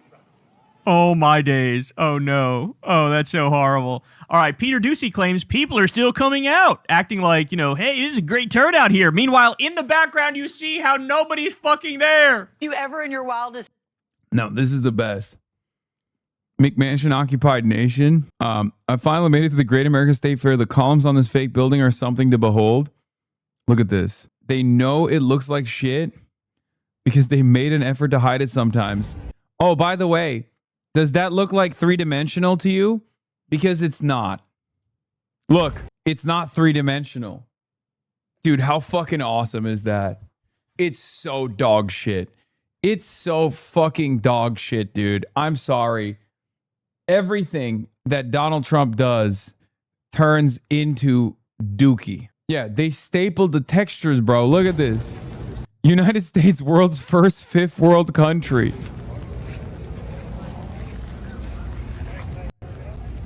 Yeah, these buildings of the Great American State Fair are just covered in printed sheets that are literally stapled on. Staples. I don't want to touch it because you know how they feel about touching things around here. Quality. Quality craftsmanship. America. American workers. This adds good context, I think. People are talking about the fact that we were robbed. The Great American State Fair at the last minute replaced a festival that had been planned for almost a decade. The Smithsonian Folklife Festival happens every year, but this year they were planning something huge for the 250th anniversary. They were going to bring in national festivals and fairs from around the country like Burning Man and Farm Aid. They were going to be booking major talent for free concerts every night for a month straight. Not to mention all the cultural exhibits and food that Folklife already brings in. They were planning something to rival the 1976 bicentennial, and they had raised millions of dollars in private donations for it. It was in the works until last spring, so what happened? First, it's important to understand the background of America 250. This is a nonprofit that was established by a bipartisan commission in Congress in 2016 to plan for events for this anniversary. For the past decade, they have been working on funding and planning for events in DC, including the Folklife Festival that was supposed to happen. But then 2025, Trump gets inaugurated. He establishes Task Force 250 and creates Freedom 250 because he wants control over the events in DC. Wasn't enough for him that we already had plans for what would have been a historic cultural event. No, he wants his name on it. And he also wants control to partner with companies of his choosing, which definitely isn't sketchy as hell, especially when we're dealing with tax. Can I have some cheese with that? Yeah, I just don't know Magda's ass. He has to be bitter. It's fine. I mocked Hasan, not even close. I mean, dude, we've been making some fucking big waves, man. Taxpayer funds. So in under 2 years, Trump scraps a decade-long project from the Smithsonian and gets together the Great American State Fair. And what we get... By the way, me and her, both wearing the same shade of blue, also known as the American flag blue. Let's take a look. Still green, can't confirm. Okay, Jacob. You liar. That looks blue to me. Wow. It's specifically an American flag shade of blue to me. Yeah, there's a fence around it now. It's really funny. There's a fence around it and surveillance towers around it. You need to schedule Mog Mike. Both of you share top spenders. So by the time you do your interview, 5,000 people already drop moolah in the morning. Yeah, but he undercut me because he goes live before me. What do you mean? There ain't nothing I can do about that. He just goes live before me. Jacob is awesome. He's from LA originally. Bro, I know. I know him personally, remember? I mogged Hasan, not even close. They're doing donos per capita to say you got mogged still, bro. Fight back. Dog, he did it over 2 streams. Also, it's chill. It's a good problem to have. Streams think you may be doing your Sunday show from a state fair on the National Mall. How great is this? It's really something. And the weather, not the best today, but people are still coming out. People are still coming People are still coming out. Look behind them. Oh, no. Listen, we need rain, so we'll take it. Whether the farmers need the rain, so we're going to be okay with it. We do need rain. Fox is out there trying to hype this thing up. 7 people in the background, wandering around, don't know where they are, weather delays, food's disgusting. By the way, the power went out for a little bit, all the ice cream melted. Oh no. All right, how about this one? In the Daily Mail. MAGA fan accused of masturbating at Donald Trump's Great American State Fair in come on. That's like, dude, that's crazy. Dude, what the fuck? This is so classic MAGA, dude. What the fuck? Largest setback for embattled event. He streamed it? That's protected by the First Amendment? No, it's not. What an oh-so-British way of describing this absolute failure. It's an embattled event. So the Great American State Fair lasted approximately 17 minutes before a guy got caught masturbating in public. America 250. Isn't that too spot on for our 250th birthday? That is just too on the nose for our 250th birthday. We have become a disgusting country that is so hyper-individualistic, so anti-community, that you put together this shitty event, of which they're stealing like probably half the fucking money for it. It's the worst event anybody's ever seen, and you got mentally ill people out there beating off in front of the 7 people who are there. We're such a hyper-individualistic and mentally ill country that nobody bat an eyelash when they saw this story. Like, oh yeah, of course, the guy who jacks off in public. Duh, that happens everywhere in this disgusting, godforsaken country. All right, how about this one? I guess no one at the Great American Fair wants to listen to the Jesus music on the mall. Oh God. Oh God, here we go. Yahweh, Yahweh. Oh no. Yahweh, Yahweh, Yahweh, Yahweh. Again, too perfect for America's 250th birthday that you see the American flag here and the Israeli flag next to it. Oh, no. Oh, no. As we cause the next Great Depression to appease the terrorist rape state known as Israel in the Middle East as they try to create a greater Israel and steal the entire Middle East. Okay, if Paula White isn't going to be there yapping in tongues and performing exorcisms, I'm not interested. A baptism pool was not on my Great American State Fair bingo card, so I think this is in the same, like, weird fucking AI slop Christian church singing one that you just saw. It's in the same tent. Here we go. Bro. And dude, the Israel flag, by the way, like, what the fuck is that? Why is there an Israel flag at America's 250th birthday celebration? Israel ain't been around for 250. That shit's so weird, man. I can't be the only one who finds this weird, right? Because, like, how do more Americans not look at that and go, that's strange? Why the fuck's there to... Why the fuck is there an Israeli flag at this like tent church? Yeah, they should have 2. You're right. My mistake. This is anti-Semitic. Why is there a nasty American flag next to my beautiful flag of Israel? There should have been 2 Israel flags. Come on, you got a baptism pool? What the fuck, bro? What the fuck? Donald Trump's 250th U.S. birthday event versus Barack Obama's 2026 opening. Okay, bro, this is not exactly a fantastic achievement in and of itself, okay? This shit looks straight evil. And there are plenty of issues in his development as well. Okay? Like, don't know why we're making that comparison. Liberals can't stop. Yeah, the Obama-lisk of his library. What's the difference? What's the difference? You guys tell me. Okay, there were more people watching Iran play soccer in the United States last night than at the America 250 Fest. So here's people watching Iran play soccer. Bro, they did Iran so dirty, by the way. Now, what does the H stands for in BH Obama? Hasan. And pussy too.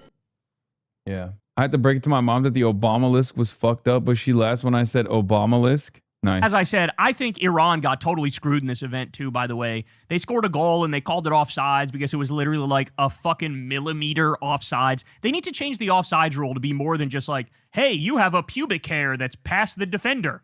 I think it's so stupid. So they got robbed. I think they should have, went on to the next round. But either way, more support for Iran in this country than for this stupid fucking fair. Here's another. And this was one of the busier moments. So look at this. Happy early birthday, America. We're celebrating already at the Great American State Fair. Man, we've got thousands of people celebrating. I don't know about that, homie. I don't know about thousands. This birthday with us, Tommy. You and I had a chance to go out. We got to see some of the exhibits. I'm sure you got what I got, which was a lot of people going, hey, love to watch it on Fox. I hope a lot of them left the mall, went home and turned on their TV and are watching this right now. It's so funny that Fox is desperately trying to hype this thing up. Meanwhile, it's just failing miserably. All right, organizers for the North Carolina booth at Trump's partisan event, the Great American State Fair, had to remove an image of a Confederate flag displayed in the state's pavilion on the National Mall. The state didn't put it up. At least one sponsor has pulled out. So let me point out here, there's at least a dozen states that said, we're just not going to participate in this thing. They know it's a ruse. They know it's bullshit. They know it's been now more about Trump than about the 250th birthday. So a bunch of states were like, kick rocks. We're not sending a booth, right?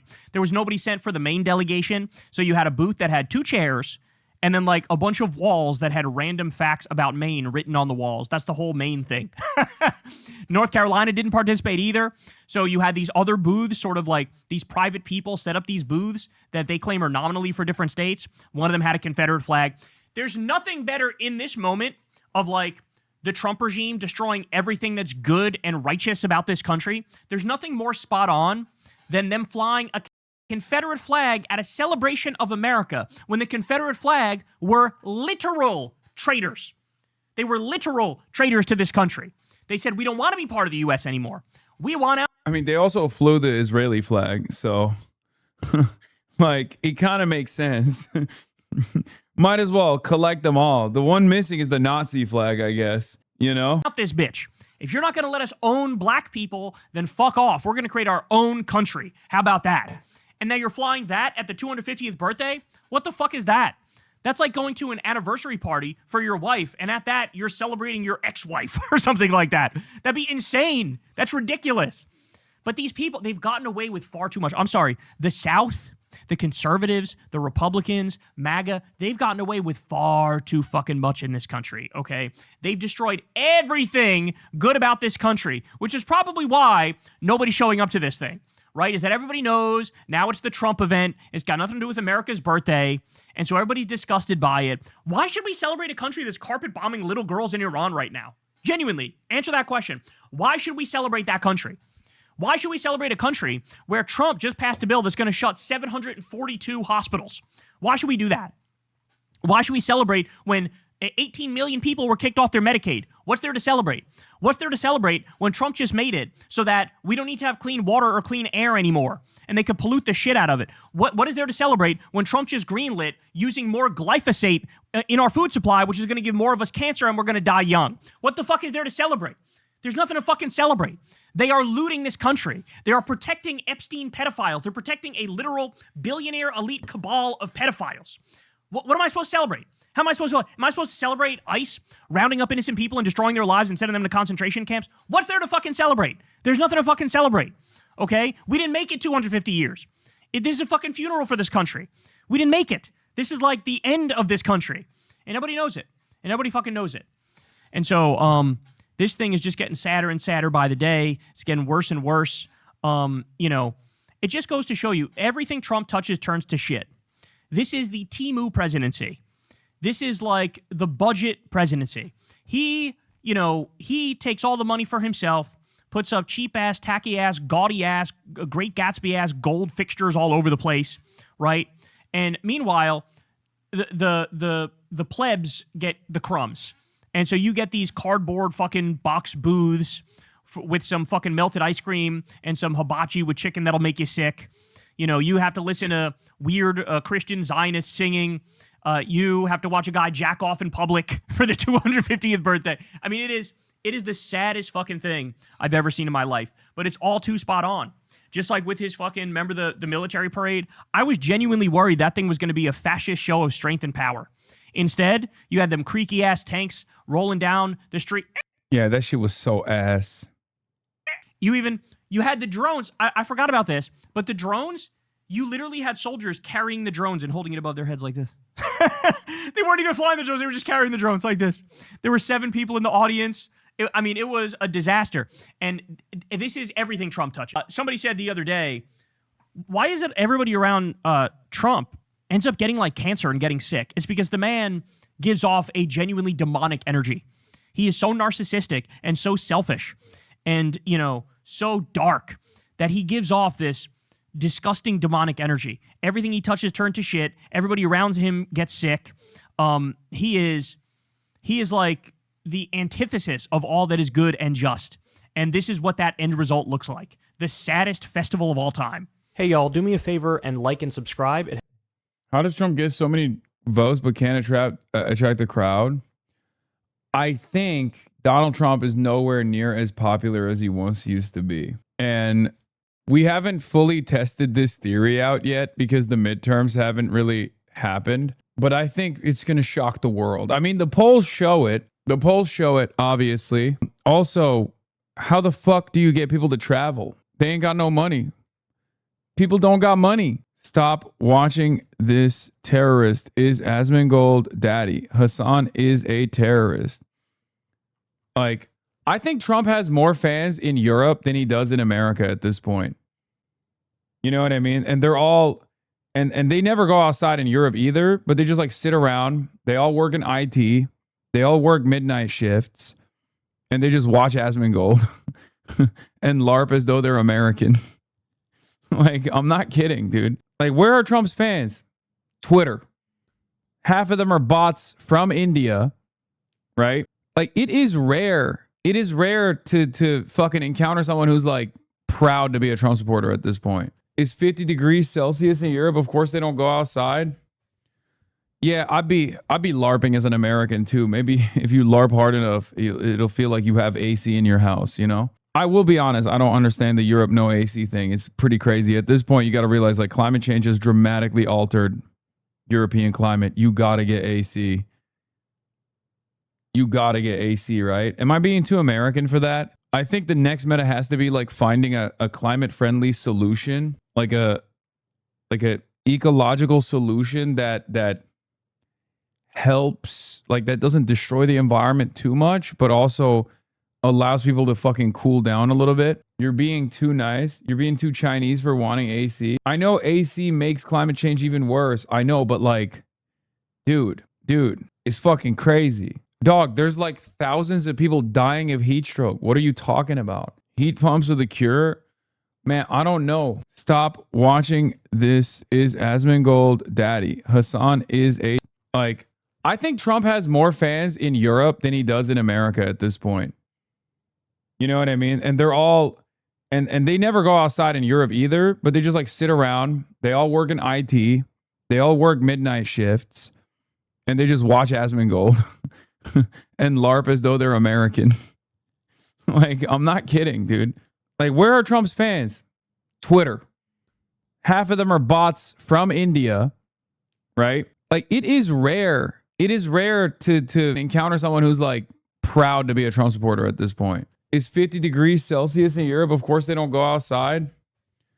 Yeah, I'd be LARPing as an American too. Maybe if you LARP hard enough, it'll feel like you have AC in your house, you know? I will be honest, I don't understand the Europe no AC thing. It's pretty crazy. At this point, you got to realize like climate change has dramatically altered European climate. You got to get AC. You got to get AC, right? Am I being too American for that? I think the next meta has to be like finding a climate-friendly solution, like a ecological solution that helps, like that doesn't destroy the environment too much, but also allows people to cool down a little bit.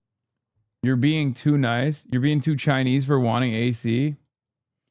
I know AC makes climate change even worse. I know, but like, dude, it's crazy. Dog, there's like thousands of people dying of heat stroke. What are you talking about? Heat pumps are the cure?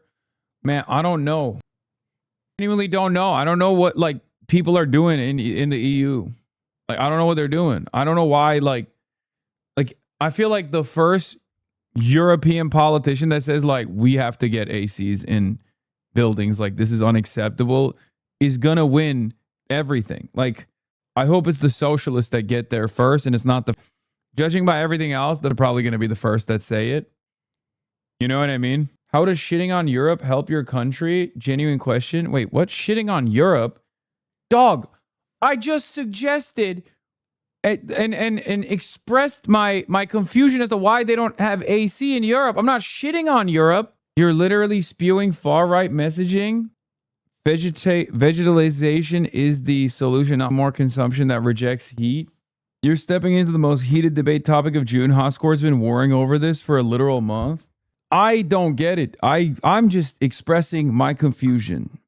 Okay? I'm sorry. I already said I'm sure there's like a more climate-friendly solution than like fat air conditioning units in every home and every unit. But swamp coolers, big bro, they contain 0 synthetic refrigerants. Evaporative cooling-based system that uses a specifically coated ceramic to cool air without adding humidity. Yeah, this sounds fake, but hopefully it's real. I don't know. Seems fake to me, brother. Zara Sultana has a good take per usual. What does she say? First landmark speech. Every new heat record exposes the same divide. Workers on the planet versus billionaires. People are dying in the heat right now, yet we're told there's always billions for endless war and militarization, but never a serious plan for the climate crisis. The richest keep profiting from fossil fuels while insulating themselves in air-conditioned bunkers. Everyone else is left to work through dangerous temperatures, live in overheated homes, and rely on public services push to the breaking point. Yeah, that's the other thing. Like, when I go to Europe, I don't have a problem with the AC because I'm staying in a nice hotel. And let me tell you, they got ACs in them, okay?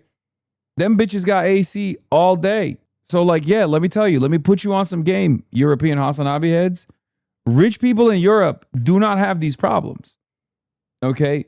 So you might be cucking yourselves a little bit. You know what I mean? Give the proletariat air conditioning.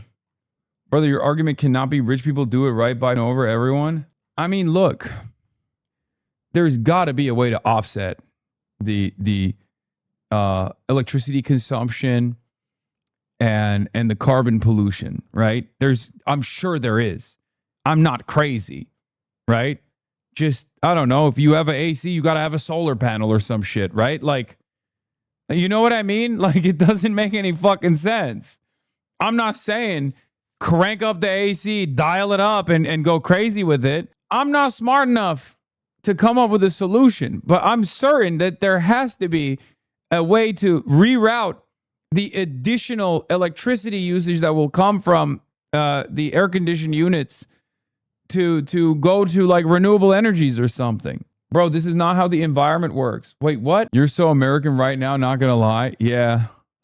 I think that's my most American take. My most American take is I think we gotta, like, Europe, 100 years ago, you were a much cooler continent. Okay? You're not the same continent any longer. Climate change is here. It almost feels like it's a version of climate change denial. Like, to be like, no, things are going to go back to normal. We're going to have, 20 degrees centigrade summers again. Like, nope, it's going 40. Was this rare positive Reddit post? Francesca Hong raises over 50K on Hasan Piker's Twitch stream. Not me foaming at the mouth, that cheese bowl. Good interview, good answers. Hope she wins. Sick of the liberals' clothing. We've compromised. I'm just sick of the well-meaning centrists who only think a candidate with the personality policies a slightly done toast could possibly beat MAGA. Hong won't lose because her ideas are bad. She will lose because her supporters drive the allies she needs to win away. Do you want AC, the nuclear plant, too? Sure. European houses have shit insulation. AC is useless without a complete infrastructure revamp. Yeah, I'm going to be honest. I think it's because, again, I think it's because they built the houses at a time when the climate was dramatically different, right? It's definitely the AC. Don't worry about the endless wars, private jets, private yachts, gas cars, industrial farming. Yeah, that's what I mean. I feel like, you know what it feels like to me? Europeans are going to get mad for me saying this. It seems like the AC thing is almost like a cultural thing as well for a lot of Europeans because they're like, oh, we don't want to be like Amerifats, which I totally understand. We're nasty. We're nasty little perverts. So you don't want to be like us. That's fine. But like maybe we got this one right potentially. But it almost feels like it's the same meta as people being like, oh, you have to have paper straws. You know what I mean? No more plastic straws. Like we're lowering our impact on the climate. Man, that's just not doing anything. Okay? That's not doing anything. There's far worse offenders out there. Hasan, please, this is the stupidest argument. AC contributes infinitely less to climate change than heating currently does. It's just that AC is a small part of the solution, not the whole solution. Man, did I say it was the whole solution? I was just saying it's a Band-Aid. You know what I mean? That's all I'm saying. It's a Band-Aid.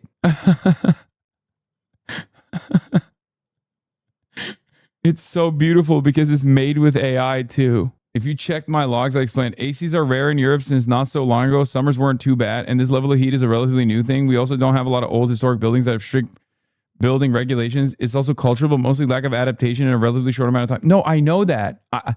Dog, I've been to Europe virtually every year for like the last 20 years of my life. And I lived in Turkey when I was growing up for the first 18. Okay? So yes, I'm quite familiar with the climate change that has taken place in Europe. I know that. I get all of that. I just said all of that. I said that a lot of the houses are too old and they were designed for a entirely different type of climate that no longer exists and is not coming back. My confusion doesn't come from why ACs are... My confusion doesn't come from like what's going on in Europe and why people are dying to heat stroke. My confusion comes from why Europeans haven't decided to do something about it. Oh, this is what it means to get frame mogged. Europe has been busy. Also, those tethered tops. No, that one is fine. We do feel like us using AdBlue is a game changer for the environment. I think the tethered tops are fine. I think that Americans are stupid. I'll say that. The tethered tops on the plastic bottles that don't come off are fine. Plus, they can if you just really pull on it. That's number one. Number two, Americans are too dumb to understand that that's actually a good thing, okay? I don't have a problem with the tethered tops. That is literally Amerifat nonsense, okay? I think the tethered tops are fine. Americans, for some weird reason, have like tremendous beef with it. But the AC thing, I can't comprehend. I just cannot. Did you see EU getting AC mogged?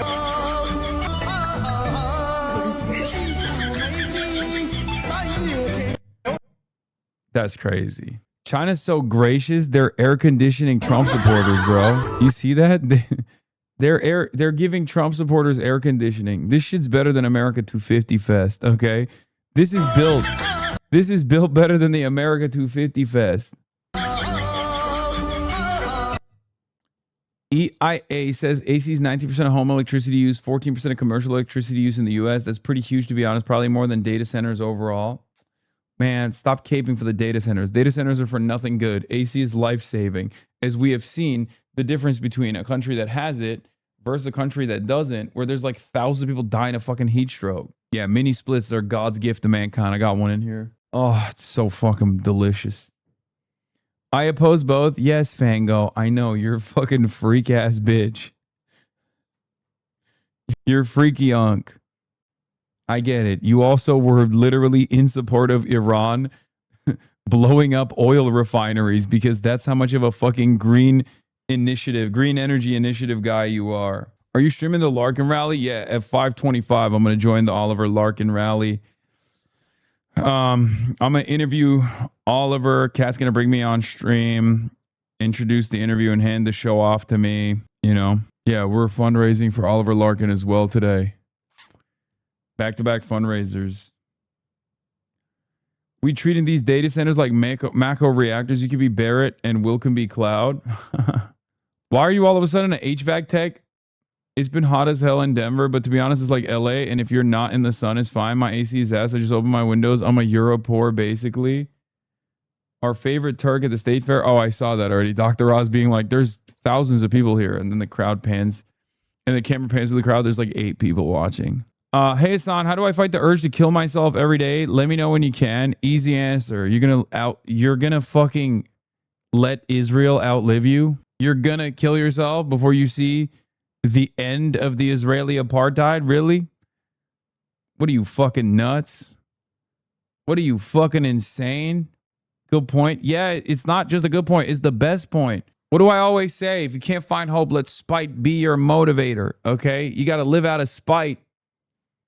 SSRIs probably help too. Also, food. Like, I mean, I don't know. I feel like I've talked about this already. I don't think I have chronic depression or have ever experienced it because I love food too much. And I'm like, if I kill myself, there's like so many food opportunities that I'm missing out on. You know what I mean? Like, I eat lead one time. I can't eat donuts ever again. You know what I mean? That's fucked up.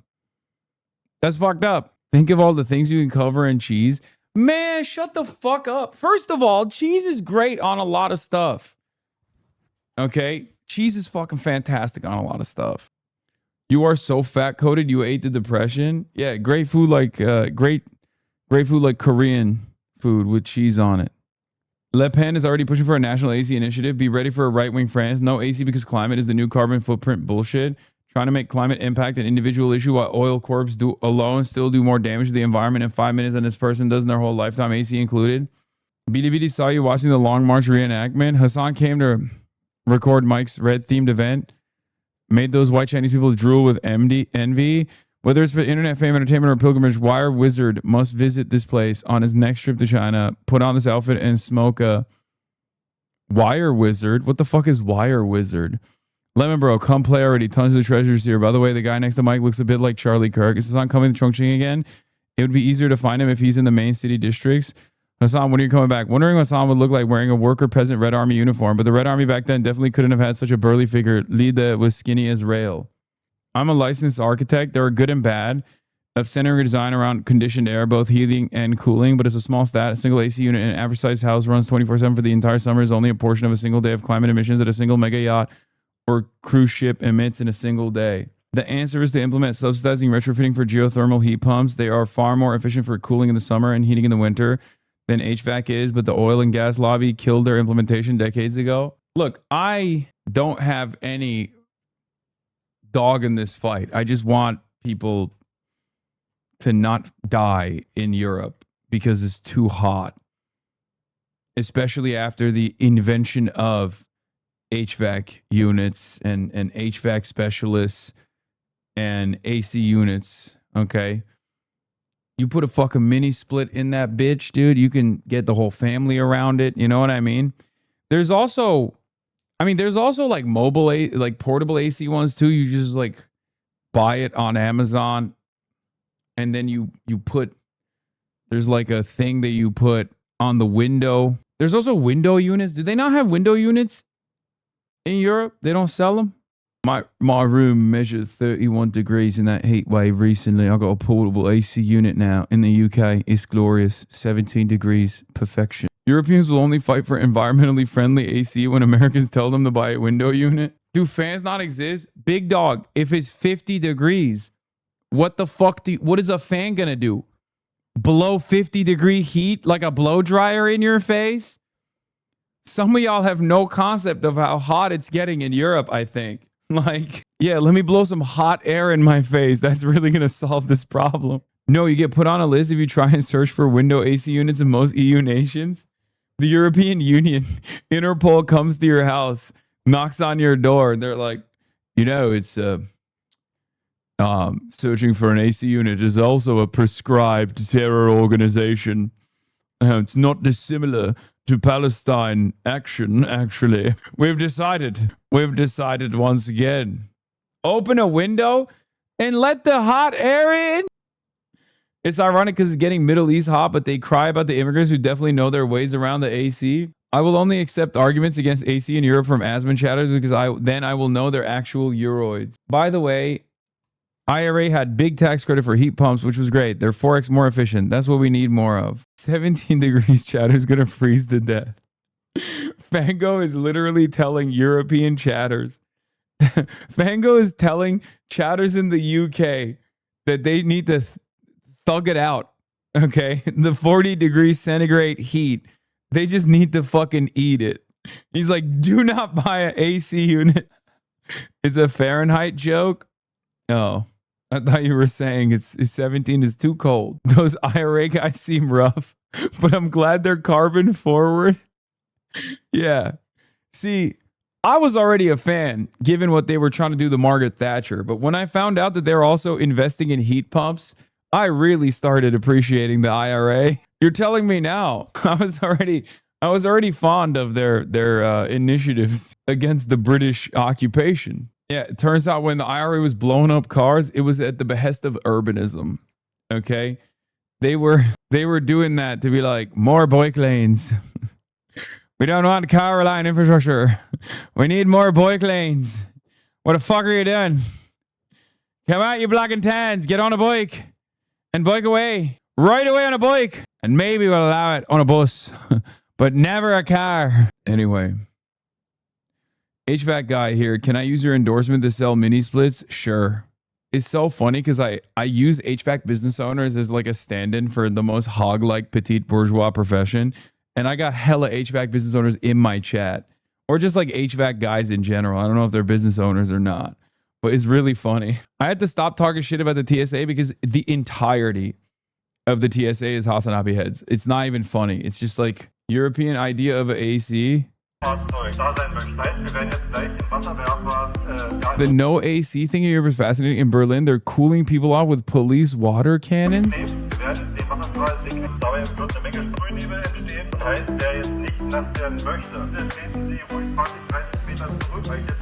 There's gotta be a better way. That's crazy. Britain's ordered to remove air conditioner from homes in 40 centigrade heat under net zero crackdown. Bro, I live in England. Why is there American monster? You better respect the USPS. We in here too, and we're watching. Buddy, when have I not fucking rode for the US Postal Service? What are you talking about? I'm the #1 USPS dick rider of all time. It's like being like, wow, buddy, there's Teamsters watching. You better not disrespect the rank and file Teamsters. Like, okay, yeah, that's not happening. Yeah, we fuck with the USPS in this bitch. HVAC Sputnik. If anyone needs a mini split installed in Missouri, then hit me up. AC is really expensive. That's why most people don't have it. It costs $5 to $10K for the whole house. And most people don't think it's worth it for a week or two per year. Is it just a week or two per the whole year? I feel like you guys just don't know what it's like to have an AC unit. So you think it's just for like a week or two. Dog, you don't have to only use the AC unit when it's 50 degrees centigrade. You use it for the whole summer. Yeah. Europeans are kind of funny though, because they're like complaining about the fucking Islamic style refugee crisis that's taking place. But it's like, big dog, you know, those are the motherfuckers that know how to withstand the heat. You know what I mean? Those are the only people. That's the real great replacement, dude. The real great replacement is when the only people who are alive at the end of a heat wave in Europe are going to be like, you know, Syrian dudes. Yeah. Also, it's insane that Europeans think the AC is an American luxury when there are large parts of the actual third world that have heavy AC usage. Aircon in Europe. Please indulge in your fantasies. What the fuck? This is like, bro, this is the actual opposite. Isn't that crazy? This literally is like the actual opposite of most. Like, the less developed you are, the more likely it is that you have AC. Europe has 175,000 heat deaths per year. Europe's AC phobia kills much more people than gun violence in the US. Wait, what? Heat claims more than 175,000 lives annually. Wait, what? What? Okay, I'm done. I can't. Bro, we really destroyed Europe. Like, I think America unironically ruined Europe. Europe is literally third world. Europe is actually more third world than the third world. Europeans think the AC will kill them. I'm not joking. It's insane. Dog, how is that possible? It recorded its warmest average temperature yet is 17 degrees Celsius. Wait, and its exhausting summer heat waves across northern hemisphere. Dr. Kluge said that there's 3 warmest years on the record in Europe have all happened since 2010, and the 10 hottest years have all charted since 2007. Heat stress is the leading cause of climate-related death in the region. Yo, what are they doing? Are they just like, there's no way, right? Like they're just really beefing up those numbers, right? Like it has to be. Like I know you like the number. I'm a numbers guy. I feel like these guys are just like, oh, an old person died. And yes, Europe's heat waves are deadlier than American gun violence. Oh my God. More Europeans die of summer heat than Americans die of guns. Oh my God. Mostly, mostly old people though. Dog, what the fuck are you saying? Oh, so it's fine. Damn, dude. I don't have that level of fucking boomer hate in my heart. That's crazy. Shatter said their time was now. Their time had come. It's okay. You know? It's fine. All right, I got to join this video conference. Okay? And fundraise. Hold on. What the hell is this? Why is it like this? Hold on. Hello? Okay. Let's do virtual camera. I guess cam off center head on. No. Okay. All right. The federal minimum wage to $25 an hour, which of course was a lie. He hasn't done anything. But the fact that the right is agitating their base about 25, not 15, not 17, not 18, they're agitating about the number that people actually need. That you know, it's really important that if somebody, on the other side, I won't even say Democrats, but pro-democracy forces, when they take over, if they take over, they can't just talk about things like 25. They have to deliver on things like 25. And so we need Oliver to get in there, and alongside Rashida and alongside Ana Lilia and Chris Rabb and everybody else, make this HR 1 deliver on the affordability crisis by paying people a living wage. you heard first. So that all of him, just what Sadu was saying, don't as 5 if you want the federal minimum wage to be 25. But I don't know about y'all, 25 in Miami don't make it, so you might as well start donating 40, so we could be at 40. That's just me being hopeful. Bro, Austin is on the call. What the fuck? And want to chime in here? Yeah, sure. Can everybody hear me? Yes. Yes. Okay. Okay, good.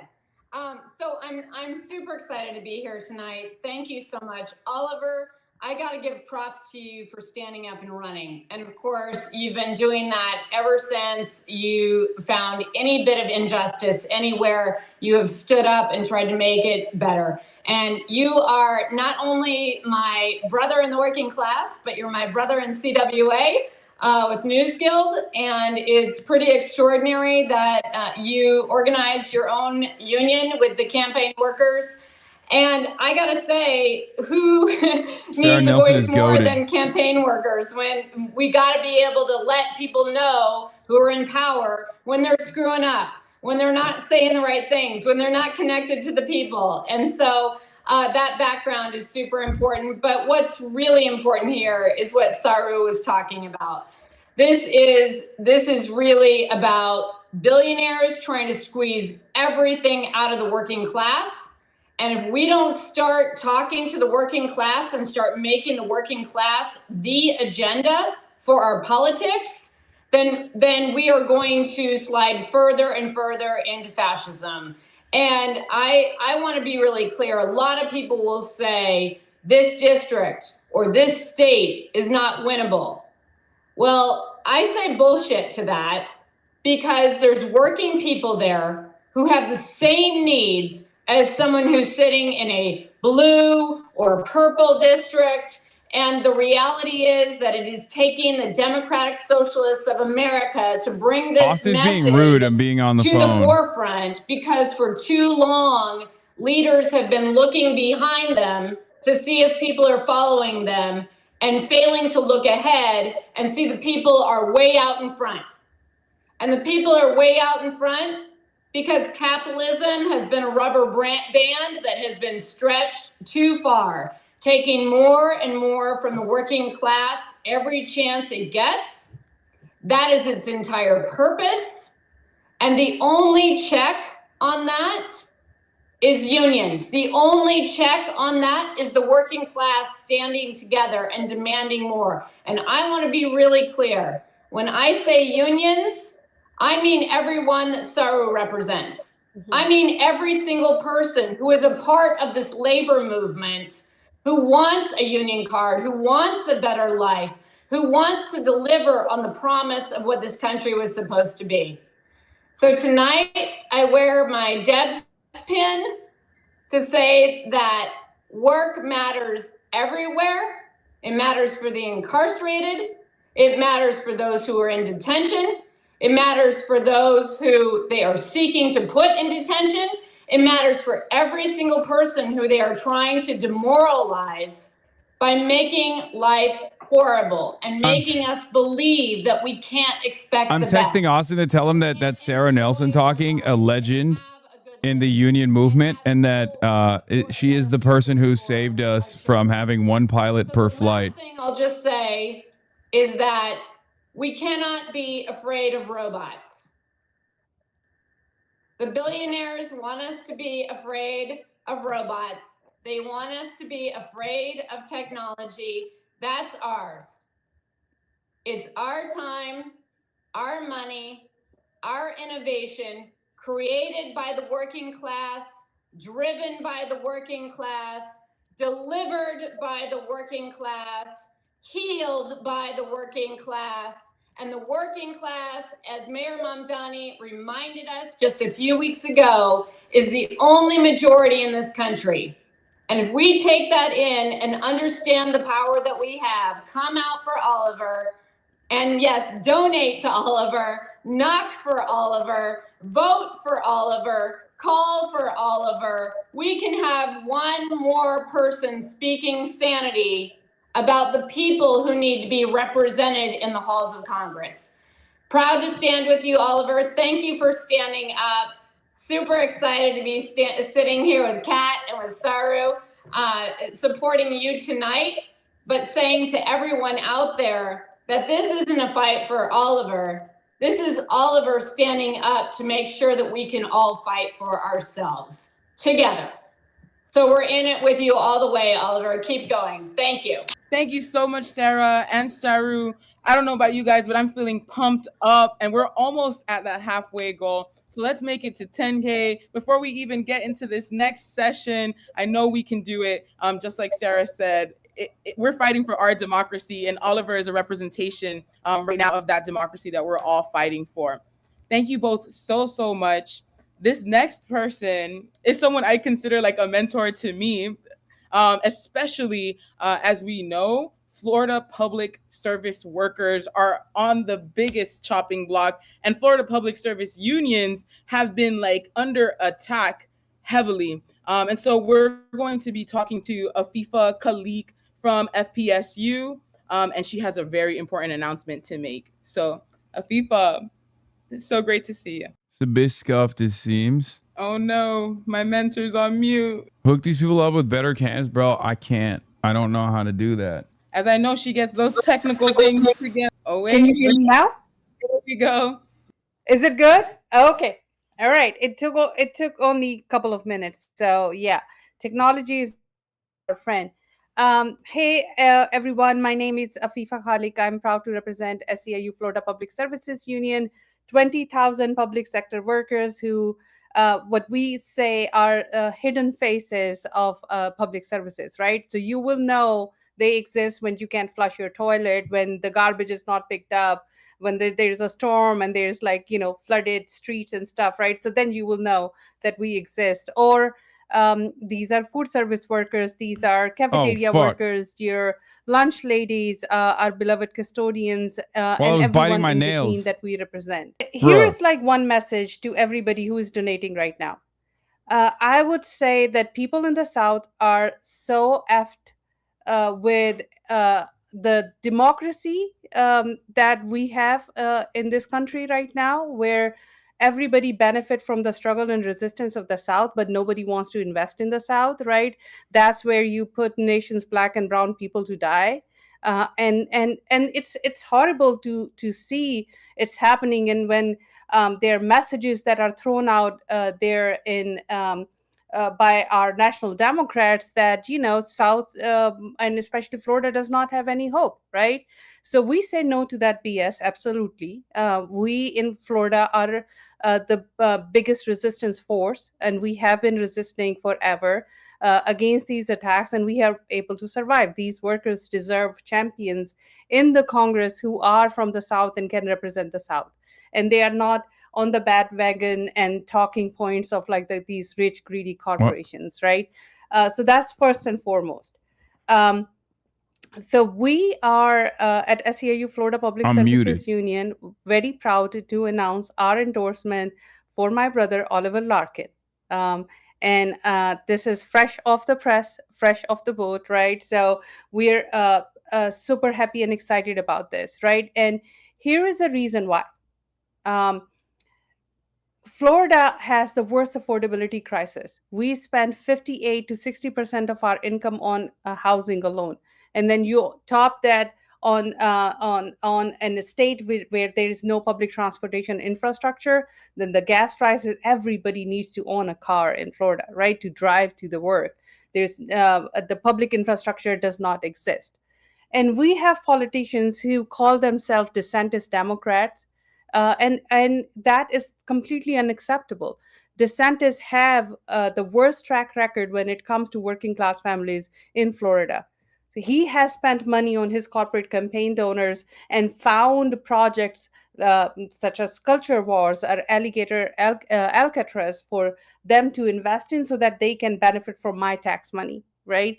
So somebody who says that they are DeSantis Democrat, it's a horrible slap on the working class families and their claim that they represent us, right? Toby So Dirty. that's not happening. And we say no to that BS too.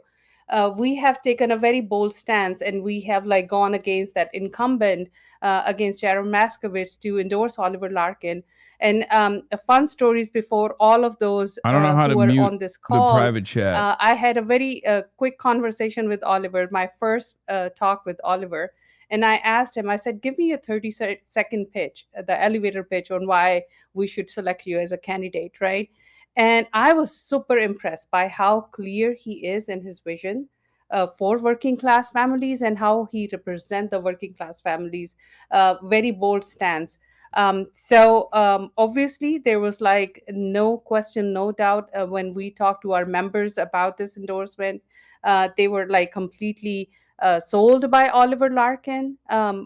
We do not have to do any push. We do not have Oliver's stance and his vision was selling point enough for our members to realize like who is the champion who is going to be the champion in Congress for them. So SEIU Florida Public Services Union, we stand behind Oliver Larkin, and everybody who is donating today, please donate for the Black and Brown resistance movement in South, not just for Oliver, but because resistance is alive. Thank you so much. Thank you so much, Afifa. And thank you for everyone that did so far. We're almost halfway there. This is going to be my last introduction before I hand it on over to Hasan and Austin, who will be taking over from here. It has been a super pleasure. As someone who has just been redistricted into Oliver Larkin's district, I am an excited voter, organizer, and friend and neighbor. So until next time. All right. Is it our turn now? Thank you, Kat. Let's do it. All right. Thank you, Kat, for the introduction. Real honor to be here with Oliver. We were early on trying to promote Oliver when he was chasing down Moskowitz in the original district before the redistricting scheme came about. And I feel like now there's an even better opportunity for Oliver to make an impact. I know that there was an early poll that came out today showing Moskowitz at 67% and Oliver at 33%.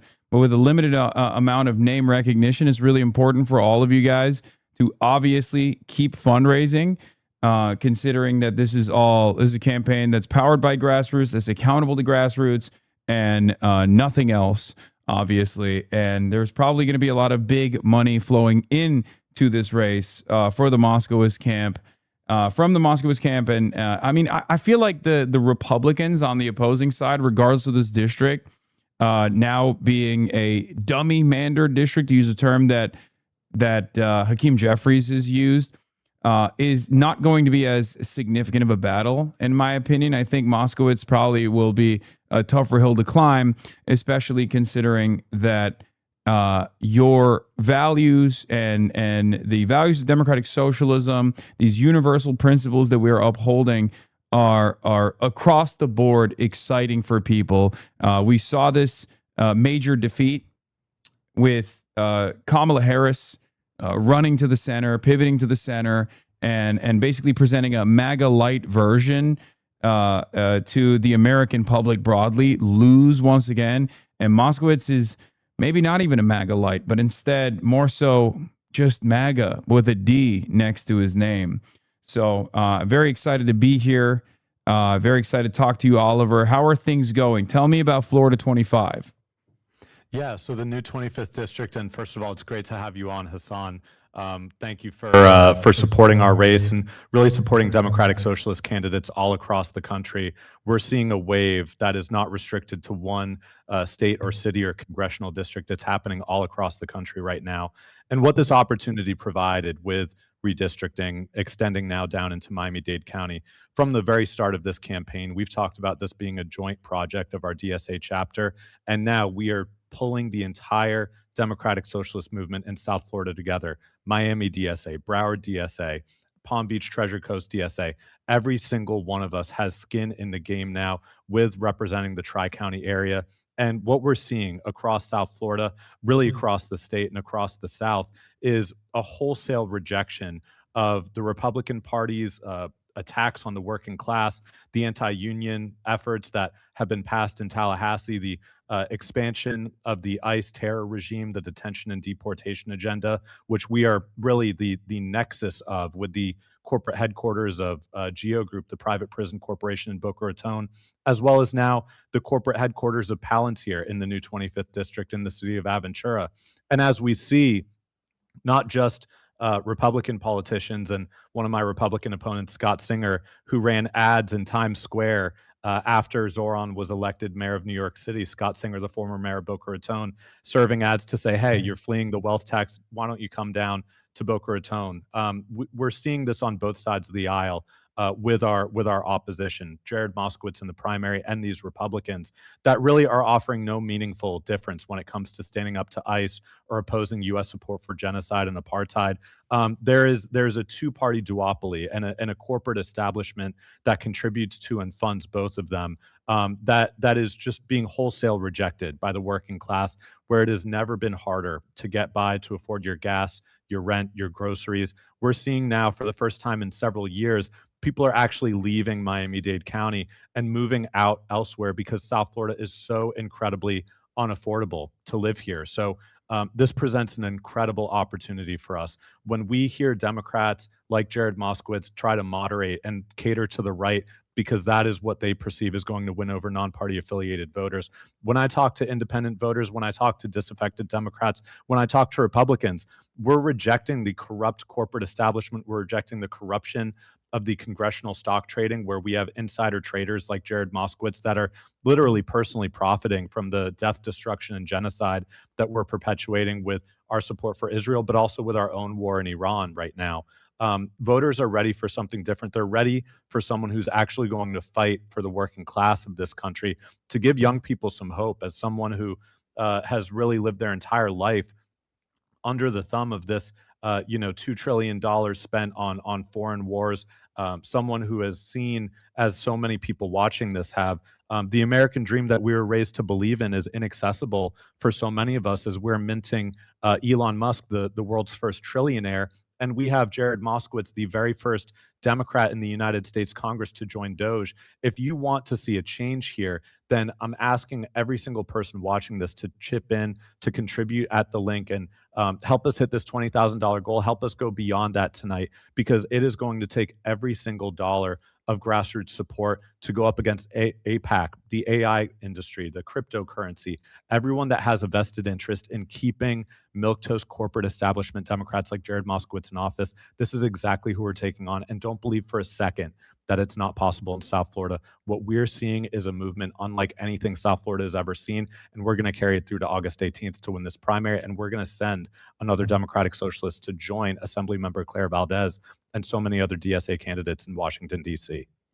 Oliver, I have questions for you. So in your experience, you've been up and down now in different parts of these two different districts that are not super different from one another. But when you go out there and you talk to the voters, likely voters, independents, these mythical moderate voters that are maybe never really voting for the Democratic Party, and you tell them your quote unquote radical agenda of ending unnecessary wars, like how do they react? Because I assume Neera Tanden says all the time that they probably react in horror, right? And they say, no, I would like to give billions of dollars to both Israel and also melt another billion every day, waging war with Iran, right? And I love that my gas prices are high. I feel patriotic paying them, or is there a different reaction when they hear your perspective?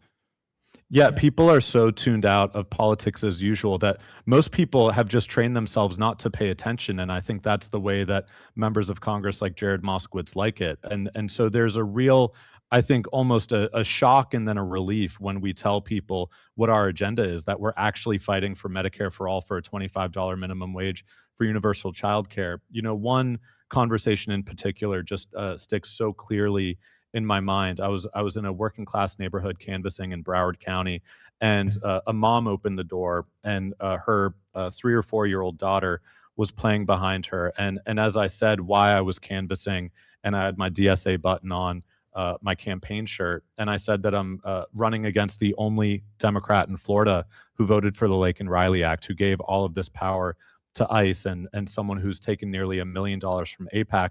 She was literally tearing up saying, I don't understand how I can look at my daughter and see someone else's child locked up in Dilley Detention Center in Texas. I don't see how I can look at my daughter and know that my taxpayer dollars are going towards tearing children limb from limb in Gaza. And I think it's so visceral for so many parents that are they're watching Miss Rachel with their children, and they're really seeing the horror, as it's so hard to afford childcare, as it's so hard to afford rent, as it's so hard to afford public transportation, and the stress that people live with. And then they see what our taxpayer dollars are contributing to. There's a just extreme disgust, and I think that's exactly why so many people have tuned out. But we have a congressman who doesn't show up for town halls. We have someone who doesn't go door to door. So when we do that, the power that lends to our movement, the legitimacy it lends just by being willing to show up and listen. I mean, the word is representative. The word means showing up and representing the people that you want to speak to. And at these No Kings protests as well, I mean, it's not just Democrats turning out to these things. It's non-party affiliated voters, it's Republican voters. And this is really what is inspiring people, that a new kind of politics is possible. We have such an amazing opportunity right now in Florida. And you mentioned the two districts and some of the polling that we've done. What I also want to highlight is that when we polled this 25th district, 86% of Democratic primary voters, but also 68% of general election voters, Republicans, non-party affiliated, and Democrats, want to see the United States stop this unconditional military aid to Israel, where we are sending, and there's going to be another vote in Congress this week, billions of our taxpayer dollars towards an occupation in Lebanon where 1 million people or more have been displaced, where we are once again overcommitting ourselves militarily in support of what is a Jim Crow regime. And I think we refer to it as apartheid because we don't want to reckon with our own history in the United States, that the racial segregation, the two-tiered system of justice is really originating from the very soul of our country that we're still working to rectify to this day. And I feel a tremendous responsibility as a candidate running in the South to finish this work of reconstruction and to connect these struggles when Black and brown Floridians are being dispossessed and disenfranchised. We need to connect these struggles to what our taxpayer dollars are doing overseas. And increasingly, with this cost of living and affordability crisis, voters can no longer separate foreign and domestic policy. The cat is out of the bag, and no matter what Neera Tanden or Third Way or Josh Gottheimer might want to believe, people understand now that these struggles are interconnected, and the solidarity of this movement is exactly what the Democratic Socialists of America is delivering, and why we're seeing so much incredible momentum across the country. Yeah, there was a new poll that just came out that showed, with the exception of Barack Obama, the top 3 most popular politicians across the board in the United States of America were all Democratic socialists, or socialists in general. You had Bernie Sanders, Rahm Mamdani, and AOC in the top 3. And I think this is precisely what a lot of establishment Democrats are terrified of. As I've said before, they're not worried that Zoran was going to win and then fail and then be used as an example for the rest of the country. They were worried that he was going to win and succeed and govern well and have good governance be associated with democratic socialism. And then other people were going to demand similar politicians. Well, we have a similar politician here with Oliver, right? It's been wonderful seeing other candidates from New York City DSA like Claire come in and show support as well, because this movement is not about, popular figures. This is a people-backed movement. This is a working class movement, and it's about uplifting. It's about centering the working class, but then it's also about delivering for the working class, something that I think the Democratic Party, unfortunately, has failed to do for far too long. We've also reached $20,000 in the fundraising goals just now while you were talking. So congratulations to everybody that donated. Thank you so much. One of the things I wanted to talk about is that you ran a poll early in the previous district that you were in. And now one of the things that you found out was that in an informed ballot, you were actually defeating Moskowitz 51-33. So how do we make sure that virtually every single person in Florida 25 gets to know your policies and gets to hear about Moskowitz's policies? How do we get you across the finish line that way, Oliver? Yeah, it's these donations, and that contributes directly towards our on-the-ground organizing. And just to set the terms of this evening for folks, tomorrow is our last end-of-quarter FEC fundraising deadline of this primary election. Our election is on August 18th. We are, believe tomorrow, 7 weeks away from our primary. So we are so incredibly close. Ballots are being mailed out in a matter of less than 2 weeks. So we need to start our advertising immediately. Like, we need to start our advertising tomorrow if we have the resources to do it. And that is what your donations are going towards. When we are spending thousands of dollars printing the campaign literature that our volunteers are walking up someone's driveway every single day to deliver, all of this work costs money. And as someone who grew up in organizing and really got my political start going door to door, these are some of the easiest conversations, I have to be honest with you, that I've ever had. I was expecting, maybe a dead heat. Maybe one door is a strong supporter. Maybe the next door is a strong supporter of the incumbent. In 15 seconds, you say, I'm running against the first Democrat in Congress to join DOJ, the only Democrat in the state of Florida to vote for the Laken Riley Act, and someone who describes himself as a Ron DeSantis Democrat. People look at you like you're an alien from outer space and say, wait, that's a Democrat? And the support just immediately gravitates towards us. In that poll that we ran in the old district, we started out at down 45 to 11% on the positives, just on the positives. So I don't even want to center this too much, although Congressman Moskowitz's record is abhorrent for a Democrat in office. But when people hear that there is a former Bernie Sanders campaign organizer, someone who organized a union in their workplace and is fighting for Medicare for all, for $25 an hour, for universal child care, and ending U.S. support for genocide and apartheid, that alone reaches our support way ahead of Moskowitz. We jump up 38% in the polls. We take 20% of his support. And then our support grows even more because the Democratic Socialists of America label is not hurting us. Fox News, Newsmax, the National Review, they've all been freaking out in the past week because of what Claire and so many DSA members were just able to achieve in New York City, that now they're calling me a socialist and they're saying, should Jared Moskowitz be worried? How far is this movement going to go? And it's going to go as far as you're able to contribute to fund our voter outreach, to fund our advertising. Again, it has to start now. So the same way that when I went on your stream, Hasan, back in March, and I said, change the math in this race.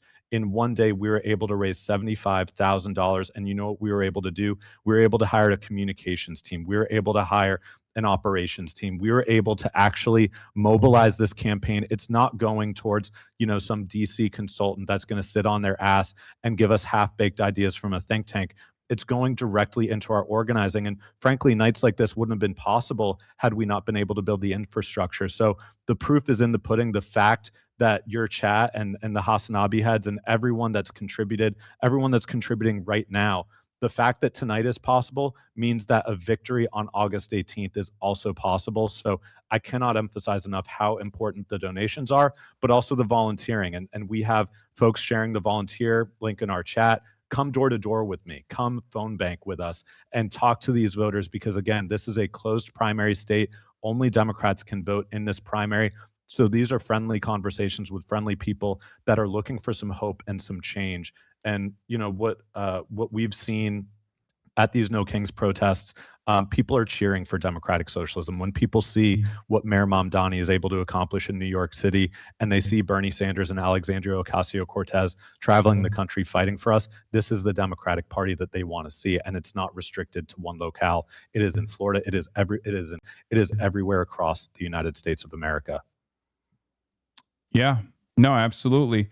So as far as your conversations in the district with people goes, what's the attitude overall on, endless American militarism, especially considering that there are many poorer parts of this district as well? There's an affordability crisis that you are talking about here.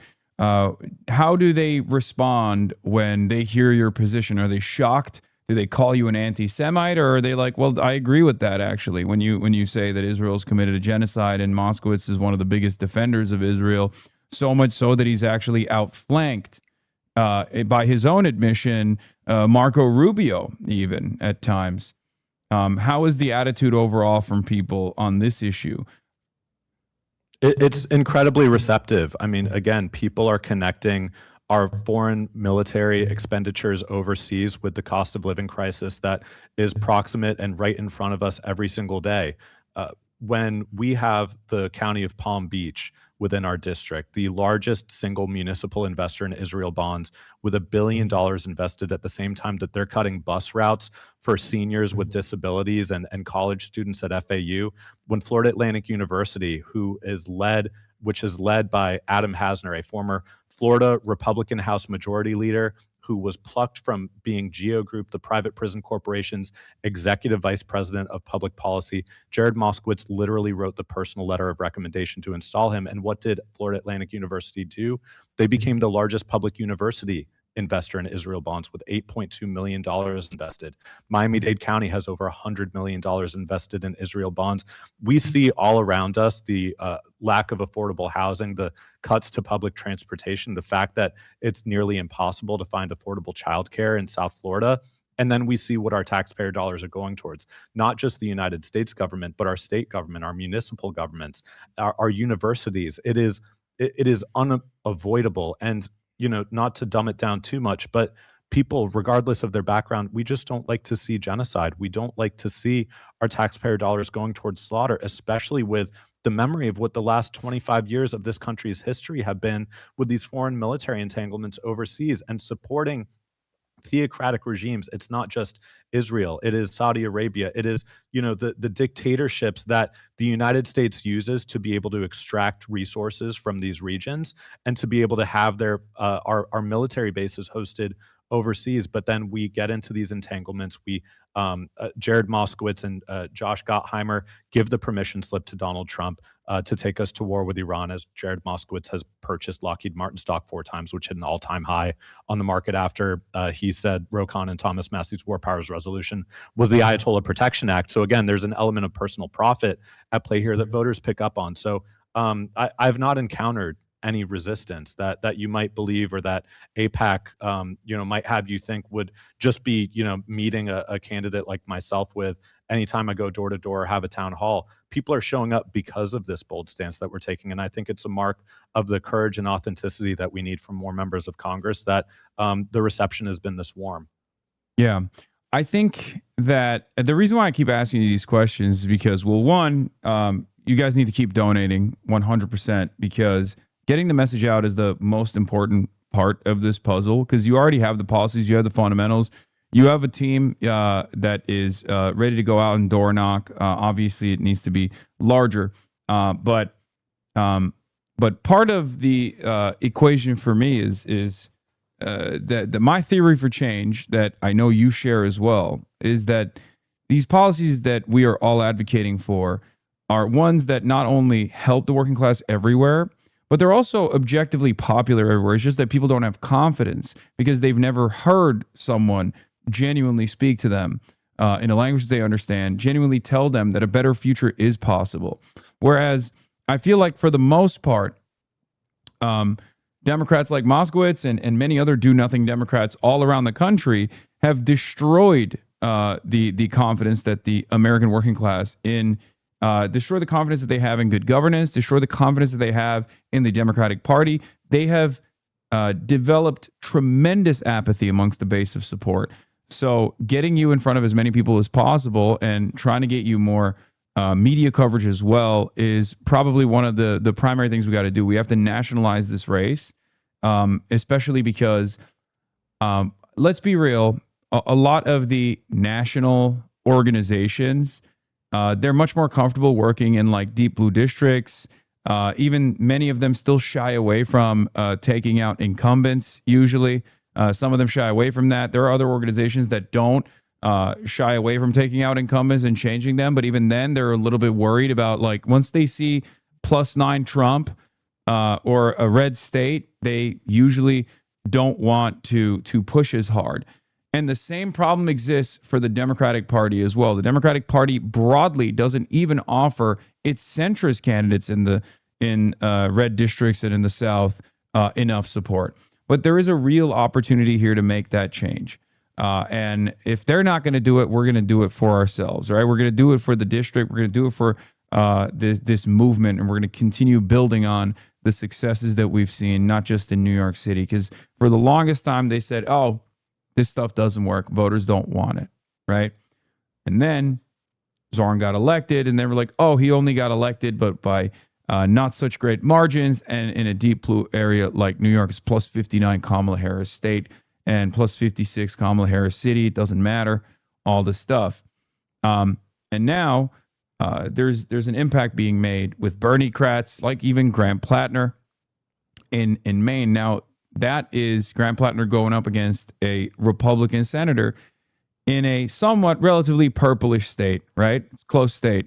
I think it was Kamala 6, if I'm not mistaken. Now the dynamic changes, the goalposts shift, and they turn around and say, okay, well, you can't do that in a red district. You can't do that in a red state. Let's see you flip a potential red district into a blue one. And we got to do that. We got to be able to do that. And I think we should have a 50-state strategy. We should have a strategy in every district. We should have someone just like yourself in every single district. And this is an incredibly important race to prove that point, because you have the fundamentals, you have the policies, you have the charisma, especially in comparison to Moskowitz. I mean, that's not saying much, but you got the motion. We just need to be able to connect you with as many voters as possible, because once we get over that hump, once more and more people are aware of who you are and what you represent, and that there is an election even that's taking place, a primary that's taking place, if we can draw turnout, we can absolutely make a massive impact here, and we can unseat one of the worst in Congress. Like, there are a lot of villains. Obviously, we all despise the Republicans unconditionally and across the board. They're fascists, right? However, there are fascist collaborators within the Democratic Party, and I don't mind saying that Moskowitz is one of them, okay? Because he has said it. It's not me saying it. It's something he has personally communicated. He is the one who has said he agrees with the Trump administration's actions as it pertains to the Trump administration's allegiance to the state of Israel, or even Marco Rubio broadly and his initiatives across the board. That's not a Democrat at that point. That's a Republican that is running with a D next to their name, and we can't let that happen. We can't allow that to happen. And even from the perspective of the Democratic Party advancing its agenda, you can't have a spoiler like that. That's number one. Number two, this is now a different district, right? There is a likelihood that a Republican could have some impact in this district. And I personally believe that Moskowitz is a far weaker candidate in Florida 25 than Oliver is. And the reason for why is because it's the same exact dynamic that has persisted between a light MAGA or blue MAGA Democrat versus the full thing. When people are presented with those two options, they go for the full strength. They go for MAGA. It actually lowers turnout for many likely voters that would have gone out and voted, many young voters that would have gone out and voted for something rather than simply against a Republican. And I don't want to risk that. I want Democrats at the end of the day. I want Democratic socialists at the end of the day to win these races. Yeah, I couldn't have said it better myself. And just to put a fine point on it, you know, in an election year where Democratic voters, but also non-party affiliated voters are so upset with the mass detention and deportation regime of the Trump administration. The very first law that Donald Trump signed was the Lake and Riley Act. Why would we nominate someone in a tough district who was the only Florida Democrat to vote for the Lake and Riley Act? There's no meaningful difference between the Republican and Democratic candidate in that respect. Why would we nominate someone when we have seniors that are on wait times on Social Security because 8,000 Social Security Administration workers have been placed on RIF orders that have been laid off? Why would we nominate the only Democrat in Congress, the first Democrat in Congress to join DOJ, and give voters no meaningful difference for union members that have been screwed over, had their collective bargaining agreements voided? Why would we nominate someone in the midst of the most unpopular U.S. foreign policy in our lifetimes of this catastrophic support for genocide and Jim Crow? Why would we nominate someone who has no meaningful difference with the Republican Party on the most important issue many Democratic voters consider, and the one that lost Vice President Kamala Harris the election in 2024? It would be a profound mistake to demobilize Democratic base voters and progressives based on all of these issues that are the most important contrasts we have right now with the Republican Party, in addition to the mountain of corporate PAC money that Jared Moskowitz is receiving, as he is, you know, trading many of those very same corporate PACs stocks as a sitting member of Congress with nearly $4 million. People are sick of this corruption, and they want to see a real difference between the parties, and not just, you know, as we've seen so often in Florida, not just Jared Moskowitz, but these Democrats that feel that they need to pretend to be Republicans, or perhaps they are Republicans and just feel like they need to have a D listed next to their name. What's the significance of today, by the way, as a filing deadline? Because I know that this is the ultimate goal that you're trying to reach here is 150,000. What's the significance of today? Yeah, so today is the last day before tomorrow at 11:59 p.m. the FEC fundraising deadline. It is a public report that we will file showing all of our fundraising from the past 3 months, from April 1st up until 11:59 p.m. tomorrow. And this is what the media is going to look at. When, Hasan, you say that we need more media coverage, this is what the media is going to look at to assess the strength and legitimacy and viability of this campaign. So we need to blow our goal out of the water. We raised $200,000 in our last quarter. We need to go beyond that, and we need to hit this goal in order to do so. We need to go beyond $50,000. We need to see if we can hit $100,000 tonight. So if you haven't donated yet, or you gave a little bit and you can afford to give again, please hit that donation button right now, because this is what, when Fox News is calling me a democratic socialist, when Jared Moskowitz is going on CNN, but also on local media, and they're asking him about democratic socialism, this is the marker that the media is going to look at to ask, is this movement for real? And more importantly, do we have the resources to mobilize voters to reach them? You know, one $20 donation helps us serve 1,000 digital ad impressions, and we're going to need to be serving thousands of ad impressions to thousands, tens of thousands of voters. So even if you've just got $200 to spend, we need every single dollar and dime that you can contribute if you can afford it, because this is so important. We're not going to see another opportunity like this for a very long time because of the dissatisfaction that we're seeing all across the country, unless we prove that it is possible. If we prove that it is possible this election cycle, if we can send not only Claire and Daria Lisa and Chris Rabb and so many others to Congress, but if we can win these so-called purple districts, democratic socialism and these DSA chapters are going to be able to run candidates all across the country. And you know, tomorrow Malat Kiros is on the ballot. My brother-in-law actually voted for Malat. He lives in Denver.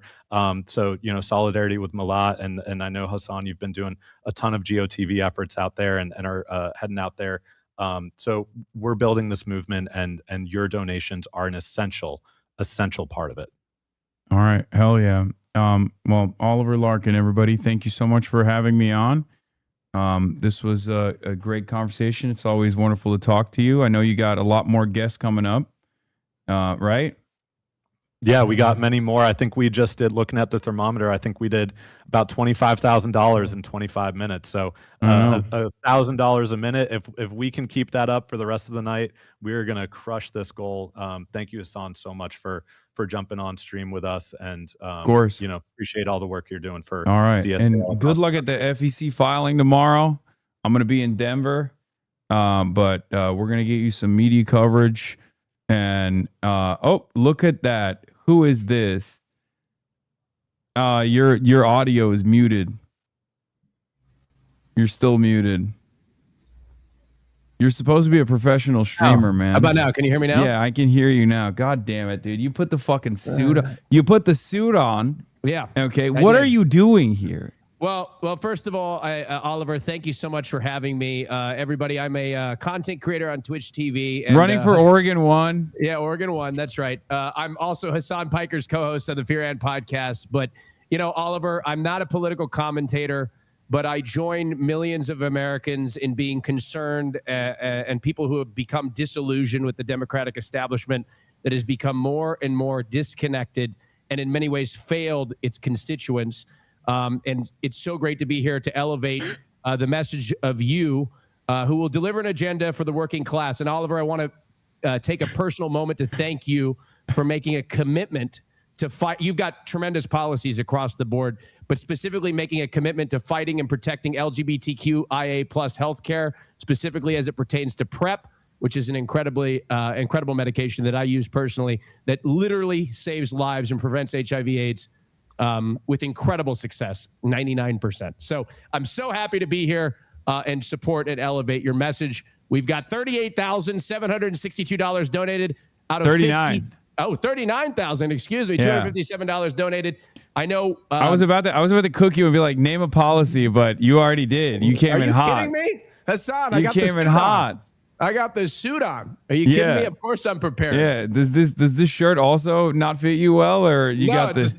It's the same shirt, same suit. Okay. I even have my trans flag here pinned. So. And now we've crossed over to $40,000. Austin, as soon as you came on, the money started rolling in, man. You're the money man. There's no coincidence. It's not a coincidence. But yeah, I didn't see you on the ad. So when I saw you sitting there on the bottom, I was a little confused. I was like, I didn't realize this guy's coming for my territory. Well, they actually. Yeah. No, I see that. Well, you know. Yeah, you're headlining. I just warmed up the crowd. Yeah, no, I'm moderating, so I'll be moderating for a little bit here, which I'm very much looking forward to the conversations that we're going to have. Hasan, you're free to stick around as long as you'd like. Well, I gotta go right now. Oh, you do? Well, that's unfortunate, but that's okay. You know, I have a lot more time, Oliver, for this than Hasan does, because I'm more committed to the cause. No, I'm kidding. I'm joking. No, well, I have to go because I'm, flying out to Denver tomorrow. I got it. Well, thank you, Hasan, for joining us. I appreciate it. Any parting words? Donate to Oliver. Let's get another Democratic Socialist elected.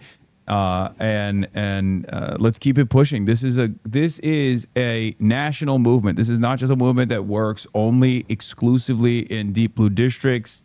There are plenty of people out there who also have the exact same needs that people in New York City have, people in Los Angeles have. They all want federally funded government housing if that's a more affordable option. They want to lower rent prices. They want free healthcare. They want free college. They want a better future for their families, for their children. They want to change the American trajectory to make sure that we have a positive vision for a future rather than this downward spiral that we're stuck in. And that's not going to happen with the Republicans in charge. And unfortunately, that hasn't really happened with the Democrats that we've had in the past in charge. So we got to change those Democrats and elect some socialists into these positions of power so we can make the change happen ourselves. And it's going to be an uphill flight. It's going to be an uphill fight. It's going to be an uphill battle no matter what. First, we got to beat the Democrats and get out of the primary. But then it's much easier, in my opinion, to defeat the Republicans in the general. So that's and I know Oliver is the guy to do it. So, keep donating. And thank you, Austin Show, I know you have a very busy schedule. You work a lot.